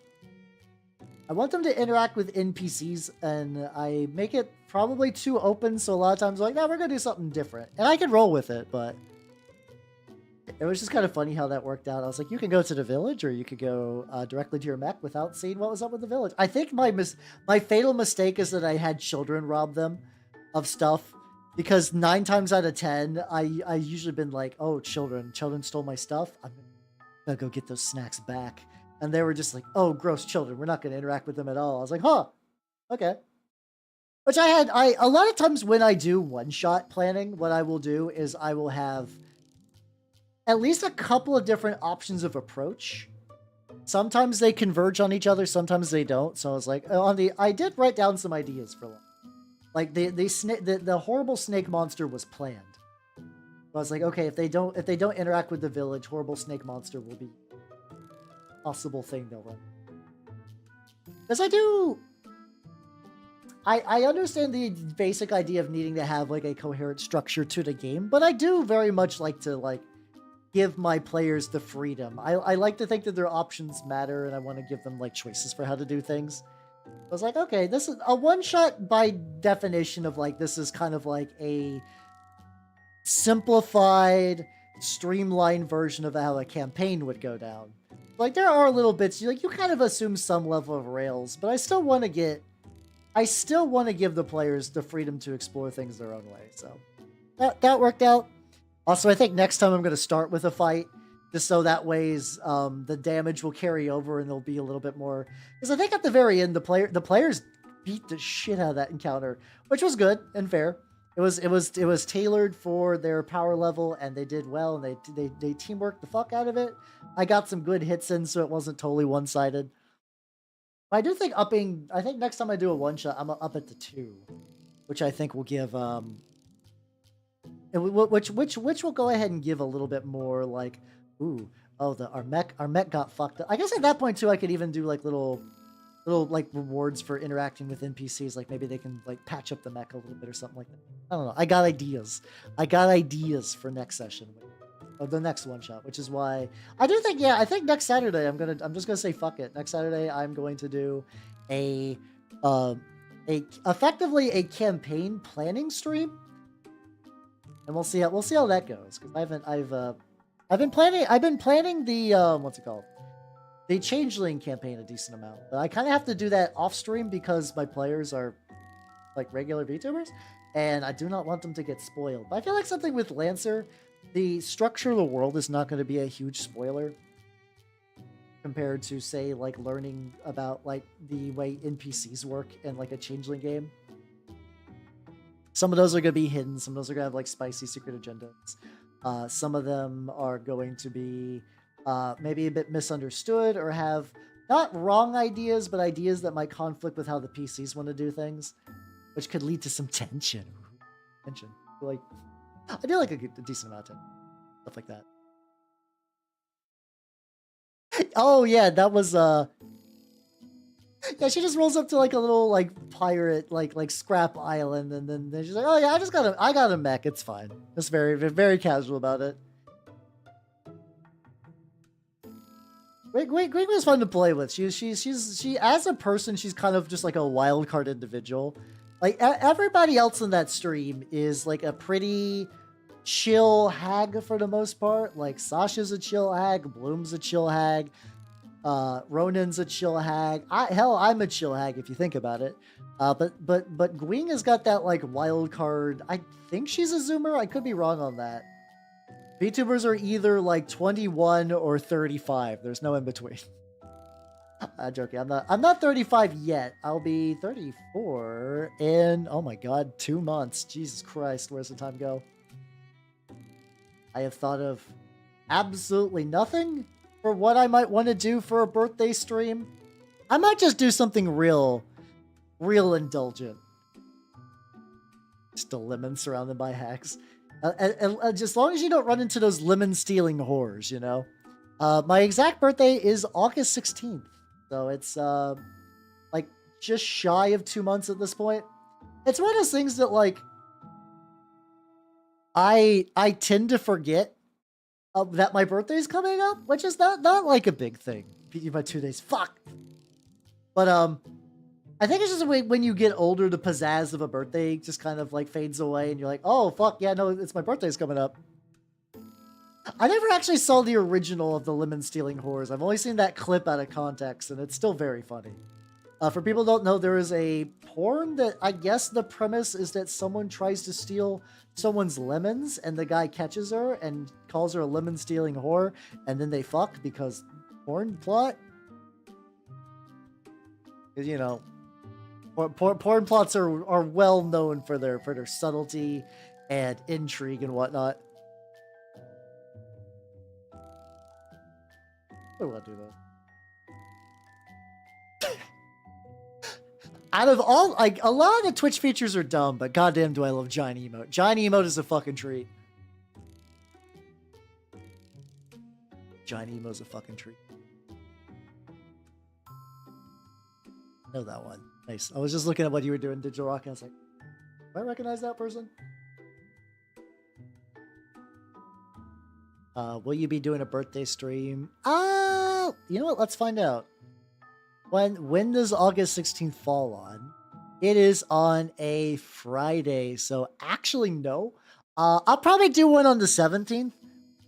The 16th falls on a Friday, which is like when my tabletop group meets together, so I usually do not miss that outside of like very rare occasions. Yeah, they do. I love Discord stickers. I think Discord stickers are very fun.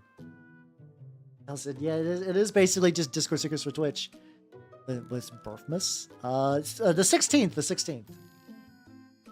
So yeah, I'll probably do the stream on that weekend on the 17th. Like, what would I consider a like if I had to do like the most self-indulgent one-shot like stream? No, I'll have to think about that. I also haven't got to run Dungeon Crawl Classics in a hot minute. I haven't got to run Dungeon Crawl Classics in a hot minute. That might be fun. That might be a fun thing to do. Go ahead and add some black paint to the inside of this cockpit before I stick the little lad in there.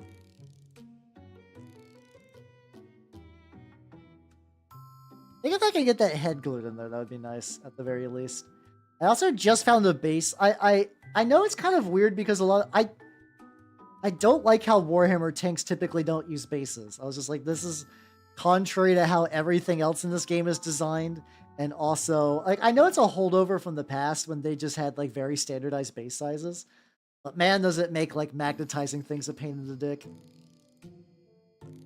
Cupcake. Yeah, let's go. Honestly, Cupcake sounds baller right now. Prior to the Lancer stream starting, Gwing was apparently baking a cake. And the whole time I was just like, man.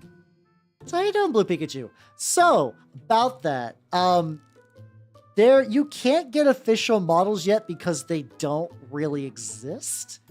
The general rundown is this. They are wanting to do a Kickstarter for new models. I don't know when that's going to be, and I don't think they know either. The idea that what they want to do is make this like a minis agnostic game that you can just kind of build your own stuff. So it's not like you need official Trench Crusade models. I use a lot of 3D printed stuff from Bestiarum, but that's just what I like to do. I'm going to start moving stuff because I'm about to get a streaking wash set up.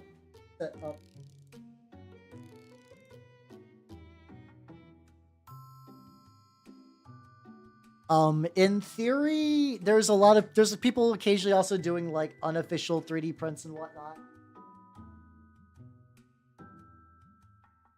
So, or some people also kit bash with like Warhammer 40k models, or Perry historicals are a pretty popular one.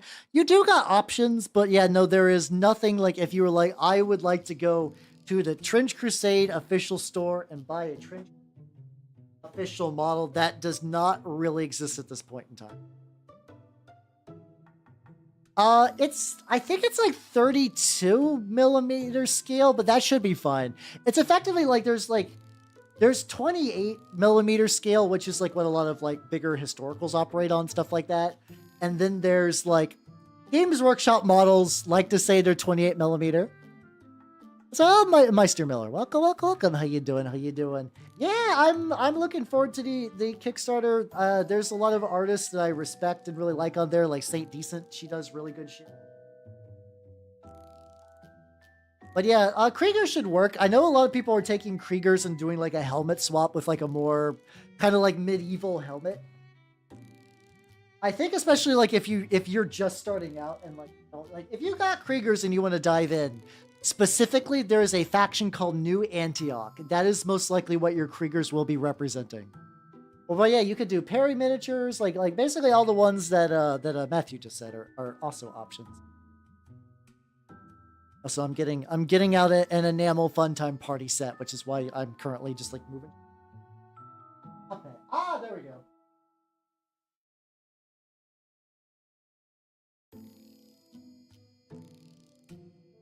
There we go. There we go. Oh, yeah. I'm very curious about that. I'm a little sad because I was kind of hoping the Church of Metamorphosis that's been hinted at might have been the next faction. But it does look like sick as shit, and I'm still pretty excited for it. It still looks pretty nice anyway. So yeah, I am going Black Grail. So here are my Grail Thralls, and here is my Plague Hound. The Plague Hound got finished up today, and the Grail Thralls are currently going to be, been basically worked on right now. And for that, I am very much doing the streaking grime, reductive paint technique doodly, because that sparks joy. Also, I usually like doing oil washes, but oil washes are a pain in the ass to do on stream. So I find this is a much better compromise. What we're gonna do is I have these have been matte varnish, or not matte varnish, sorry, they've been satin varnish, so they got like a little bit of sheen to them. Gotta go through and just begin applying this pretty liberally, just kind of all over the place. With the idea that I'm going to be using makeup sponges to remove the vast majority of this. Most of this will not remain in the final pass. Yeah, you could do that. You could also probably, if you just want like Brett helmets for those, you could probably just get those as well. That is the Stigmatic Nun. She is for the Trench Pilgrim faction, which if you want to represent those, honestly, you could probably do like if any sort of cultisty models. Cultisty models, kind of like more ragtag looking troops, stuff like that. Either of those would be a pretty good option. No. The nuns and the trench pilgrims. You might be thinking the medic. The medic is a New Antioch. Yeah, trench pilgrims are the assorted weirdos of the church. They're not affiliated with the church, but they also hate like the devil and evil and stuff like that. Oh, let me take a sip.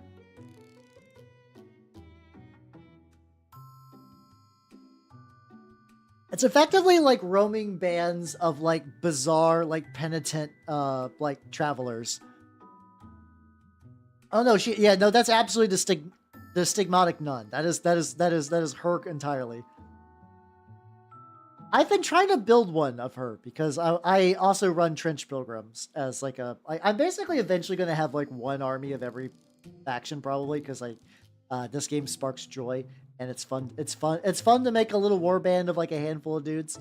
That has been kind of a bitch because I'm trying to find that like nice middle ground between like cheesecake and still like fucking scary looking. Yeah. They heard the call and they decided to head over, and then New Antioch is like, some of you are like borderline heretics, but you're willing to die for the good of mankind, so okay. It'd be like that sometimes. They're a pretty fun bunch. I am using some Turnip 28 models for that with like a couple of little conversion bits and stuff like that. So, why in the middle of the enamels?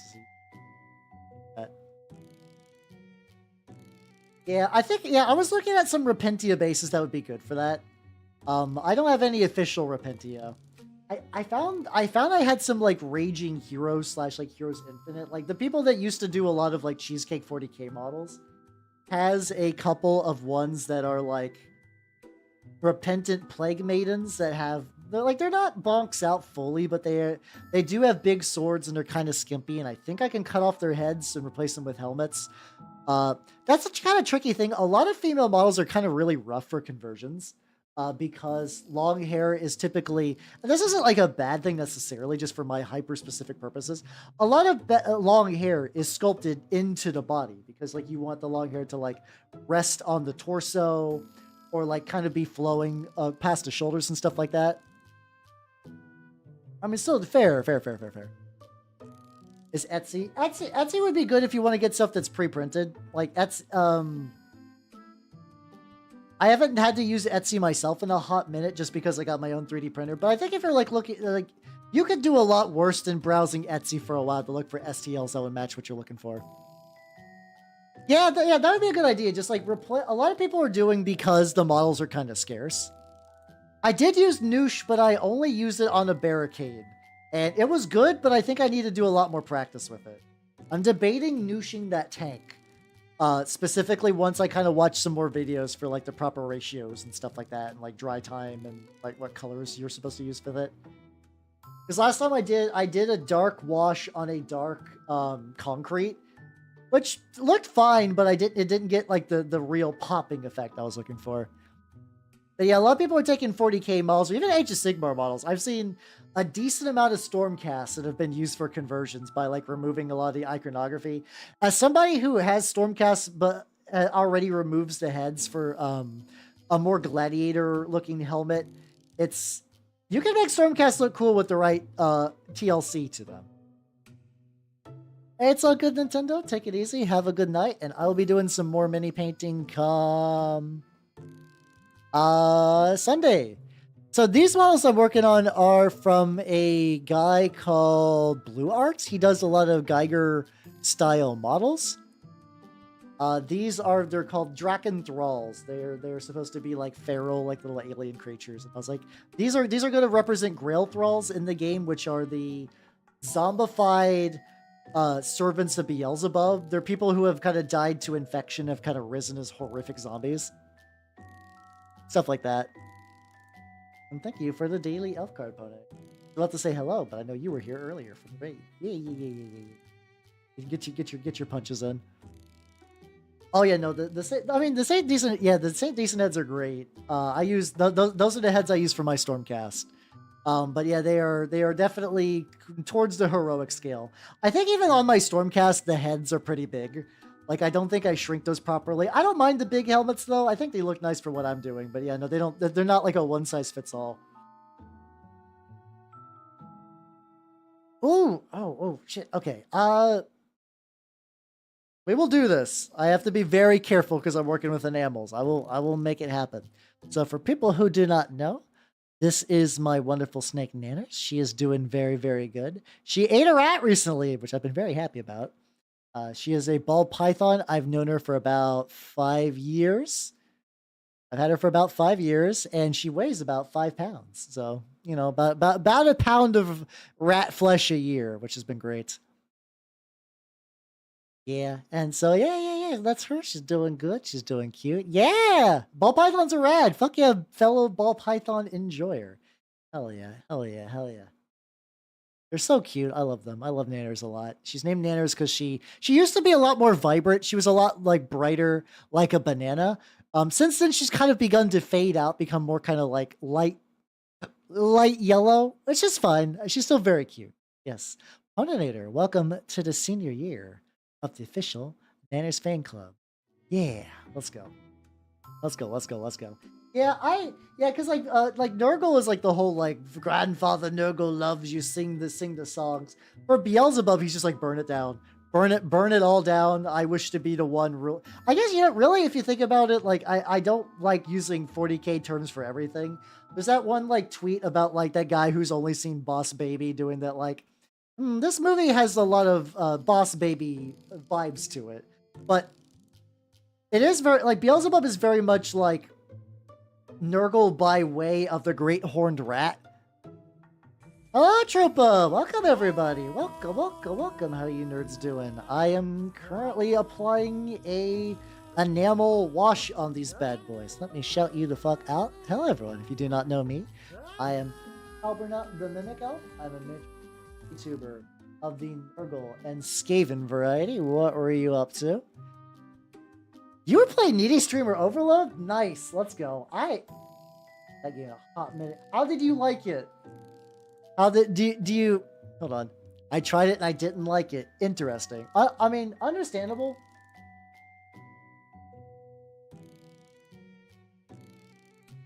Let's try this one.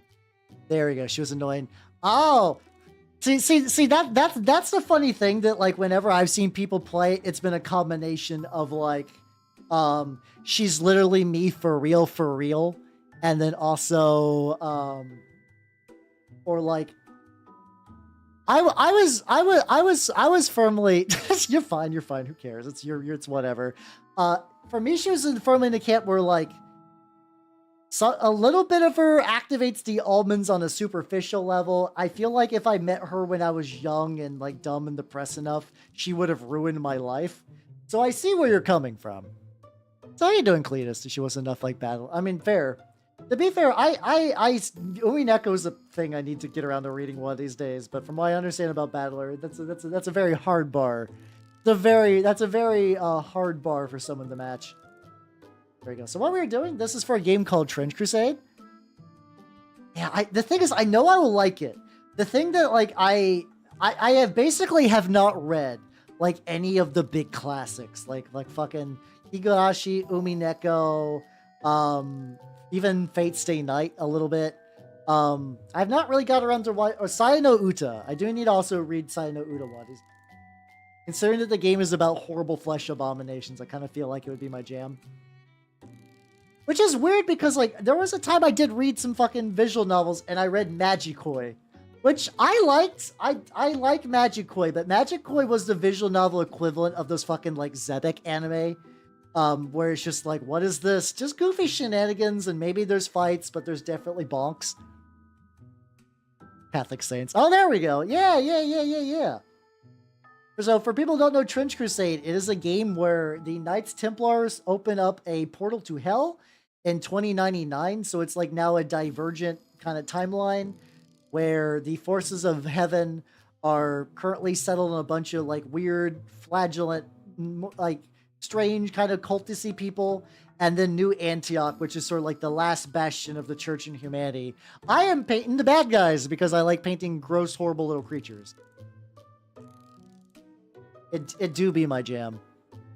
Oh yeah, it is on Earth, but like the timeline is diverged so much at this point that it's functionally not Earth. Like the lore is kept purposely vague on a lot of times. So like on one thing, like a throwaway line in the timeline of Trench Crusade is like 1899. The Catholic Church launches its space program, and there's no follow-up or explanation. And I kind of love that. I kind of love that it just drops that bomb. It's just like, yeah, no, Catholics are trying to get into space, the last place that Satan has not reached. I'm like, this is the best setting of all time. Okay. Ooh, I don't know her. Let me Google for later. Let me Google for later. But yeah, I'm glad that at the end of the heathen content that is Needy Stream Overdose, you're able to kind of bring Jesus back in. I think I don't remember a lot of the endings. I remember the ending I got was the one where you fuck I think is it Ame that you fuck the main lady so much that she's like, you know what? I would rather not stream anymore. How about we just fuck forever instead? And that's a bad end. Because at the time I was like, you know, if I time this right, this is actually a really good stress relief. This is a really good stress relief, and this lets me squeeze in more game content for everything. And then she's just like, no, I like it too much. I was like, oh, this is the first time I lost a game because of boning down. Are they? I am trying to look for my makeup sponges. Ah, there we go. Yeah, mission failed successfully. So these makeup sponges, yippee! These are very, very good. What they do is, I think some around the 10, a little bit more. What you can do with those is you can use it to like remove the enamel wash over the models, which is very, very handy because I think I can just move. I can just like move cup over. I'm like. Sorry, whenever I do enamels, I have to get like a whole separate series of other little like bottles, and like I gotta get the mineral spirits, and I gotta get special oil brush paints, which when I say special, what I mean is these are regular old paint brushes that used to be for acrylics that I'm okay with fucking up. Because you typically don't want to, well, you don't want the oils and enamels to mix, or else you're gonna have a bad time. We'll let these dry a little bit. We'll go back to the tonk in the meantime.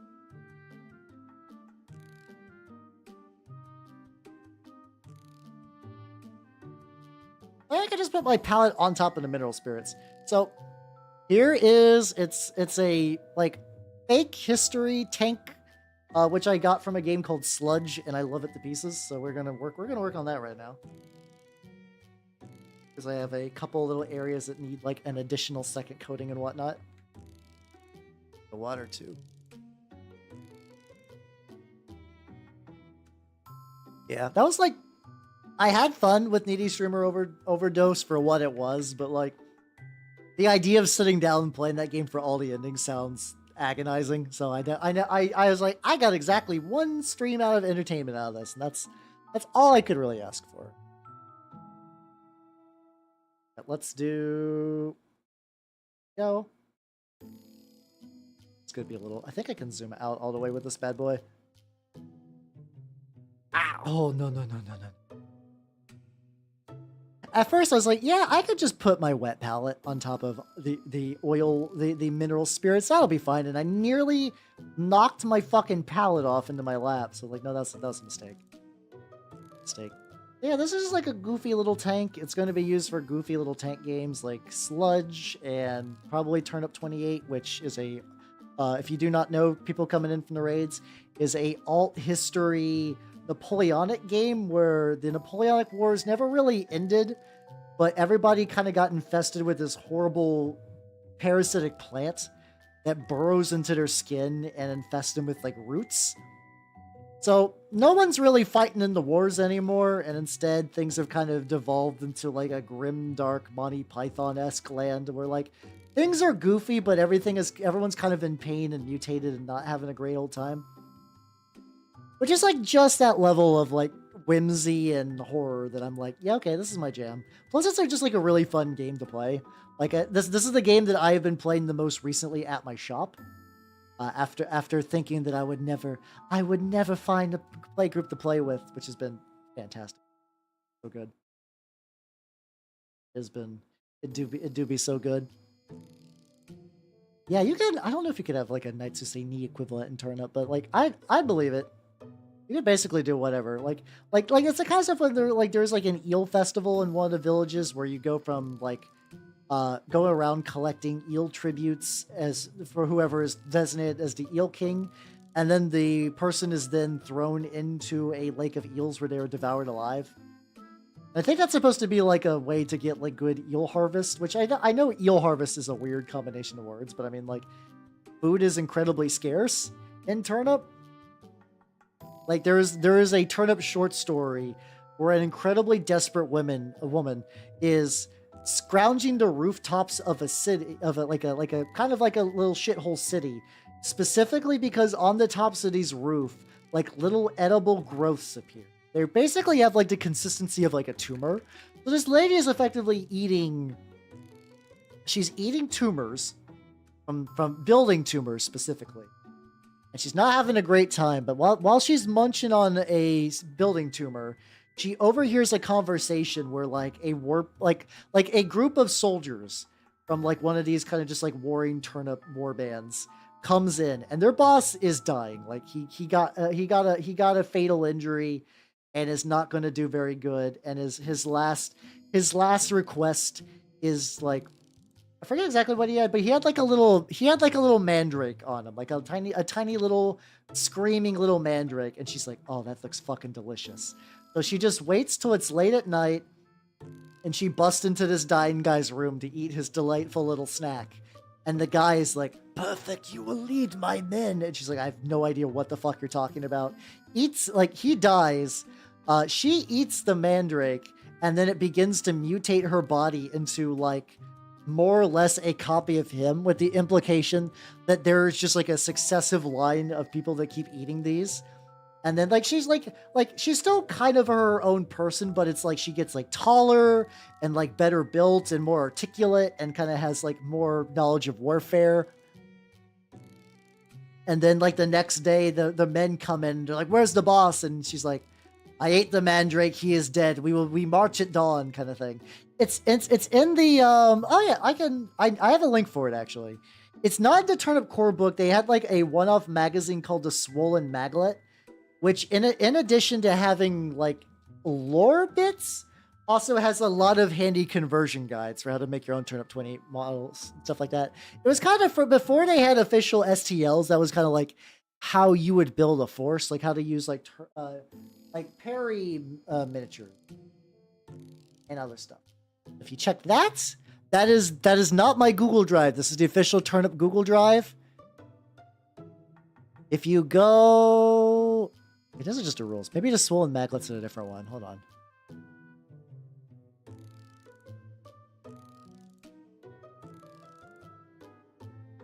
Weird. Okay, that's the core rules. Where the fuck did the Swollen Maglet go? Maybe it got moved to a different folder. Look up. It's called the Swollen Maglet, like a tiny maggot, I guess. If you do that, that should get you what you need. All right, these have effectively marinated for a hot bit. I need to move.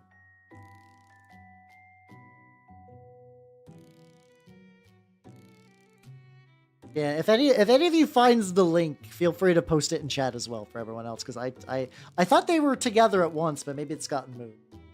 So we got the boy.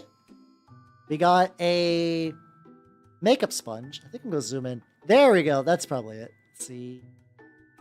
Yes, that is absolutely it. That's correct. Oh yeah. Okay, so it got moved into. Oh, okay. It must have got moved to its own separate little folder then. I think it used to be bundled with the main rules. Oh, why am I zoomed out? Yeah, let's zoom in at the very least to like meet. There we go. So we're gonna use this, and we're gonna like. We are going to rub. Ooh, this is turning out real good. Oh, this is turning out real good.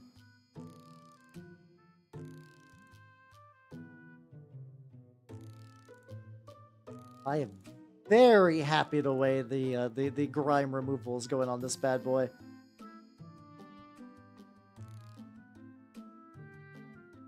Just the goal is just to kind of get into these. Just kind of use this to remove. We're back to like kind of reverse highlighting where we made everything dark as shit and now we're just kind of like building it up. At the top.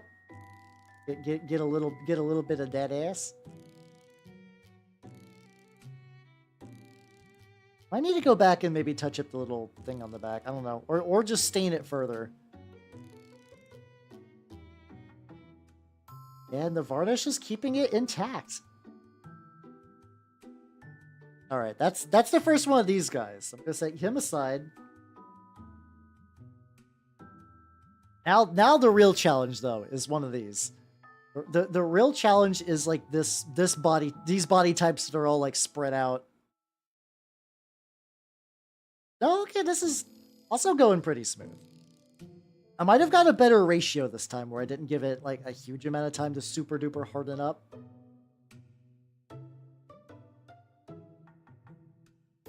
This is a fun part.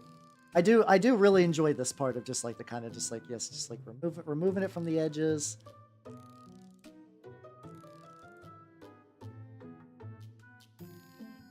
The lads are finally going to be done. Yeah, with this, today I might legitimately finish an entire Black Grail warband. It's been, I don't know what I'd say a long time coming, but it's definitely taken a bit. And then of course, like if I end up playing the game, there's models that I could get for the Black Grail that I do not have representations of. Like they have like the Heralds of Beelzebub, which are like little mutant fly dudes that can carry guns. They have the Amalgam is like effectively every army in Trench Crusade has like their big model. And the big model of this is the Amalgam, which is just like a gigantic puddle of meat that can wield 5 different... Like you have like, I think like 5 or 6 arms for weapons, and you can customize the shit out of what weapons are being used. The tricky thing is it's kind of expensive. So, which I didn't include it in the starting warband. So the idea is if this in theory goes around long enough that I might just be like, yo, I'm gonna buy me an Amalgam. Because this is like a campaign-based game at the end of the day.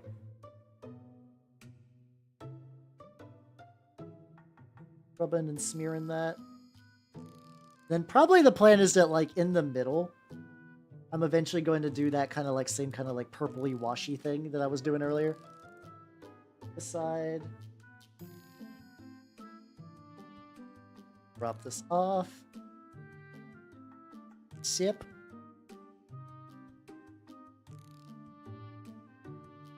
There you go. How you doing, Hellcat? Welcome, welcome, welcome. I'm using a funky little makeup brush to rub grime off of my minis.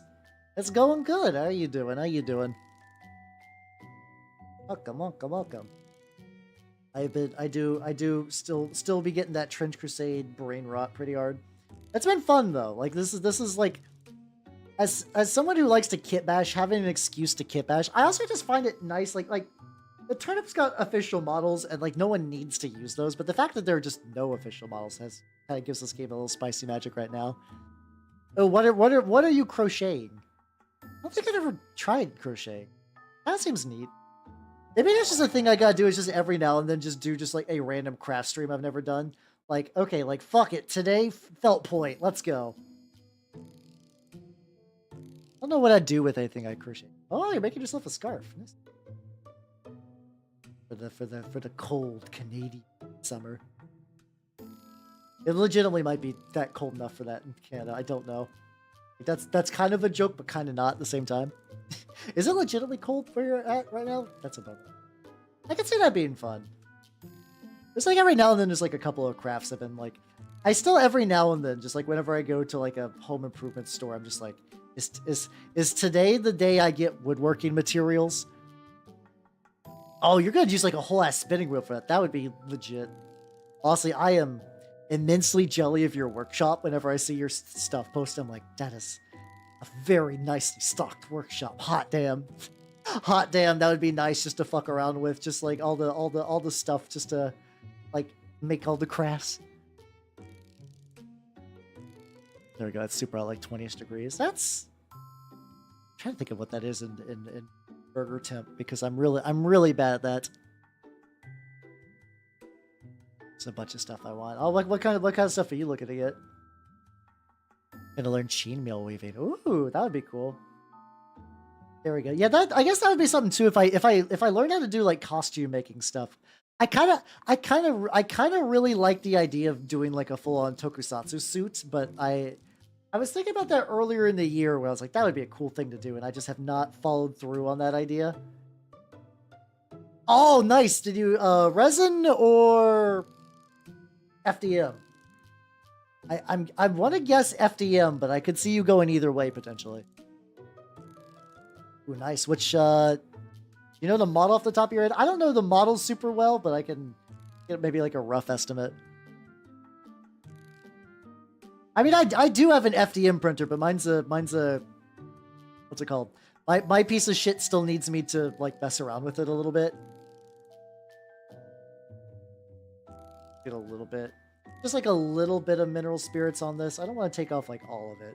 Be kind of gentle on my mineral spirit removal.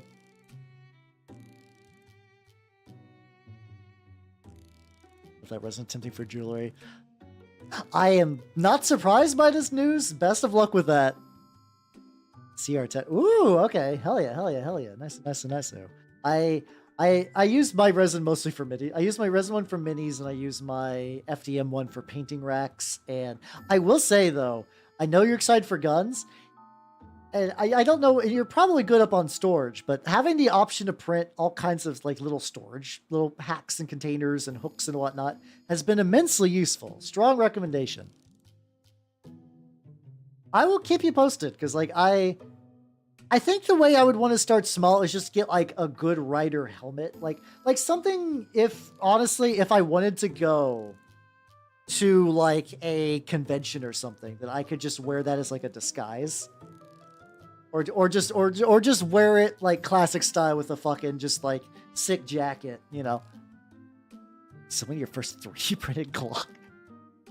Hell yeah, let's go. Nice and nice and nice though.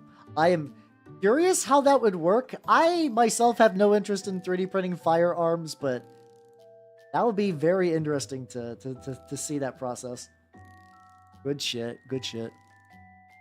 But yeah, I think like a helmet. I think the helmet's probably the hardest part, but I also feel like it's the part that could be like done on its own, if that makes any sense. Oh, so I have already. Give me a sec from dabbling on this guy. I actually have my Lord of my Lord of Tumors on stream right now. Just kind of tucked away in the corner, hidden, biding its time. Yeah, give me a quick second. I'll put some more emphasis on the boy, the lad.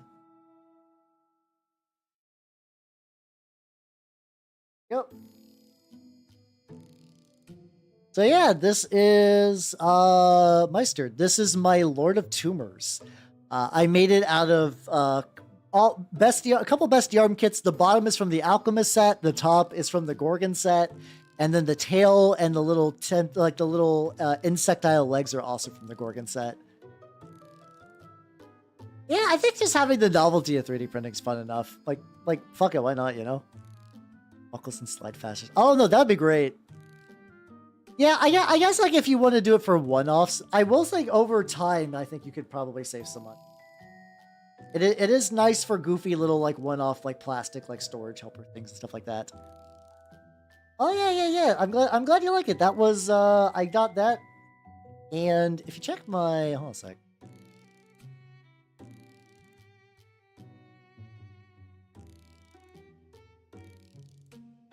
I have to finger type because I have enamel on my hand. If you check there, you can see my finished stuff. It also has my corpse guard, which are also the same Gorgon kit bash kit that I used for a lot of my stuff. Problem about being a dude with long hair is that your long hair gets everywhere and it's a pain in the ass. It's a pain in the ass. I don't even mind, because like when I'm kicking it casual, I can tie it back up. It's just hair getting into stuff is aggravating as all hell. Some props. Ooh, hell yeah. Let's go.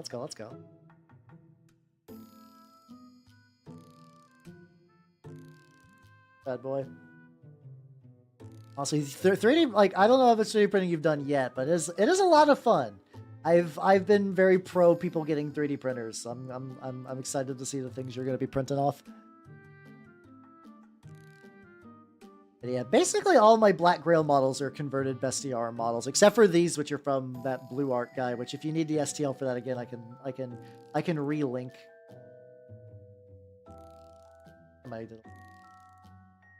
That's fine. He's got. I was a little worried with the removal process. I was like, there's a lot of angles and bits on here. A lot removed. Nice thing is if I remove too much at this point, because I decide to varnish, I can always just reapply and re-remove. I'm very new to enamels, but I kind of like the way they behave. They are pretty nice.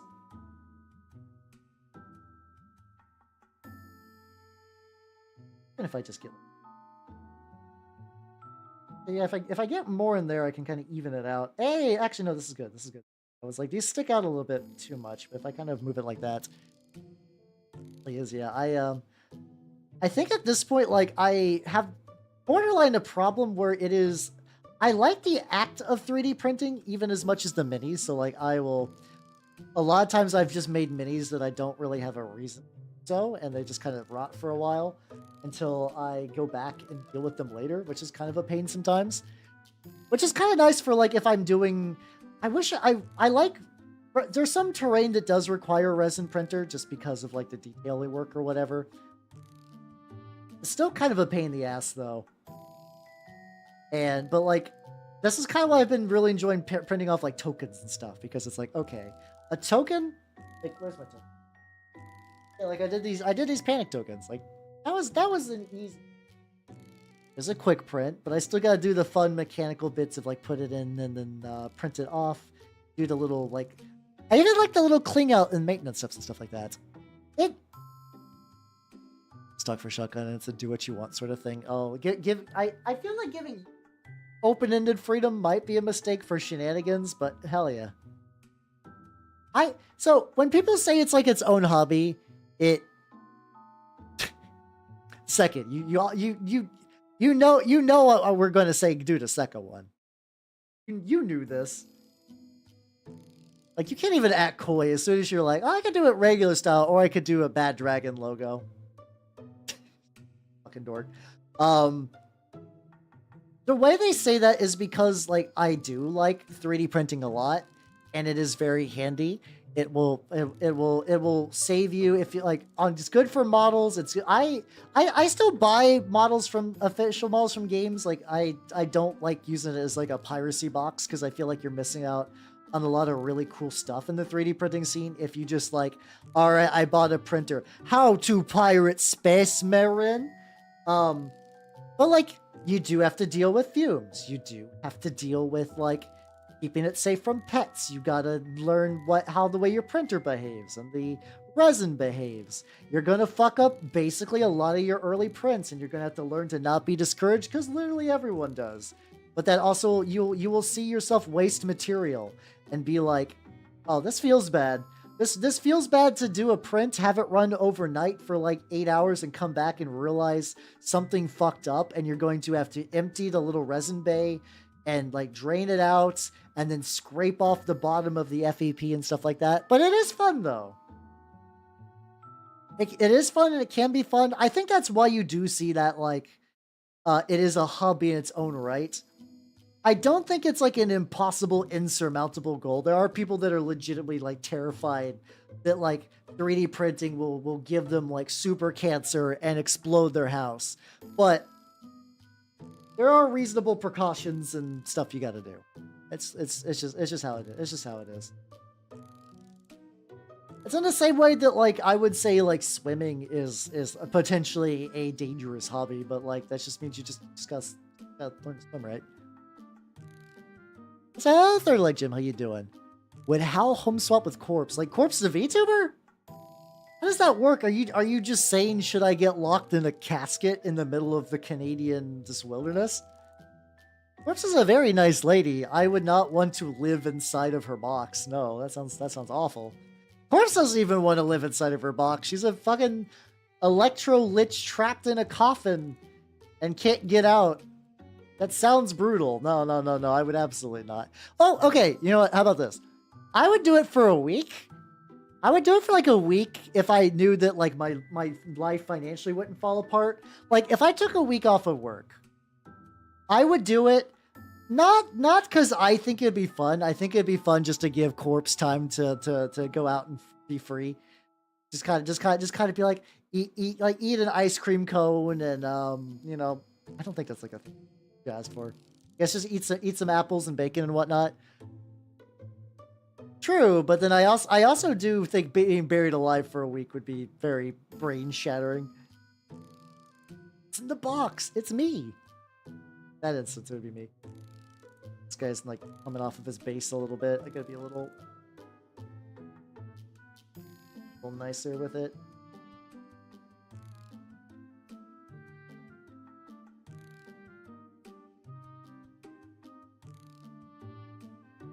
All right, let me. Oh, there's still one more. There's still one more. Nope. And once I do that, I will go back on the other ones and take a look. Thing is, I think it's still going to take a little bit for the enamel to fully dry before I can do like the cool terrain effects.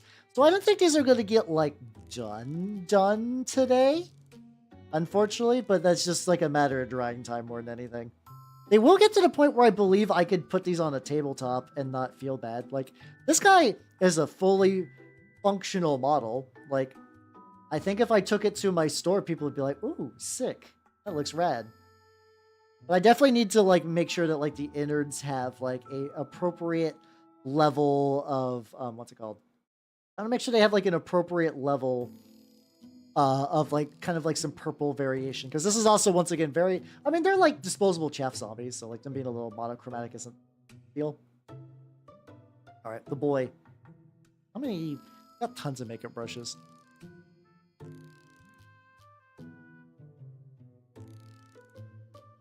Then no longer mental bandwidth. That's fair. That's valid. That's understandable.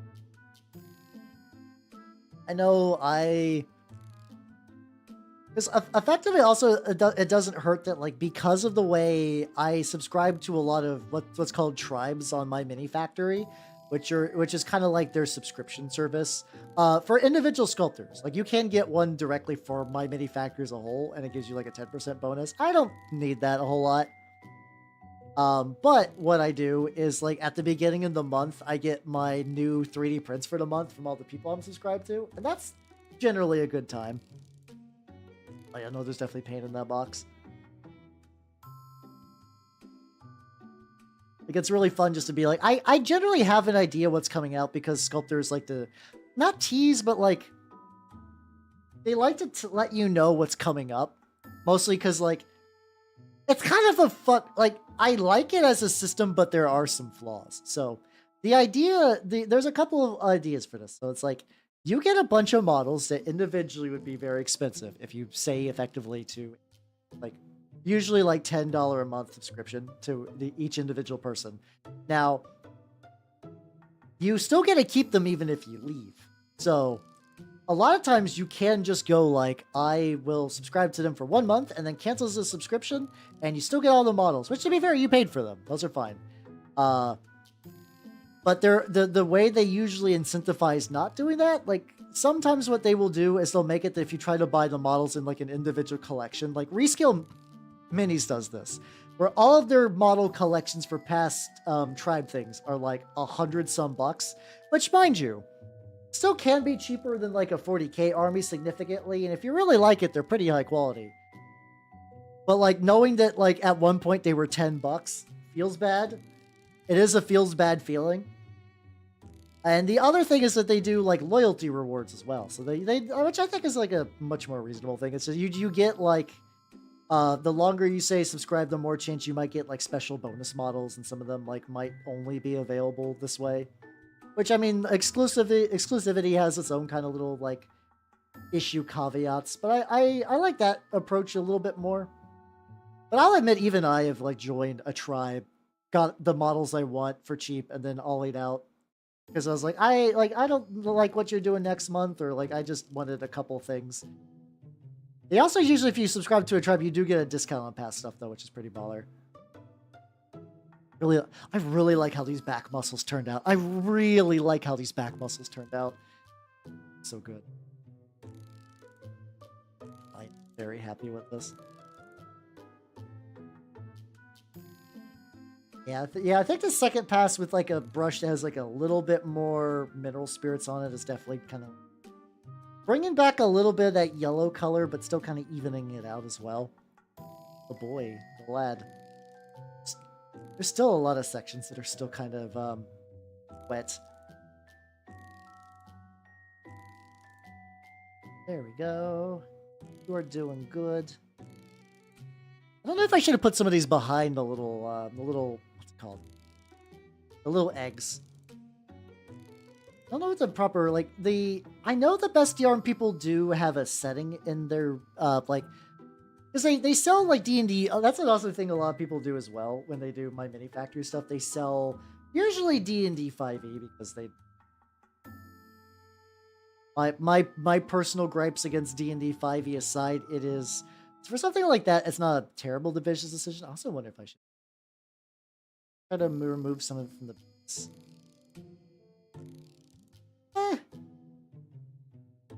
Actually, if I do that, it brings back a little bit of texture to it. Because the bases are just like little bits of... on there. The bases are just like a dirt texture, a super glue kind of little like... It's like a super glue. It's like super glue PVA glue trick that gets you that kind of like weird fucked up flesh. Okay, that's a good idea. I'll start doing that with these. Get a little bit more distinct coloration around the ground. Especially because there are kind of like natural ridges for it. I can kind of hit that up. That'll be good. Ryan. And then these boys I'll leave alone and just dry brush later. But yeah, sorry, I got distracted from the thought. They have a setting, which is kind of like, I don't know, like it's kind of, I haven't found a huge draw on it. Like, I think I specifically chose the tier that has all of the books in it. And whenever I see them, they're very, like, I guess like Souls, like Dark Souls inspired generic, where it's like grim. And like the individual ideas that they put into some of their stuff, like their version of the Drow. Well, actually, even their version of the Drow aren't that unique. They kind of got the whole like, we are flesh warpers thing. Like they basically have some spider elements, but I think a lot of it is more like flesh warping, imitating spiders, and worshipping like directly wolf style spider. I said, already, how you doing? Welcome everybody. Welcome, welcome, welcome. How are you nerds doing? How are you nerds doing? If you do not know me, I am Halbernut the Mimic Vtuber of the Nurgle's game variety. I have to maneuver my hands very carefully because my hands are covered in enamel. And hello, Baxter Cook, how you doing? What? Deck. There we go. Nice. All right, got both of those. What retro game were you playing? I am currently working on some models for a game called Trench Crusade. It is a tabletop war game with the premise that the Knights Templar opened a portal to hell in 1099. So it's kind of like an alternate history World War II, where the forces of Christendom and the Sultanate of the Iron Wall, which is sort of like the collective Muslim forces, are fighting against demons. Oh, wait. Oh, God. What Warhammer 40k game was there for the PS1? I actually don't remember any off the top of my head. I'm sure they exist. Have you...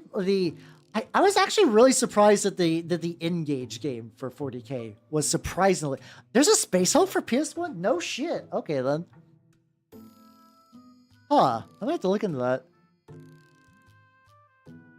But yeah, I'm painting little gross, horrible zombie bugmen, and then also I worked on this guy today, my weird dog, my weird, gross dog that I painted. Look at him; he's got little saliva trails.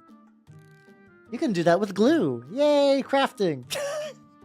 But yeah, hopefully it wasn't too bad. I'm gonna be real. 40k games tend to be awful, outside of a few gems. Little hybrid FPS strategy. That doesn't sound too bad. Okay, that sounds pretty legit, actually. That was one of the, apparently the legit 40k games. I know there are many that are just like suffering through licensed trash. Fire Warrior can once again eat my entire ass. God damn that game. I don't even know why I hate Fire. I've played worse games, but something about just like the sheer mediocrity of Fire Warrior made me upset.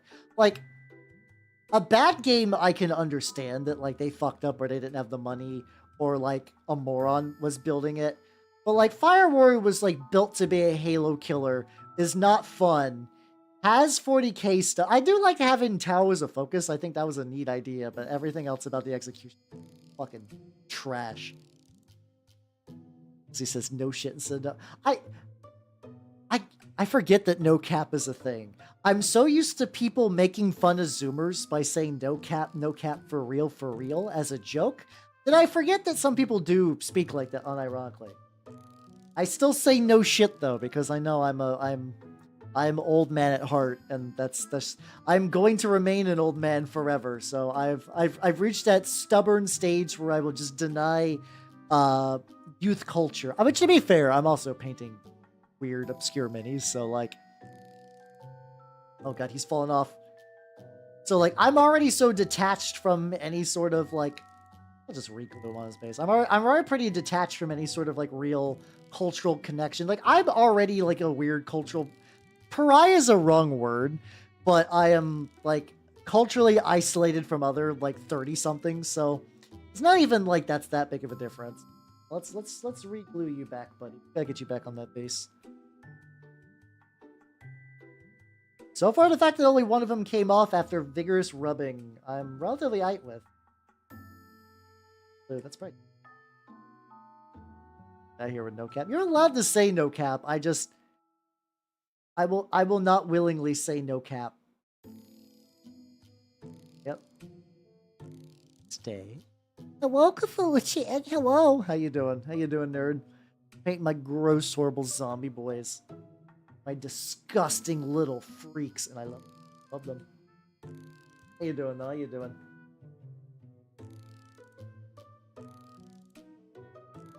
These are Grail Thralls for the Trench Crusade faction, the Black Grail, which are like the hideous zombies of Beelzebub. They are undead monsters filled with plague that are still somewhat aware of their situation, but they don't really have control of their bodies and are functionally undead. Like they even have like an undead tag, which gives them a lot of immunities. They're kind of like the melee faction, which is why they have to get a lot of immunities, because this is a game with really powerful guns. So they need to be able to strut up and like beat the shit out of their opponents. I think they've gotten nerfed a little bit, but sometimes they are, I can see from people talking about them, maybe a little too good at it. So the game is still being worked on though. So I'm okay. I'm mostly choosing them because I think the theme is cool. As somebody who like collects Nurgle, they're kind of a natural fit for the kind of shit I like out of minis. So I've been having a blast them and whatnot. I also got to use enamels and stuff like that, which is always fun. Have a good night, Steve, and take it easy. Have a good rest, yo. Oh god, dripping water everywhere. I'm good at drinking, apparently. Like every third sip, I just like get water on myself, and I don't understand. I got that, like, if anyone's seen Airplane, I got that drinking problem from Airplane where it's just like trying to put the glass of water to your mouth, just gets it everywhere. I do that sometimes. I think it's because I'm like trying to do like a weird grip on my water most of the time, because I'll have like painting supplies in my hand. I'm like, I could probably nail this and just like splash. Never enough to be too bad, but enough to be annoying. So that's a little insight into my twisted realm. Yeah, just like an issue with drinking, not alcoholism. So Matthew, have yourself a good night and take it easy. Yeah, I mean, Lancer's pretty fun. You should read up on it anyway, just for shits and giggles, you know. I haven't watched Airplane in a hot minute though. That's one of those movies that I think I watched because people like this is one of the all-time classics. And I think I enjoyed it. Like I think I had a pretty good time with it. I just don't think I would have seeked it out otherwise. A lot of I've been thinking about it. There's like a lot of like even like weeb classics that I kind of missed out on. I mean, they kind of did. There was like, what was it? It was like, is it Jake Paul or Logan Paul did like it wasn't called Airplane, but it was a similar sort of movie where there was like a comedy on an airplane and like wacky shenanigans. Like, I don't know if it was goal was to set out to like, we're making Airplane, but for modern audiences or not. What if Airplane was a YouTube video? That kind of thing. I of course did not watch it because I enjoy trash movies, but I enjoy fun trash movies. That sounds like fucking agony. Jesus Christ. And so far you did. Hell yeah. But you will. Oh yeah, listen. Oh, you're just saving points for real. Ah, I got you. What are words? I'm like trying to figure out how to say thing. The legs? Yeah, no, it does. I don't know much about him if I'm gonna be honest. Usually it'll be like Logan Paul's in the media for punching a dog, and I'll be like, ain't that some shit? And like go about my life in blissful ignorance.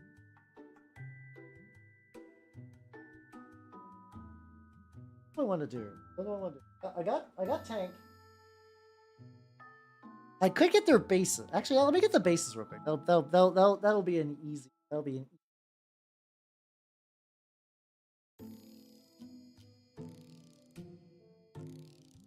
Then eventually, once they're all dry, which I don't think time.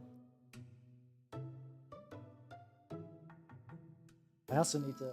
Those are the communicant that I was working on last time, but it is. I need to find like a good, functionally, like I need to find a good way to make a goop that functions like blood. I guess I could use PVA glue and that like blood for the blood god, like the blood speed paint. I've done that before and I had a generally good time. There's massive contaminants. Oh god. I guess I'm not surprised by that. Like I know when I'm at the store and I see the fucking like Mr. Beast bars, I'm like, there's no way this could be any good for you. It is a technical, yeah. Effectively, I kind of make my own by mixing in like gloss acrylic medium and like a red speed paint. That kind of works out. I think if I combine it with glue though, because I'll need to paint the skin pale, and then I'm gonna make the body like effectively make like blood glue to hold like those like plates onto its body. Oh yeah, I put the paint back where I wanted to put it, and then I set it somewhere else. I'm like, where's this?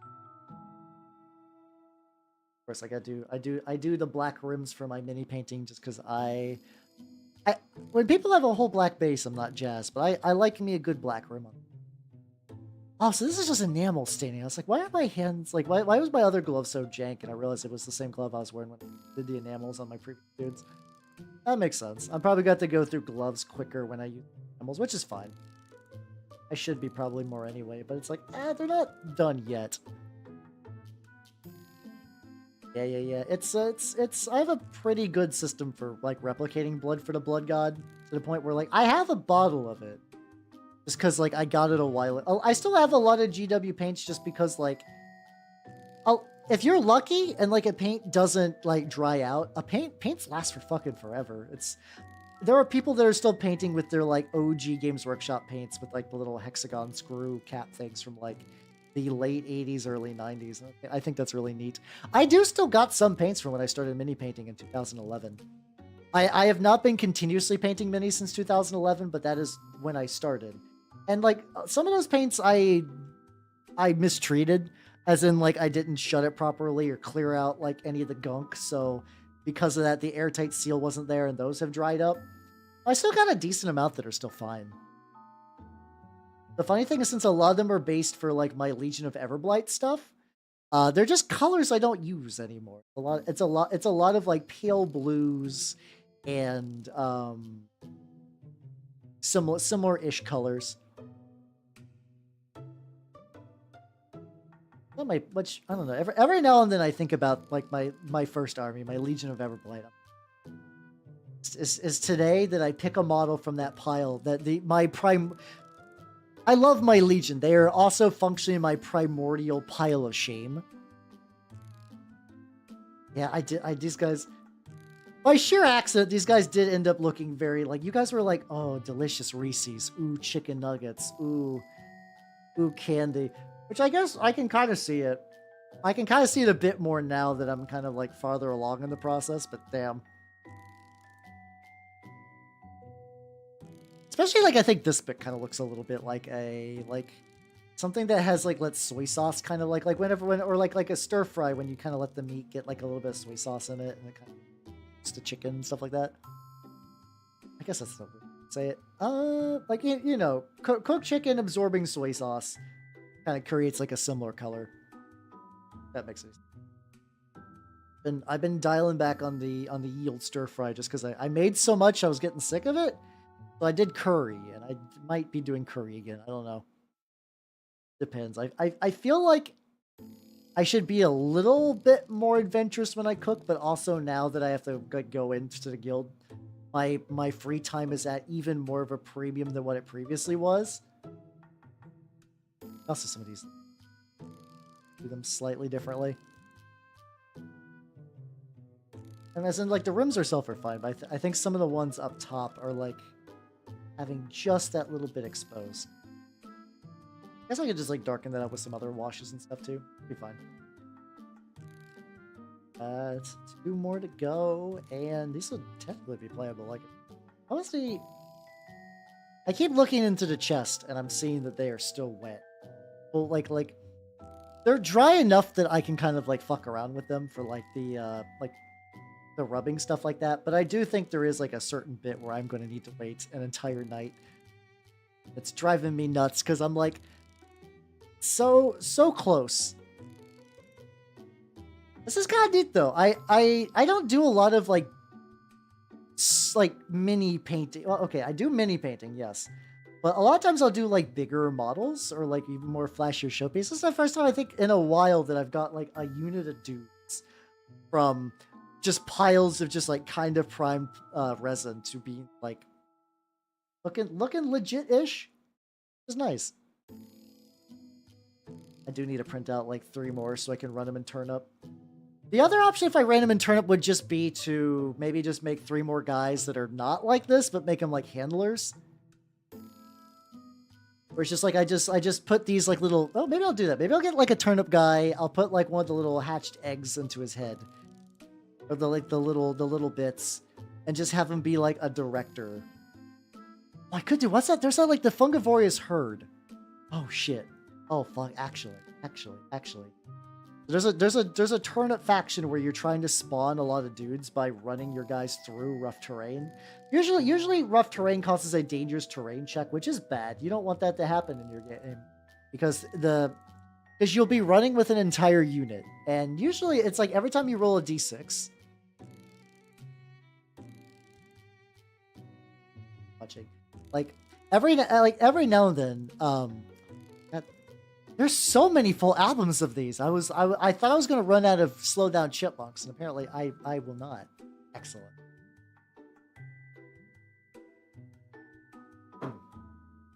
A glove nearby. I'm debating if I want to get another new glove. If I want a 3-glove this. That should be fine. So let's go back to 10. Hank will probably be the star of the show for tonight. Scoot up a little bit. I keep painting things closer to my chest level, and I don't want to do that. All right, so we got you. I'm gonna get the head glued onto the tail. So what we need to do is, look at this beaky fuck. I love these Shakos so much. I actually didn't know that, like, what they were properly called until I start playing turnip. Like, I learned the term from turnip. It's like, oh yeah, Shako is the funky little hats. I love them. Like, I like me a funky little hat. As somebody who has been an incredibly casual Toho fan for many years, I love me a good funky little hat. Which now I am very just disconnected from Toho in general. Which, to be fair, like, I suck at bullet hells, and, like, a lot of it I would just consume through, like, music or, like, especially the places online I would be. So without that, like, backing at this point, I'm mostly just what's it called? I'm mostly just listening to Akatsuki Records music, and like that's my real Toho interaction these days. Maybe if somebody posts a funky little picture on Twitter, I could be like, get the details of his hat. Probably have to go back and touch it. Yeah, putting it on like a little stick thing was a good. Otherwise, I'd just be like touching the living fuck out of it. So especially I think next time if I do it, I'll do like a proper, like I do like it when like the Warhammer people do like a real deep drill and they don't have to use as much like sticky tack as I'm using.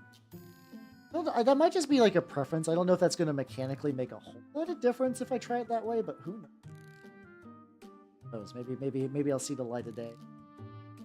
Oh yes, I see this. It probably would make it a little bit more sturdy, I guess. Because if there was just like straight up a like like a brass or like a, I think they're usually brass rods for like pinning, which I have not had to pin in a hot minute. Pinning and like Warhammers, like when you drill holes into your model and you use like little reinforced pieces of use like little reinforced pieces of metal to keep everything just kind of like together. You have to do that a lot with metal models, and that was a pain, and I hated that.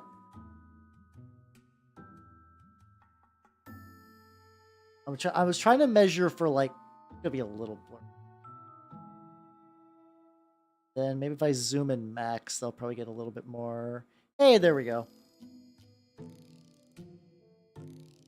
Yeah, for like metal models is a lot more important. Plastic, I don't think you need to do that unless you're doing some like really flimsy kit bash. Like even models like Bellicor will have like a gigantic, stupid, widespread set of wings. That's not even that big of a detriment to running everything.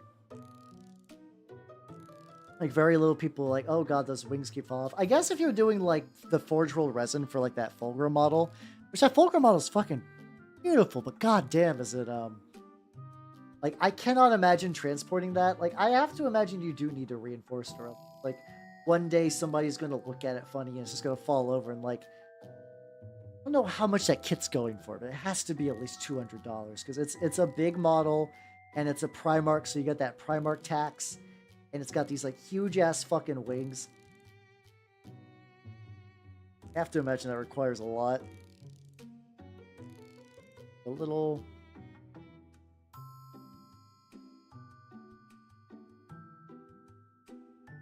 Get a little bit of red in there and wait for the rest to dry so I can do some touch-ups. You'll be on that tank very soon. Don't want to do that. Back. Zoom out. Let me zoom out to medium. All right, we're back to tank. Tank. Top needs. Oh, I gotta get. Okay, I gotta get the metal on the bottom of it. That's an easy one. The ads be approaching. I know there's like a widget you can download to do like a nice little special like on-screen like little funky version of that. I think it required like some service that I wasn't using. I haven't watched him in a while, but there's this dude called Nutty that does like Twitch tutorials for things. And like usually the guy's kind of aggravating, but like his tutorials are really handy. I think he had like some proprietary like plugin that required. Oh no, it required Sammy. I don't think it required Sammy. I think there's like a couple of different variations of like this is a series of tools for streamers to like mess with stuff with like connections to other services and also doing like elaborate button presses. There's Sammy, there's Mix It Up Bot, and I think there's like one other that I think is the one that's kind of like the most complicated one. Like I think Sammy is like a pretty like reasonable to use that type of software. Even though I need to really strap down and get like a better grasp. I got like a couple things rigged up in Sammy. Like all my, I was about to say I got all my like redeems for like the funny like cat ears and whatnot, but those seem to break all the time, and I don't know what is up with that. Oh, I don't know if that's a me thing or the connection thing is weird or what, but I wish it wouldn't break constantly. That would be nice. Get a little bit more metal on here. Fully just missed the other side. I also got like a big base for this guy that I've I had to basically search my collection for a base that was big enough for this chucklefuck, and I found it. And I have basically, I have done nothing to actually prepare it yet. I figure if I can at least get the tank base coated, so I can, because I'm probably going to put like a lot of like, yeah, I can actually just print out like a bunch of like roughed up terrain, broken houses and shit. I do have a bunch of that 3D printed stuff. That's another thing too. If you like 3D printing, and you just need something to print, but you don't want to get into like a whole army. Base decorations are really fun to 3D print. Like I've got a couple different ones where it's just like a couple little rocks, like some like broken rubble, like little stones for like a stone path. I know rubble and stones are the same thing, but still. And always like when I just need to base a whole lot, I can just go into like a little bag of stuff and just get that going.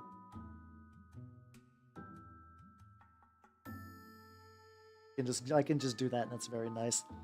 Also, I remember I used to have to like hand mix like the sick, because like effectively this guy, like I was already trying to do like a version of that kind of like sick pink fleshy tone. Like I was doing that for like even for like the slug guy was like the big kind of like I was just hand making that. Now that I got this like burgundy color, I think it's like Sword Hill Burgundy from Tooth and Coats. Just like it's much easier. Yet we get more coverage with less effort, and that is. I'll probably go back and dry brush this a little bit, make it look a little more rooty, but that shouldn't be too bad. I think at the very least I think I will probably magnetize a bunch of alternate tops for this, for like if this is a like.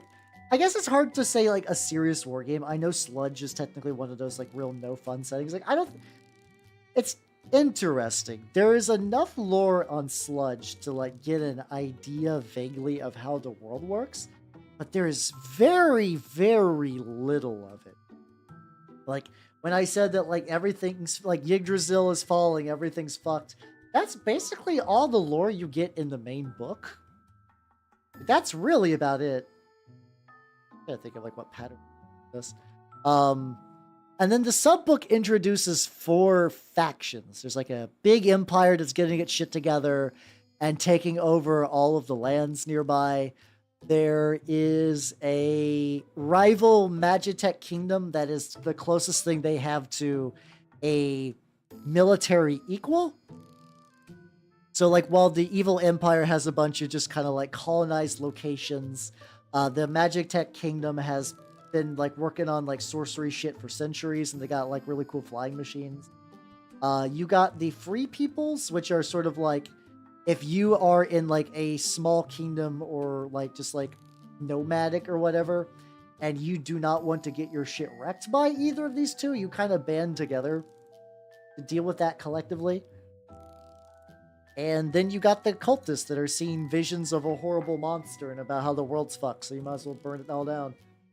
How you doing, Waffle Cat? How you doing? Welcome, welcome, welcome. I've been working on models for a game called Trench Crusade. The bases are like... There we go. So I got these boys, which I spend a lot of time on. And then they're still drawing, so they're not going to be done. You're friendly? Hell yeah, let's go. Here is the weird fucked up dog. Love weird fucked up dog. And...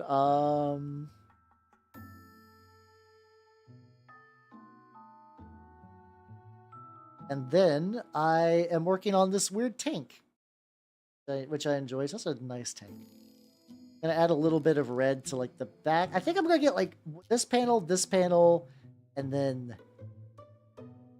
Actually, I could just get this panel and then this panel. Then it'll have that like little metal door contrast. That'd be nice. I think I'll give it a shot that way. A lot of this tank, I'm just making color choices. I didn't have a plan, really. Like, the colors of the army I'm going to run it in are the colors I put on the tank. But, like, I didn't really have a huge pattern idea in mind. I'm glad you're feeling friendly. Things have been going good. Tonight has been a very, very successful night. Like I said, I think all these, like, 6-hour painting streams are really, really good for my productivity. I think the only one that I didn't come out the other end thinking, I got a lot of models done, and hey, I even got stuff I can show off, was the Biologist Purifier. And that's just because that model is just, like, 8 billion sloshing vessels, and that was agony. It's still not done, and I need to continue on those fucking like little potion vials and shit like that. There we go. This will need another coat for sure. Oh, especially they could just go to the bottom. Let's go and get these like little bits. I'll definitely maybe it helps if I do it in the front. This is yeah, I probably do need to recalibrate. I'm fairly certain what's happened is that every now and then I will bump into my camera. And I think every time I bump into the camera, I just slightly move my paint, like my camera frame reference for my painting. And like 1 or 2 times, that's probably fine. I've probably jostled it enough where it's like illegitimately, like it's just like off center enough that like things that used to be comfortable are no longer going to be on camera. It could also just be this is just like a reasonably big model. I did a Chaos Knight. Fine, I still have another one of those. I have one last unpainted Chaos War Dog. It's the same. It's like when I painted one like a couple of months ago. It came in a set of 2, because usually they do. Usually they come in sets of 2, and I was like, I didn't even really need that first War Dog. I mean, Chaos Knights is a faction. The more War Dogs you got, the better. And I know like good lists just basically only bring War Dogs. But I was not like my army is still complete. Like that's the one army I have out of every war game I play. That if I roll up to the shop, in theory, if I wanted to do Chaos Knights, I could just put nothing but painted models on the table. Every other one, not so much. My turnip armies in particular are like weird hodgepodges of like this is finished and this is not.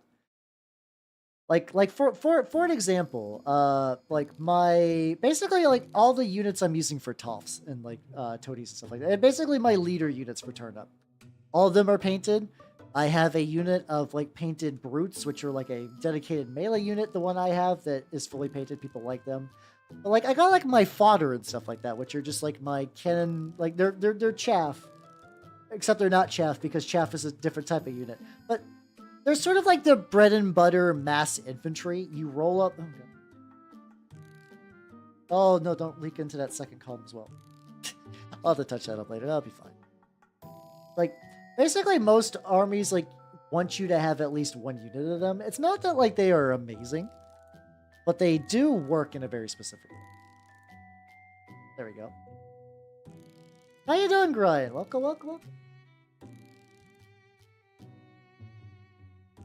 It's a little bit on my end. How you doing?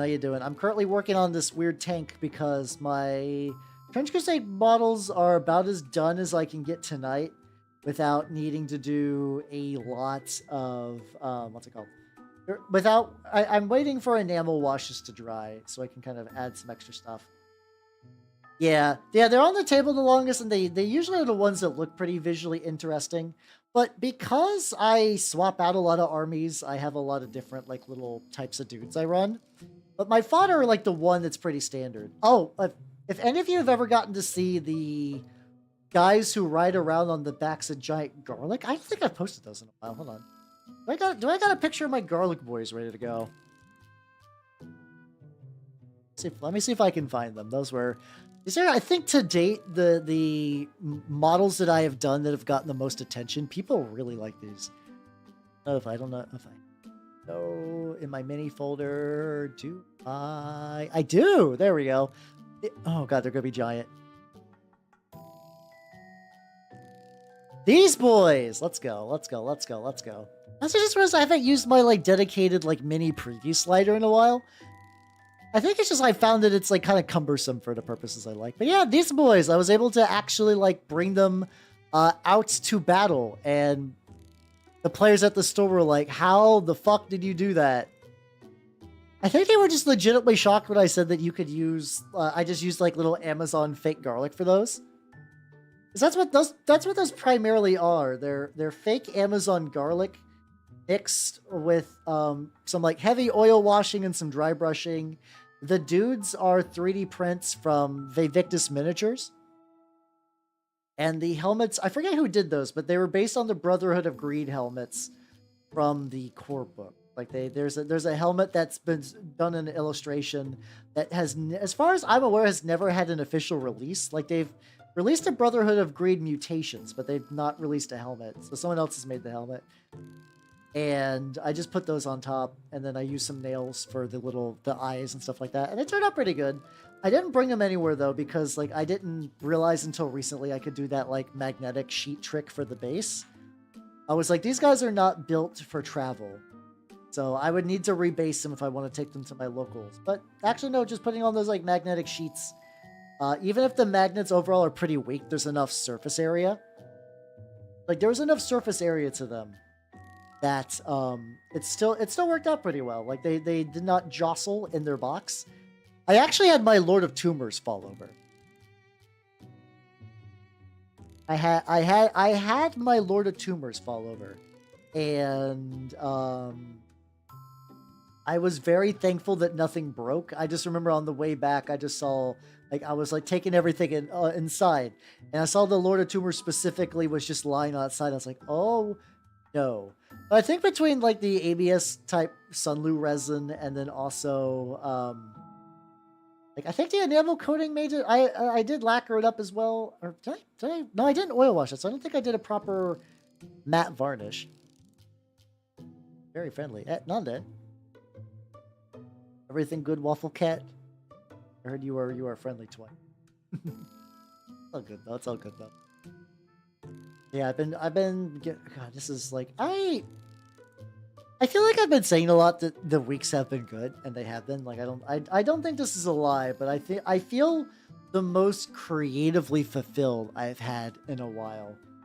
Like I think I've been the most creatively fulfilled. I've been getting around to TRPGs I really enjoy. Off real quick. I have been getting to use it's not only have I been also getting a drive to finish existing models, I've also been using models that I painted for the sake of just like, oh, these are just going to be like nice little models I'll have. I'll never get to actually play with them.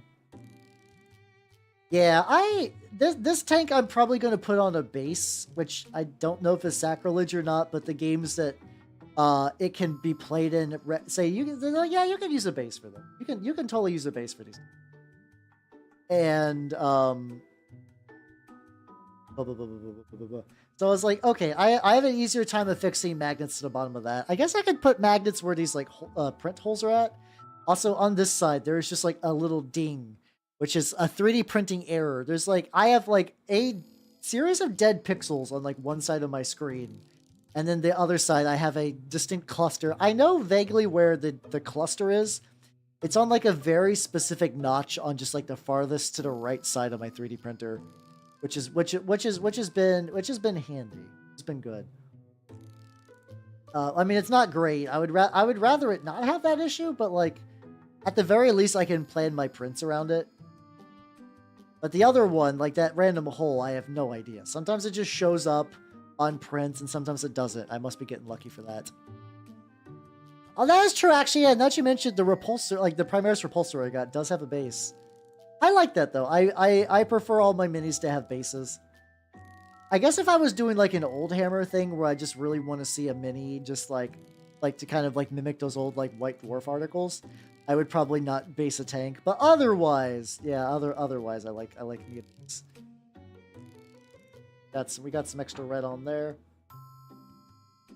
I'm gonna add some red to the top. Yeah, put a base on a Baneblade. See how well everyone takes that. Oh, I know I could do.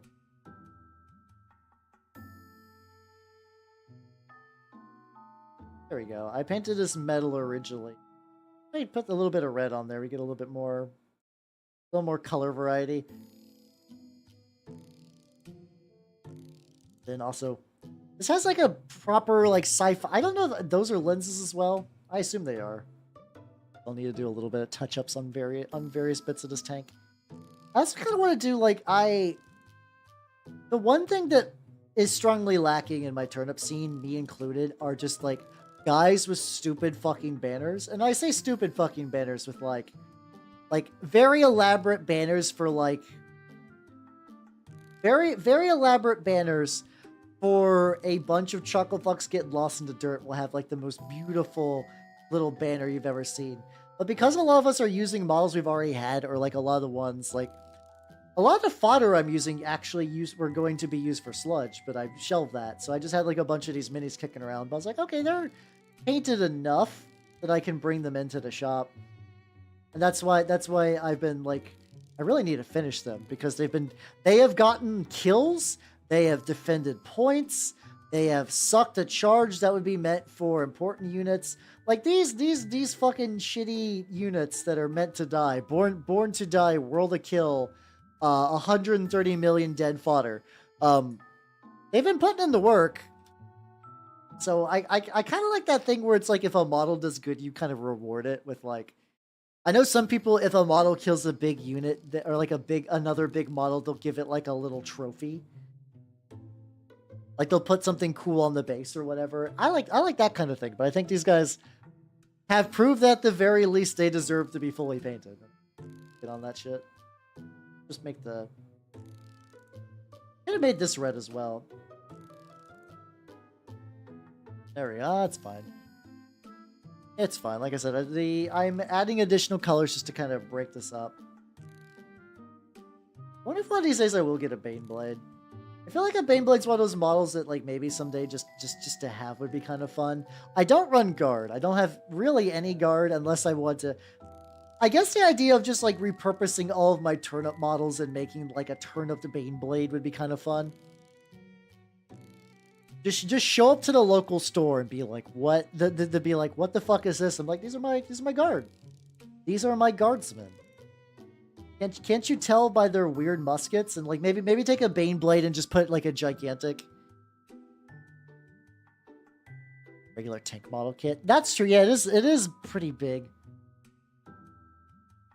But just like take a Baneblade and add like little like Rudy turnipy bits to it, make it rusty as shit. That could be fun.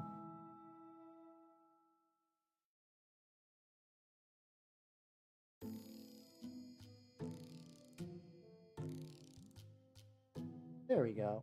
I'm gonna do some touch-ups on these. What's up, Wimmer? How you doing? Welcome, welcome, welcome. That's true. I could do like Grot style tank. I guess technically I could do like Turnip has like a history of like fucked up little tanks for their stuff. And yeah, how you doing, Waymer? Welcome, welcome, welcome. I'm Halbernut the Mimic Elf, miniature painting VTuber of the Nurgle and Skaven variety. I was working on some Trench Crusade models today. So got these boys. They are about as done as I could get tonight because I want to wait for the enamel wash to be fully cured before I fuck around with them. But I did have this dog turn out pretty good. Look at this. Look at my Plague Hound. Yeah, look how I love how shiny his fucking back is. Hell, it's like that's not a good thing. He is. I guess I don't know. It's depositing eggs. I think it's sort of beyond the concept of like anything specific. Just a fucked up little egg-laying creature just filled with hate. Which is a fun way to describe someone.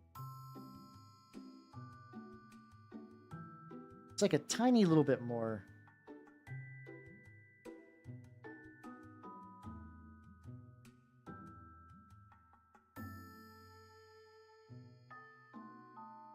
Then I gotta get a little bit of gold around the edge. I think it's dollop of gold. Hey, there we go.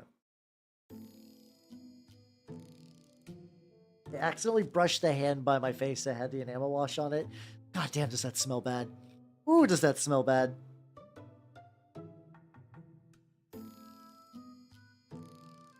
It is. I like Streak and Grime. I've been having a lot of fun with it. I can see why it kind of blew up in like the whole like grim dark sphere.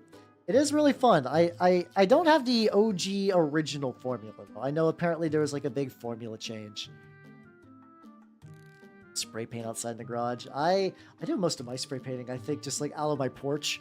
Every now and then it'll be like 1:30 a.m. and I'll just go out to the back of my back porch and turn on the light. I will be wearing a tank top and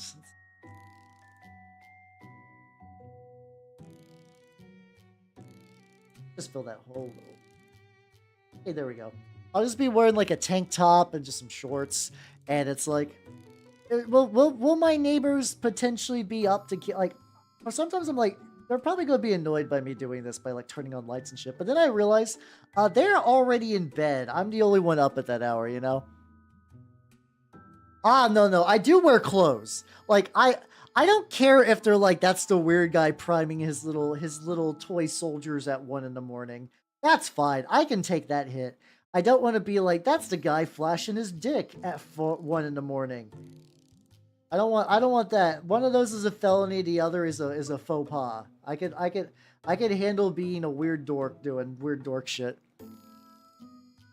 I'll wait for that to dry a little bit. I need to touch up a little bit. I also want to get a little dry brushing on the little turnip thingy on his head. Speen. We can go back to the tank. Yeah, I should go ahead. Oh, let me. I should continue. But yeah, I do want to. I would like to get like an insignia for my army on. Fuck, there are. Apparently, when I painted the rim, that caused like a perfect vacuum seal to the table, and I don't understand how that worked, but whatever. Slightly bigger. But for that. But yeah, I don't know if I want to use the tank as like my first test attempt for getting a logo put together. The do be a tonk. It's looking nice. I like it. Like I said, this is probably a good model to test the new Sean. For context for people who don't know, the new Noosh is a. I also wonder if I should like. He's got these like little bits here too. I could make those red, or I could make those like that's like Warplock bronze color. I might make them red for a little bit of fun. There's not a lot of like, if you look at dead center, there's going to be the turret that has red, but I want to add a little bit more. I love this tank to piece. There's another set of models that I guess were in the same, like, whatever this original game came from for this. Called like the Avalon City Guard. Hello, Rotated Cuff. How you doing? Yeah. I got the Grail Thralls, just looking all grimed up, waiting to fully dry. And then I got this. I got my dog. Got my Plague Hound. It's sick fucking egg-laying bullshit. How you doing? Yeah, today's been a Trench Crusade kind of day. And maybe next week will also be Trench Crusade. I've been on a big Trench Crusade kick. I also know that I might as well get these non-Warhammer streams out of my system, because once Skaven hit, it is going as much as I like me indie games. Rats are coming. Rats will be happening during the summer, and I know once that happens.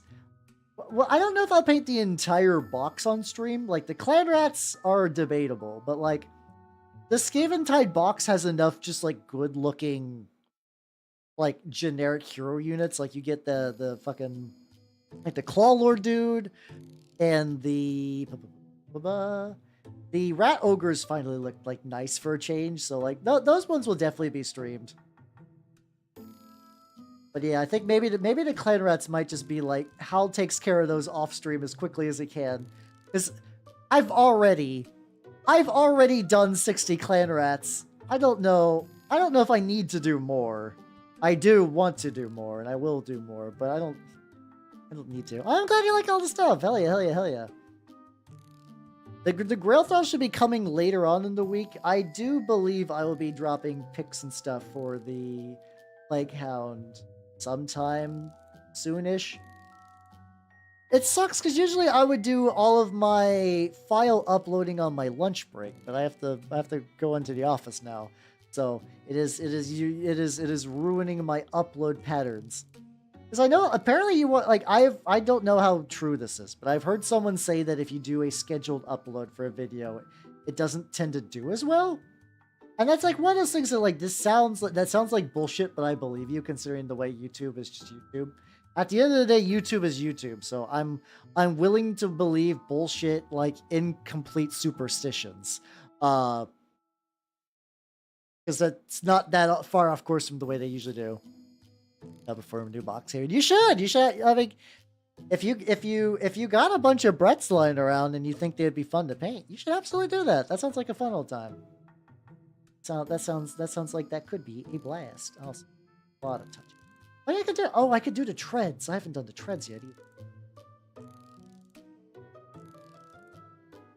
But yeah, you should absolutely do it. Also, because like they're like roughly like I know there's new Brett sculpts, but I also know there's a lot of just like revisited older sculpts. They would like those would still probably look pretty good in the same army. Like I don't know if you have any of the newer stuff, but like might as well paint what you got, you know. Sometimes it is fun to go into the vault.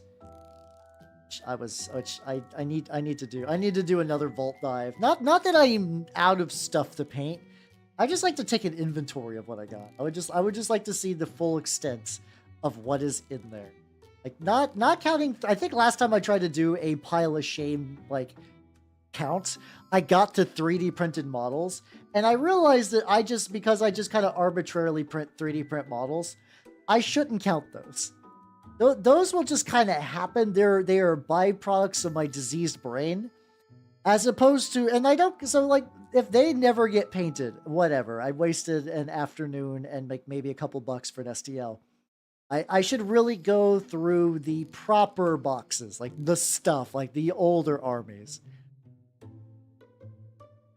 Is there a metal made?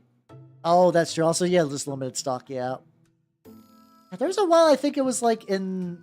I looked at a little bit of strategy videos for the old world because I was like, I have a very loose old world army, which is just my Age of Sigmar Slaves of Darkness rebased. Most of them were originally like Warhammer Fantasy models anyway, so they're just returning home if anything. But I remember there was like, oh yeah, like you should probably get like I think it was like a Hell Cannon. There's like a Chaos Warrior big fuck off cannon powered by Chaos Dwarves. I was like, hell yeah, let's go. Let's go. And apparently that model at the time was performing very, very well, and it's been out of print for fucking forever. So those were just getting scooped up for like a ludicrous sum of cash. And it's like, do be like that. Oh, yeah, let me get you in the sophomore Official Nanners fan club for people.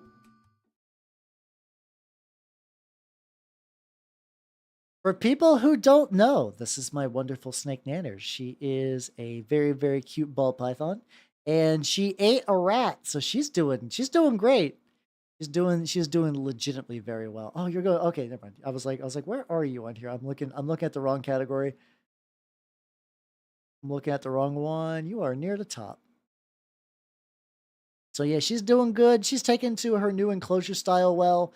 I've had to try to deal. It was a little overly humid, so I've been able to take enough steps to remove the water, and it seems to have stabilized now, which is good. I know if you leave a snake in this place that's too humid, they don't like that. It's not good, but she seems to be doing good now, so hell. And with that, I take a drink. And then also with that, Hellcat64_YT. I gotta call you by your full Christian name. Welcome to the Official Nanners fan club. Yippee! Let's go back to the minis. How's it going, Max? How you doing? Welcome. Am I cute? My snake cute? Is my weird dog cute? Is my tank cute? Are my horrible mutant zombies cute? You're allowed to say yes to any combination of those. I'm just curious where your cuteness is directed. How you doing? I've had a good day painting some Trench Crusade models today, but they are needing enamels to dry. So I'm currently just working on this tank because it was new, and it's a very fun tank. I really like this tank. Like touching up some like additional red. How do we get the tires? All the above. Fuck yeah, great taste. How you doing though? How you doing? Oh, I need to get like that. That's all Slutner. Welcome everybody. Welcome. Let me shout you the fuck out. And hello Headless. How you doing? How you doing? Heart on Crowd Online. I have never heard of that. How you doing everybody? If you do not know me, I'm Halbernot the Mimic Elf, a miniature painting VTuber of the Nurgle and Skaven variety. Though today I'm working on some models for Trench Crusade. I was primarily working on these. These are my Grail Thralls. They are waiting for the enamel to fully dry before I can finish them, but they're looking pretty solid for the amount of effort that got put into them. I got my Plague Hound, which I got pretty good. It's got some goopy saliva in its jaws, which is doing nice.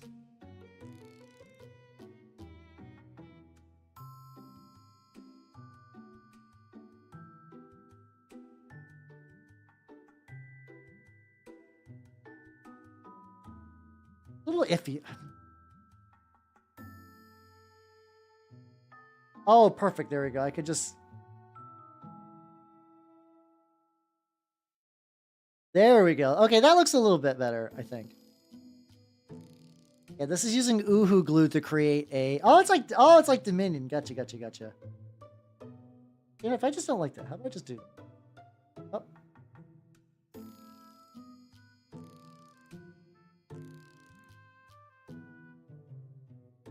And gooping up on there. That might have been a mistake. It's fine. We're gonna make an attempt. We're gonna try to fix it. This is using Uhu glue, which is...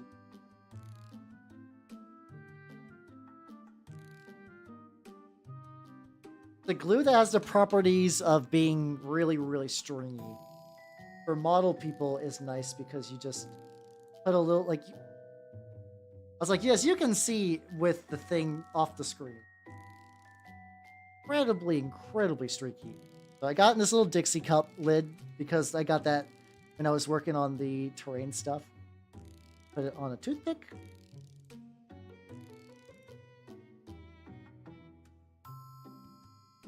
Oh, hold on. I need a clean toothpick. I just realized this toothpick is like picking up.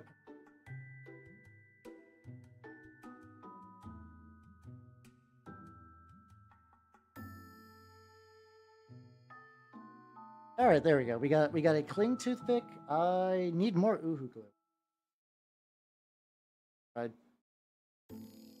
But yeah, I'm glad you had fun. I haven't played Dominion in a hot. That's a pretty legit game. Fuck yeah. Enjoy and take it easy. Enjoy your night.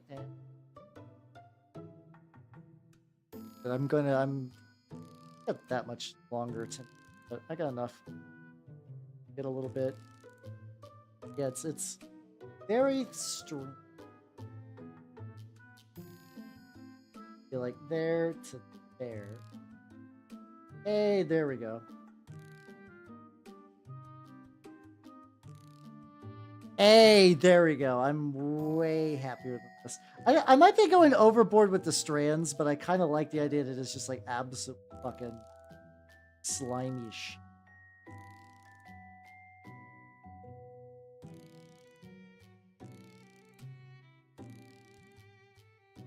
Hey, there we go. Oh, it's got cute anime girls. Ah, I see. Game of the year every year. Oh, look how drippy that fucking mouth is. Oh, I love it. I'm so glad I got Uhu glue. I originally bought that for Tyranids, so if anything came out of me doing Tyranids that did not actually... Tyranids didn't really manifest like I was expecting it to. But I learned that Uhu glue is very cool, and I could use it for all my projects. Let's get a little bit more on there. Little bit more. Oh yeah, let's get the bottom. Smaller brush. I mean, nominating princess. Oh, okay. So you just kind of bribe princesses and you kind of build a forest. That does sound like that. That sounds pretty fun. I kind of had to go cold turkey with like deck building games because I was getting way too into Slay to Spire, which is not a bad thing to get into Slay to Spire, but I was like, it wasn't like dangerous Slay to Spire, but I was definitely like, if I had free time that I wanted to be like, you know, like maybe do some stream improvement things or work on some models or clean the house, I would just put on Red Letter Media and I would play Slay to Spire, and which was fine initially. I was like, I think I got to Ascension 15, which I don't think is like particularly high, but like I got reasonably okay at it. I am okay out of 10 at Slay to Spire. I don't think I'd consider myself good at Slay to Spire until I hit like I think like Ascension or like Ascension 20 is when you beat it. And then you start doing like little dumb challenge runs and stuff like that, and like builds work. Never quite got to that point. But I was getting into a rhythm that I was like, I gotta stop. Oh, it's a 4. Oh, is it 4? Oh, oh shit. Who are you playing with? Who are you playing with? Didn't realize it was a 4-player game. I thought it was like that, but just like single player. Oh, got you. Oh, you're playing. Ah, got you. Be a fun party. I know. Cause oh, okay, that would explain it. That makes sense. I did see a thing which I think is like, usually when YouTube is like, hey, here's a thing you would like, is usually kind of dumb. The thing I got is apparently somebody put together a Azumanga Daioh character skin pack for that like Super Mario 64 online multiplayer chaos version, and I was like, oh no, this is right. This is right in my area of interest. YouTube, tell me more. Might need to. It's like the only oh yeah, Osaka was one of them. The only problem I was like, I could not find Sakaki in the trailer. And I'm like, if you don't have my girl Sakaki, we're gonna throw hands. Kaguya was in there. Kagura was in there, sorry. And I was like, she's good. She would probably be my second main if I did not have access to Sakaki. But like, you can't leave Beskara on the mod. I know she's very tall, which might throw off some of the, but still. Best Azumanga Daioh. Best Azumanga Daioh. Thought there was Silent Watcher. Ooh. Yeah, I did see. Yeah, the sequel coming out. That's also a thing too. The sequel's gonna fucking destroy me. Oh yeah. Also, I should wait on this tank too. I have the the dark aluminum, which I think if I use to hit up like on the back of the tank, there's like these tubes, and also if I get all the rivets with that, I think that'll be pretty nice. I think that will add a little spicy extra to it.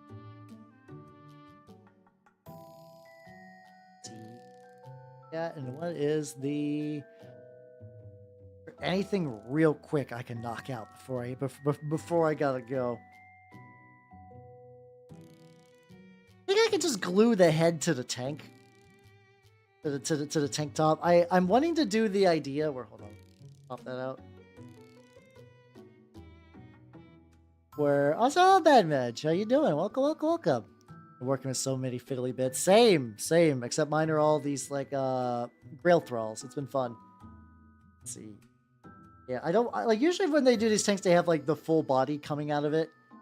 And this time I want the head just to be like a very weird peek up, like he's like just barely tall enough to look over the top. I think that would be peak. A peak. There we go. Nailed it. Let me do that real quick. But yeah, unfortunately, I'm probably about to wrap up really soon. I'm trying to think of like a last finishing little touch before I get ready to ollie out for the last duplicate. Hey, lad! Oh, I love this. There we go. Excellent. That means with that, I can. It's actually maybe I could do one. I could do one quick little. It's just to basically just go over this red one more time. At that bar, that's fine. Oh. Yeah, hopefully your fiddly bits have been going well. My fiddly bits tonight has been a real good fiddly bit off. A lot of time. A lot of my streams have been waiting for shit to dry, which is hello everybody. I'm Halbernut the Mimic Elf, waiting for paint to dry VTuber. Unironically, every week, several times a week, I bring a bunch of nerds in and we watch paint dry. I mean, I also paint the things that we're going to watch to paint dry, but still, you know, it's watching paint dry. Did it get too far off? We'll touch that up later. That I can put him on the tank, and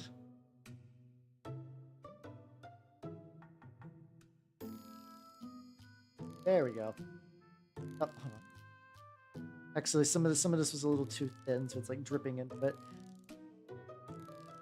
All right, look at the lad. Oh, I'm very happy with this. It's not nearly done, but the base idea is very sound, and yeah, shit. I was like, this red is going to be forward. Like, no, actually, oh no, that's why I did these. Never mind. I've been going for 6 hours, and I think it is getting off time. It'd definitely be getting off time. And with that, let's go to the outro screen. Yippee! All right, thanks for coming, everybody. Sorry, I'm moving some shit around so I could have access to. Very good at this. Thank you for coming, everybody. I had a lot of fun. schedule-wise, tomorrow in the Discord is movie night. I don't know what movie it's going to be, but it is going to be some real fantasy jank. I'm expecting some real fantasy jank. I'm leaning more jank than something good. I'm still not sure yet. On Saturday, if you remember when I worked on War Games terrain, I had what's it called? I worked on some War Games terrain, and I got like a pretty good body built for it, but I did not get to really paint much of it. So that's what we're going to be doing. And then on Sunday, I will be doing some more mini painting for the orc. How about it, Rick? Yeah, unfortunately, it do be about over. It do be about over. It's late. I gotta. And time to raid on Twitch. Everybody on YouTube, take it easy. I love Beastmaster. Beastmaster is like one of the better fantasy movies I've seen. Very fun. Beastmaster 2 is trash and should be burned. But YouTube people, I will catch you all on Saturday. So bye-bye, YouTube people. Bye-bye.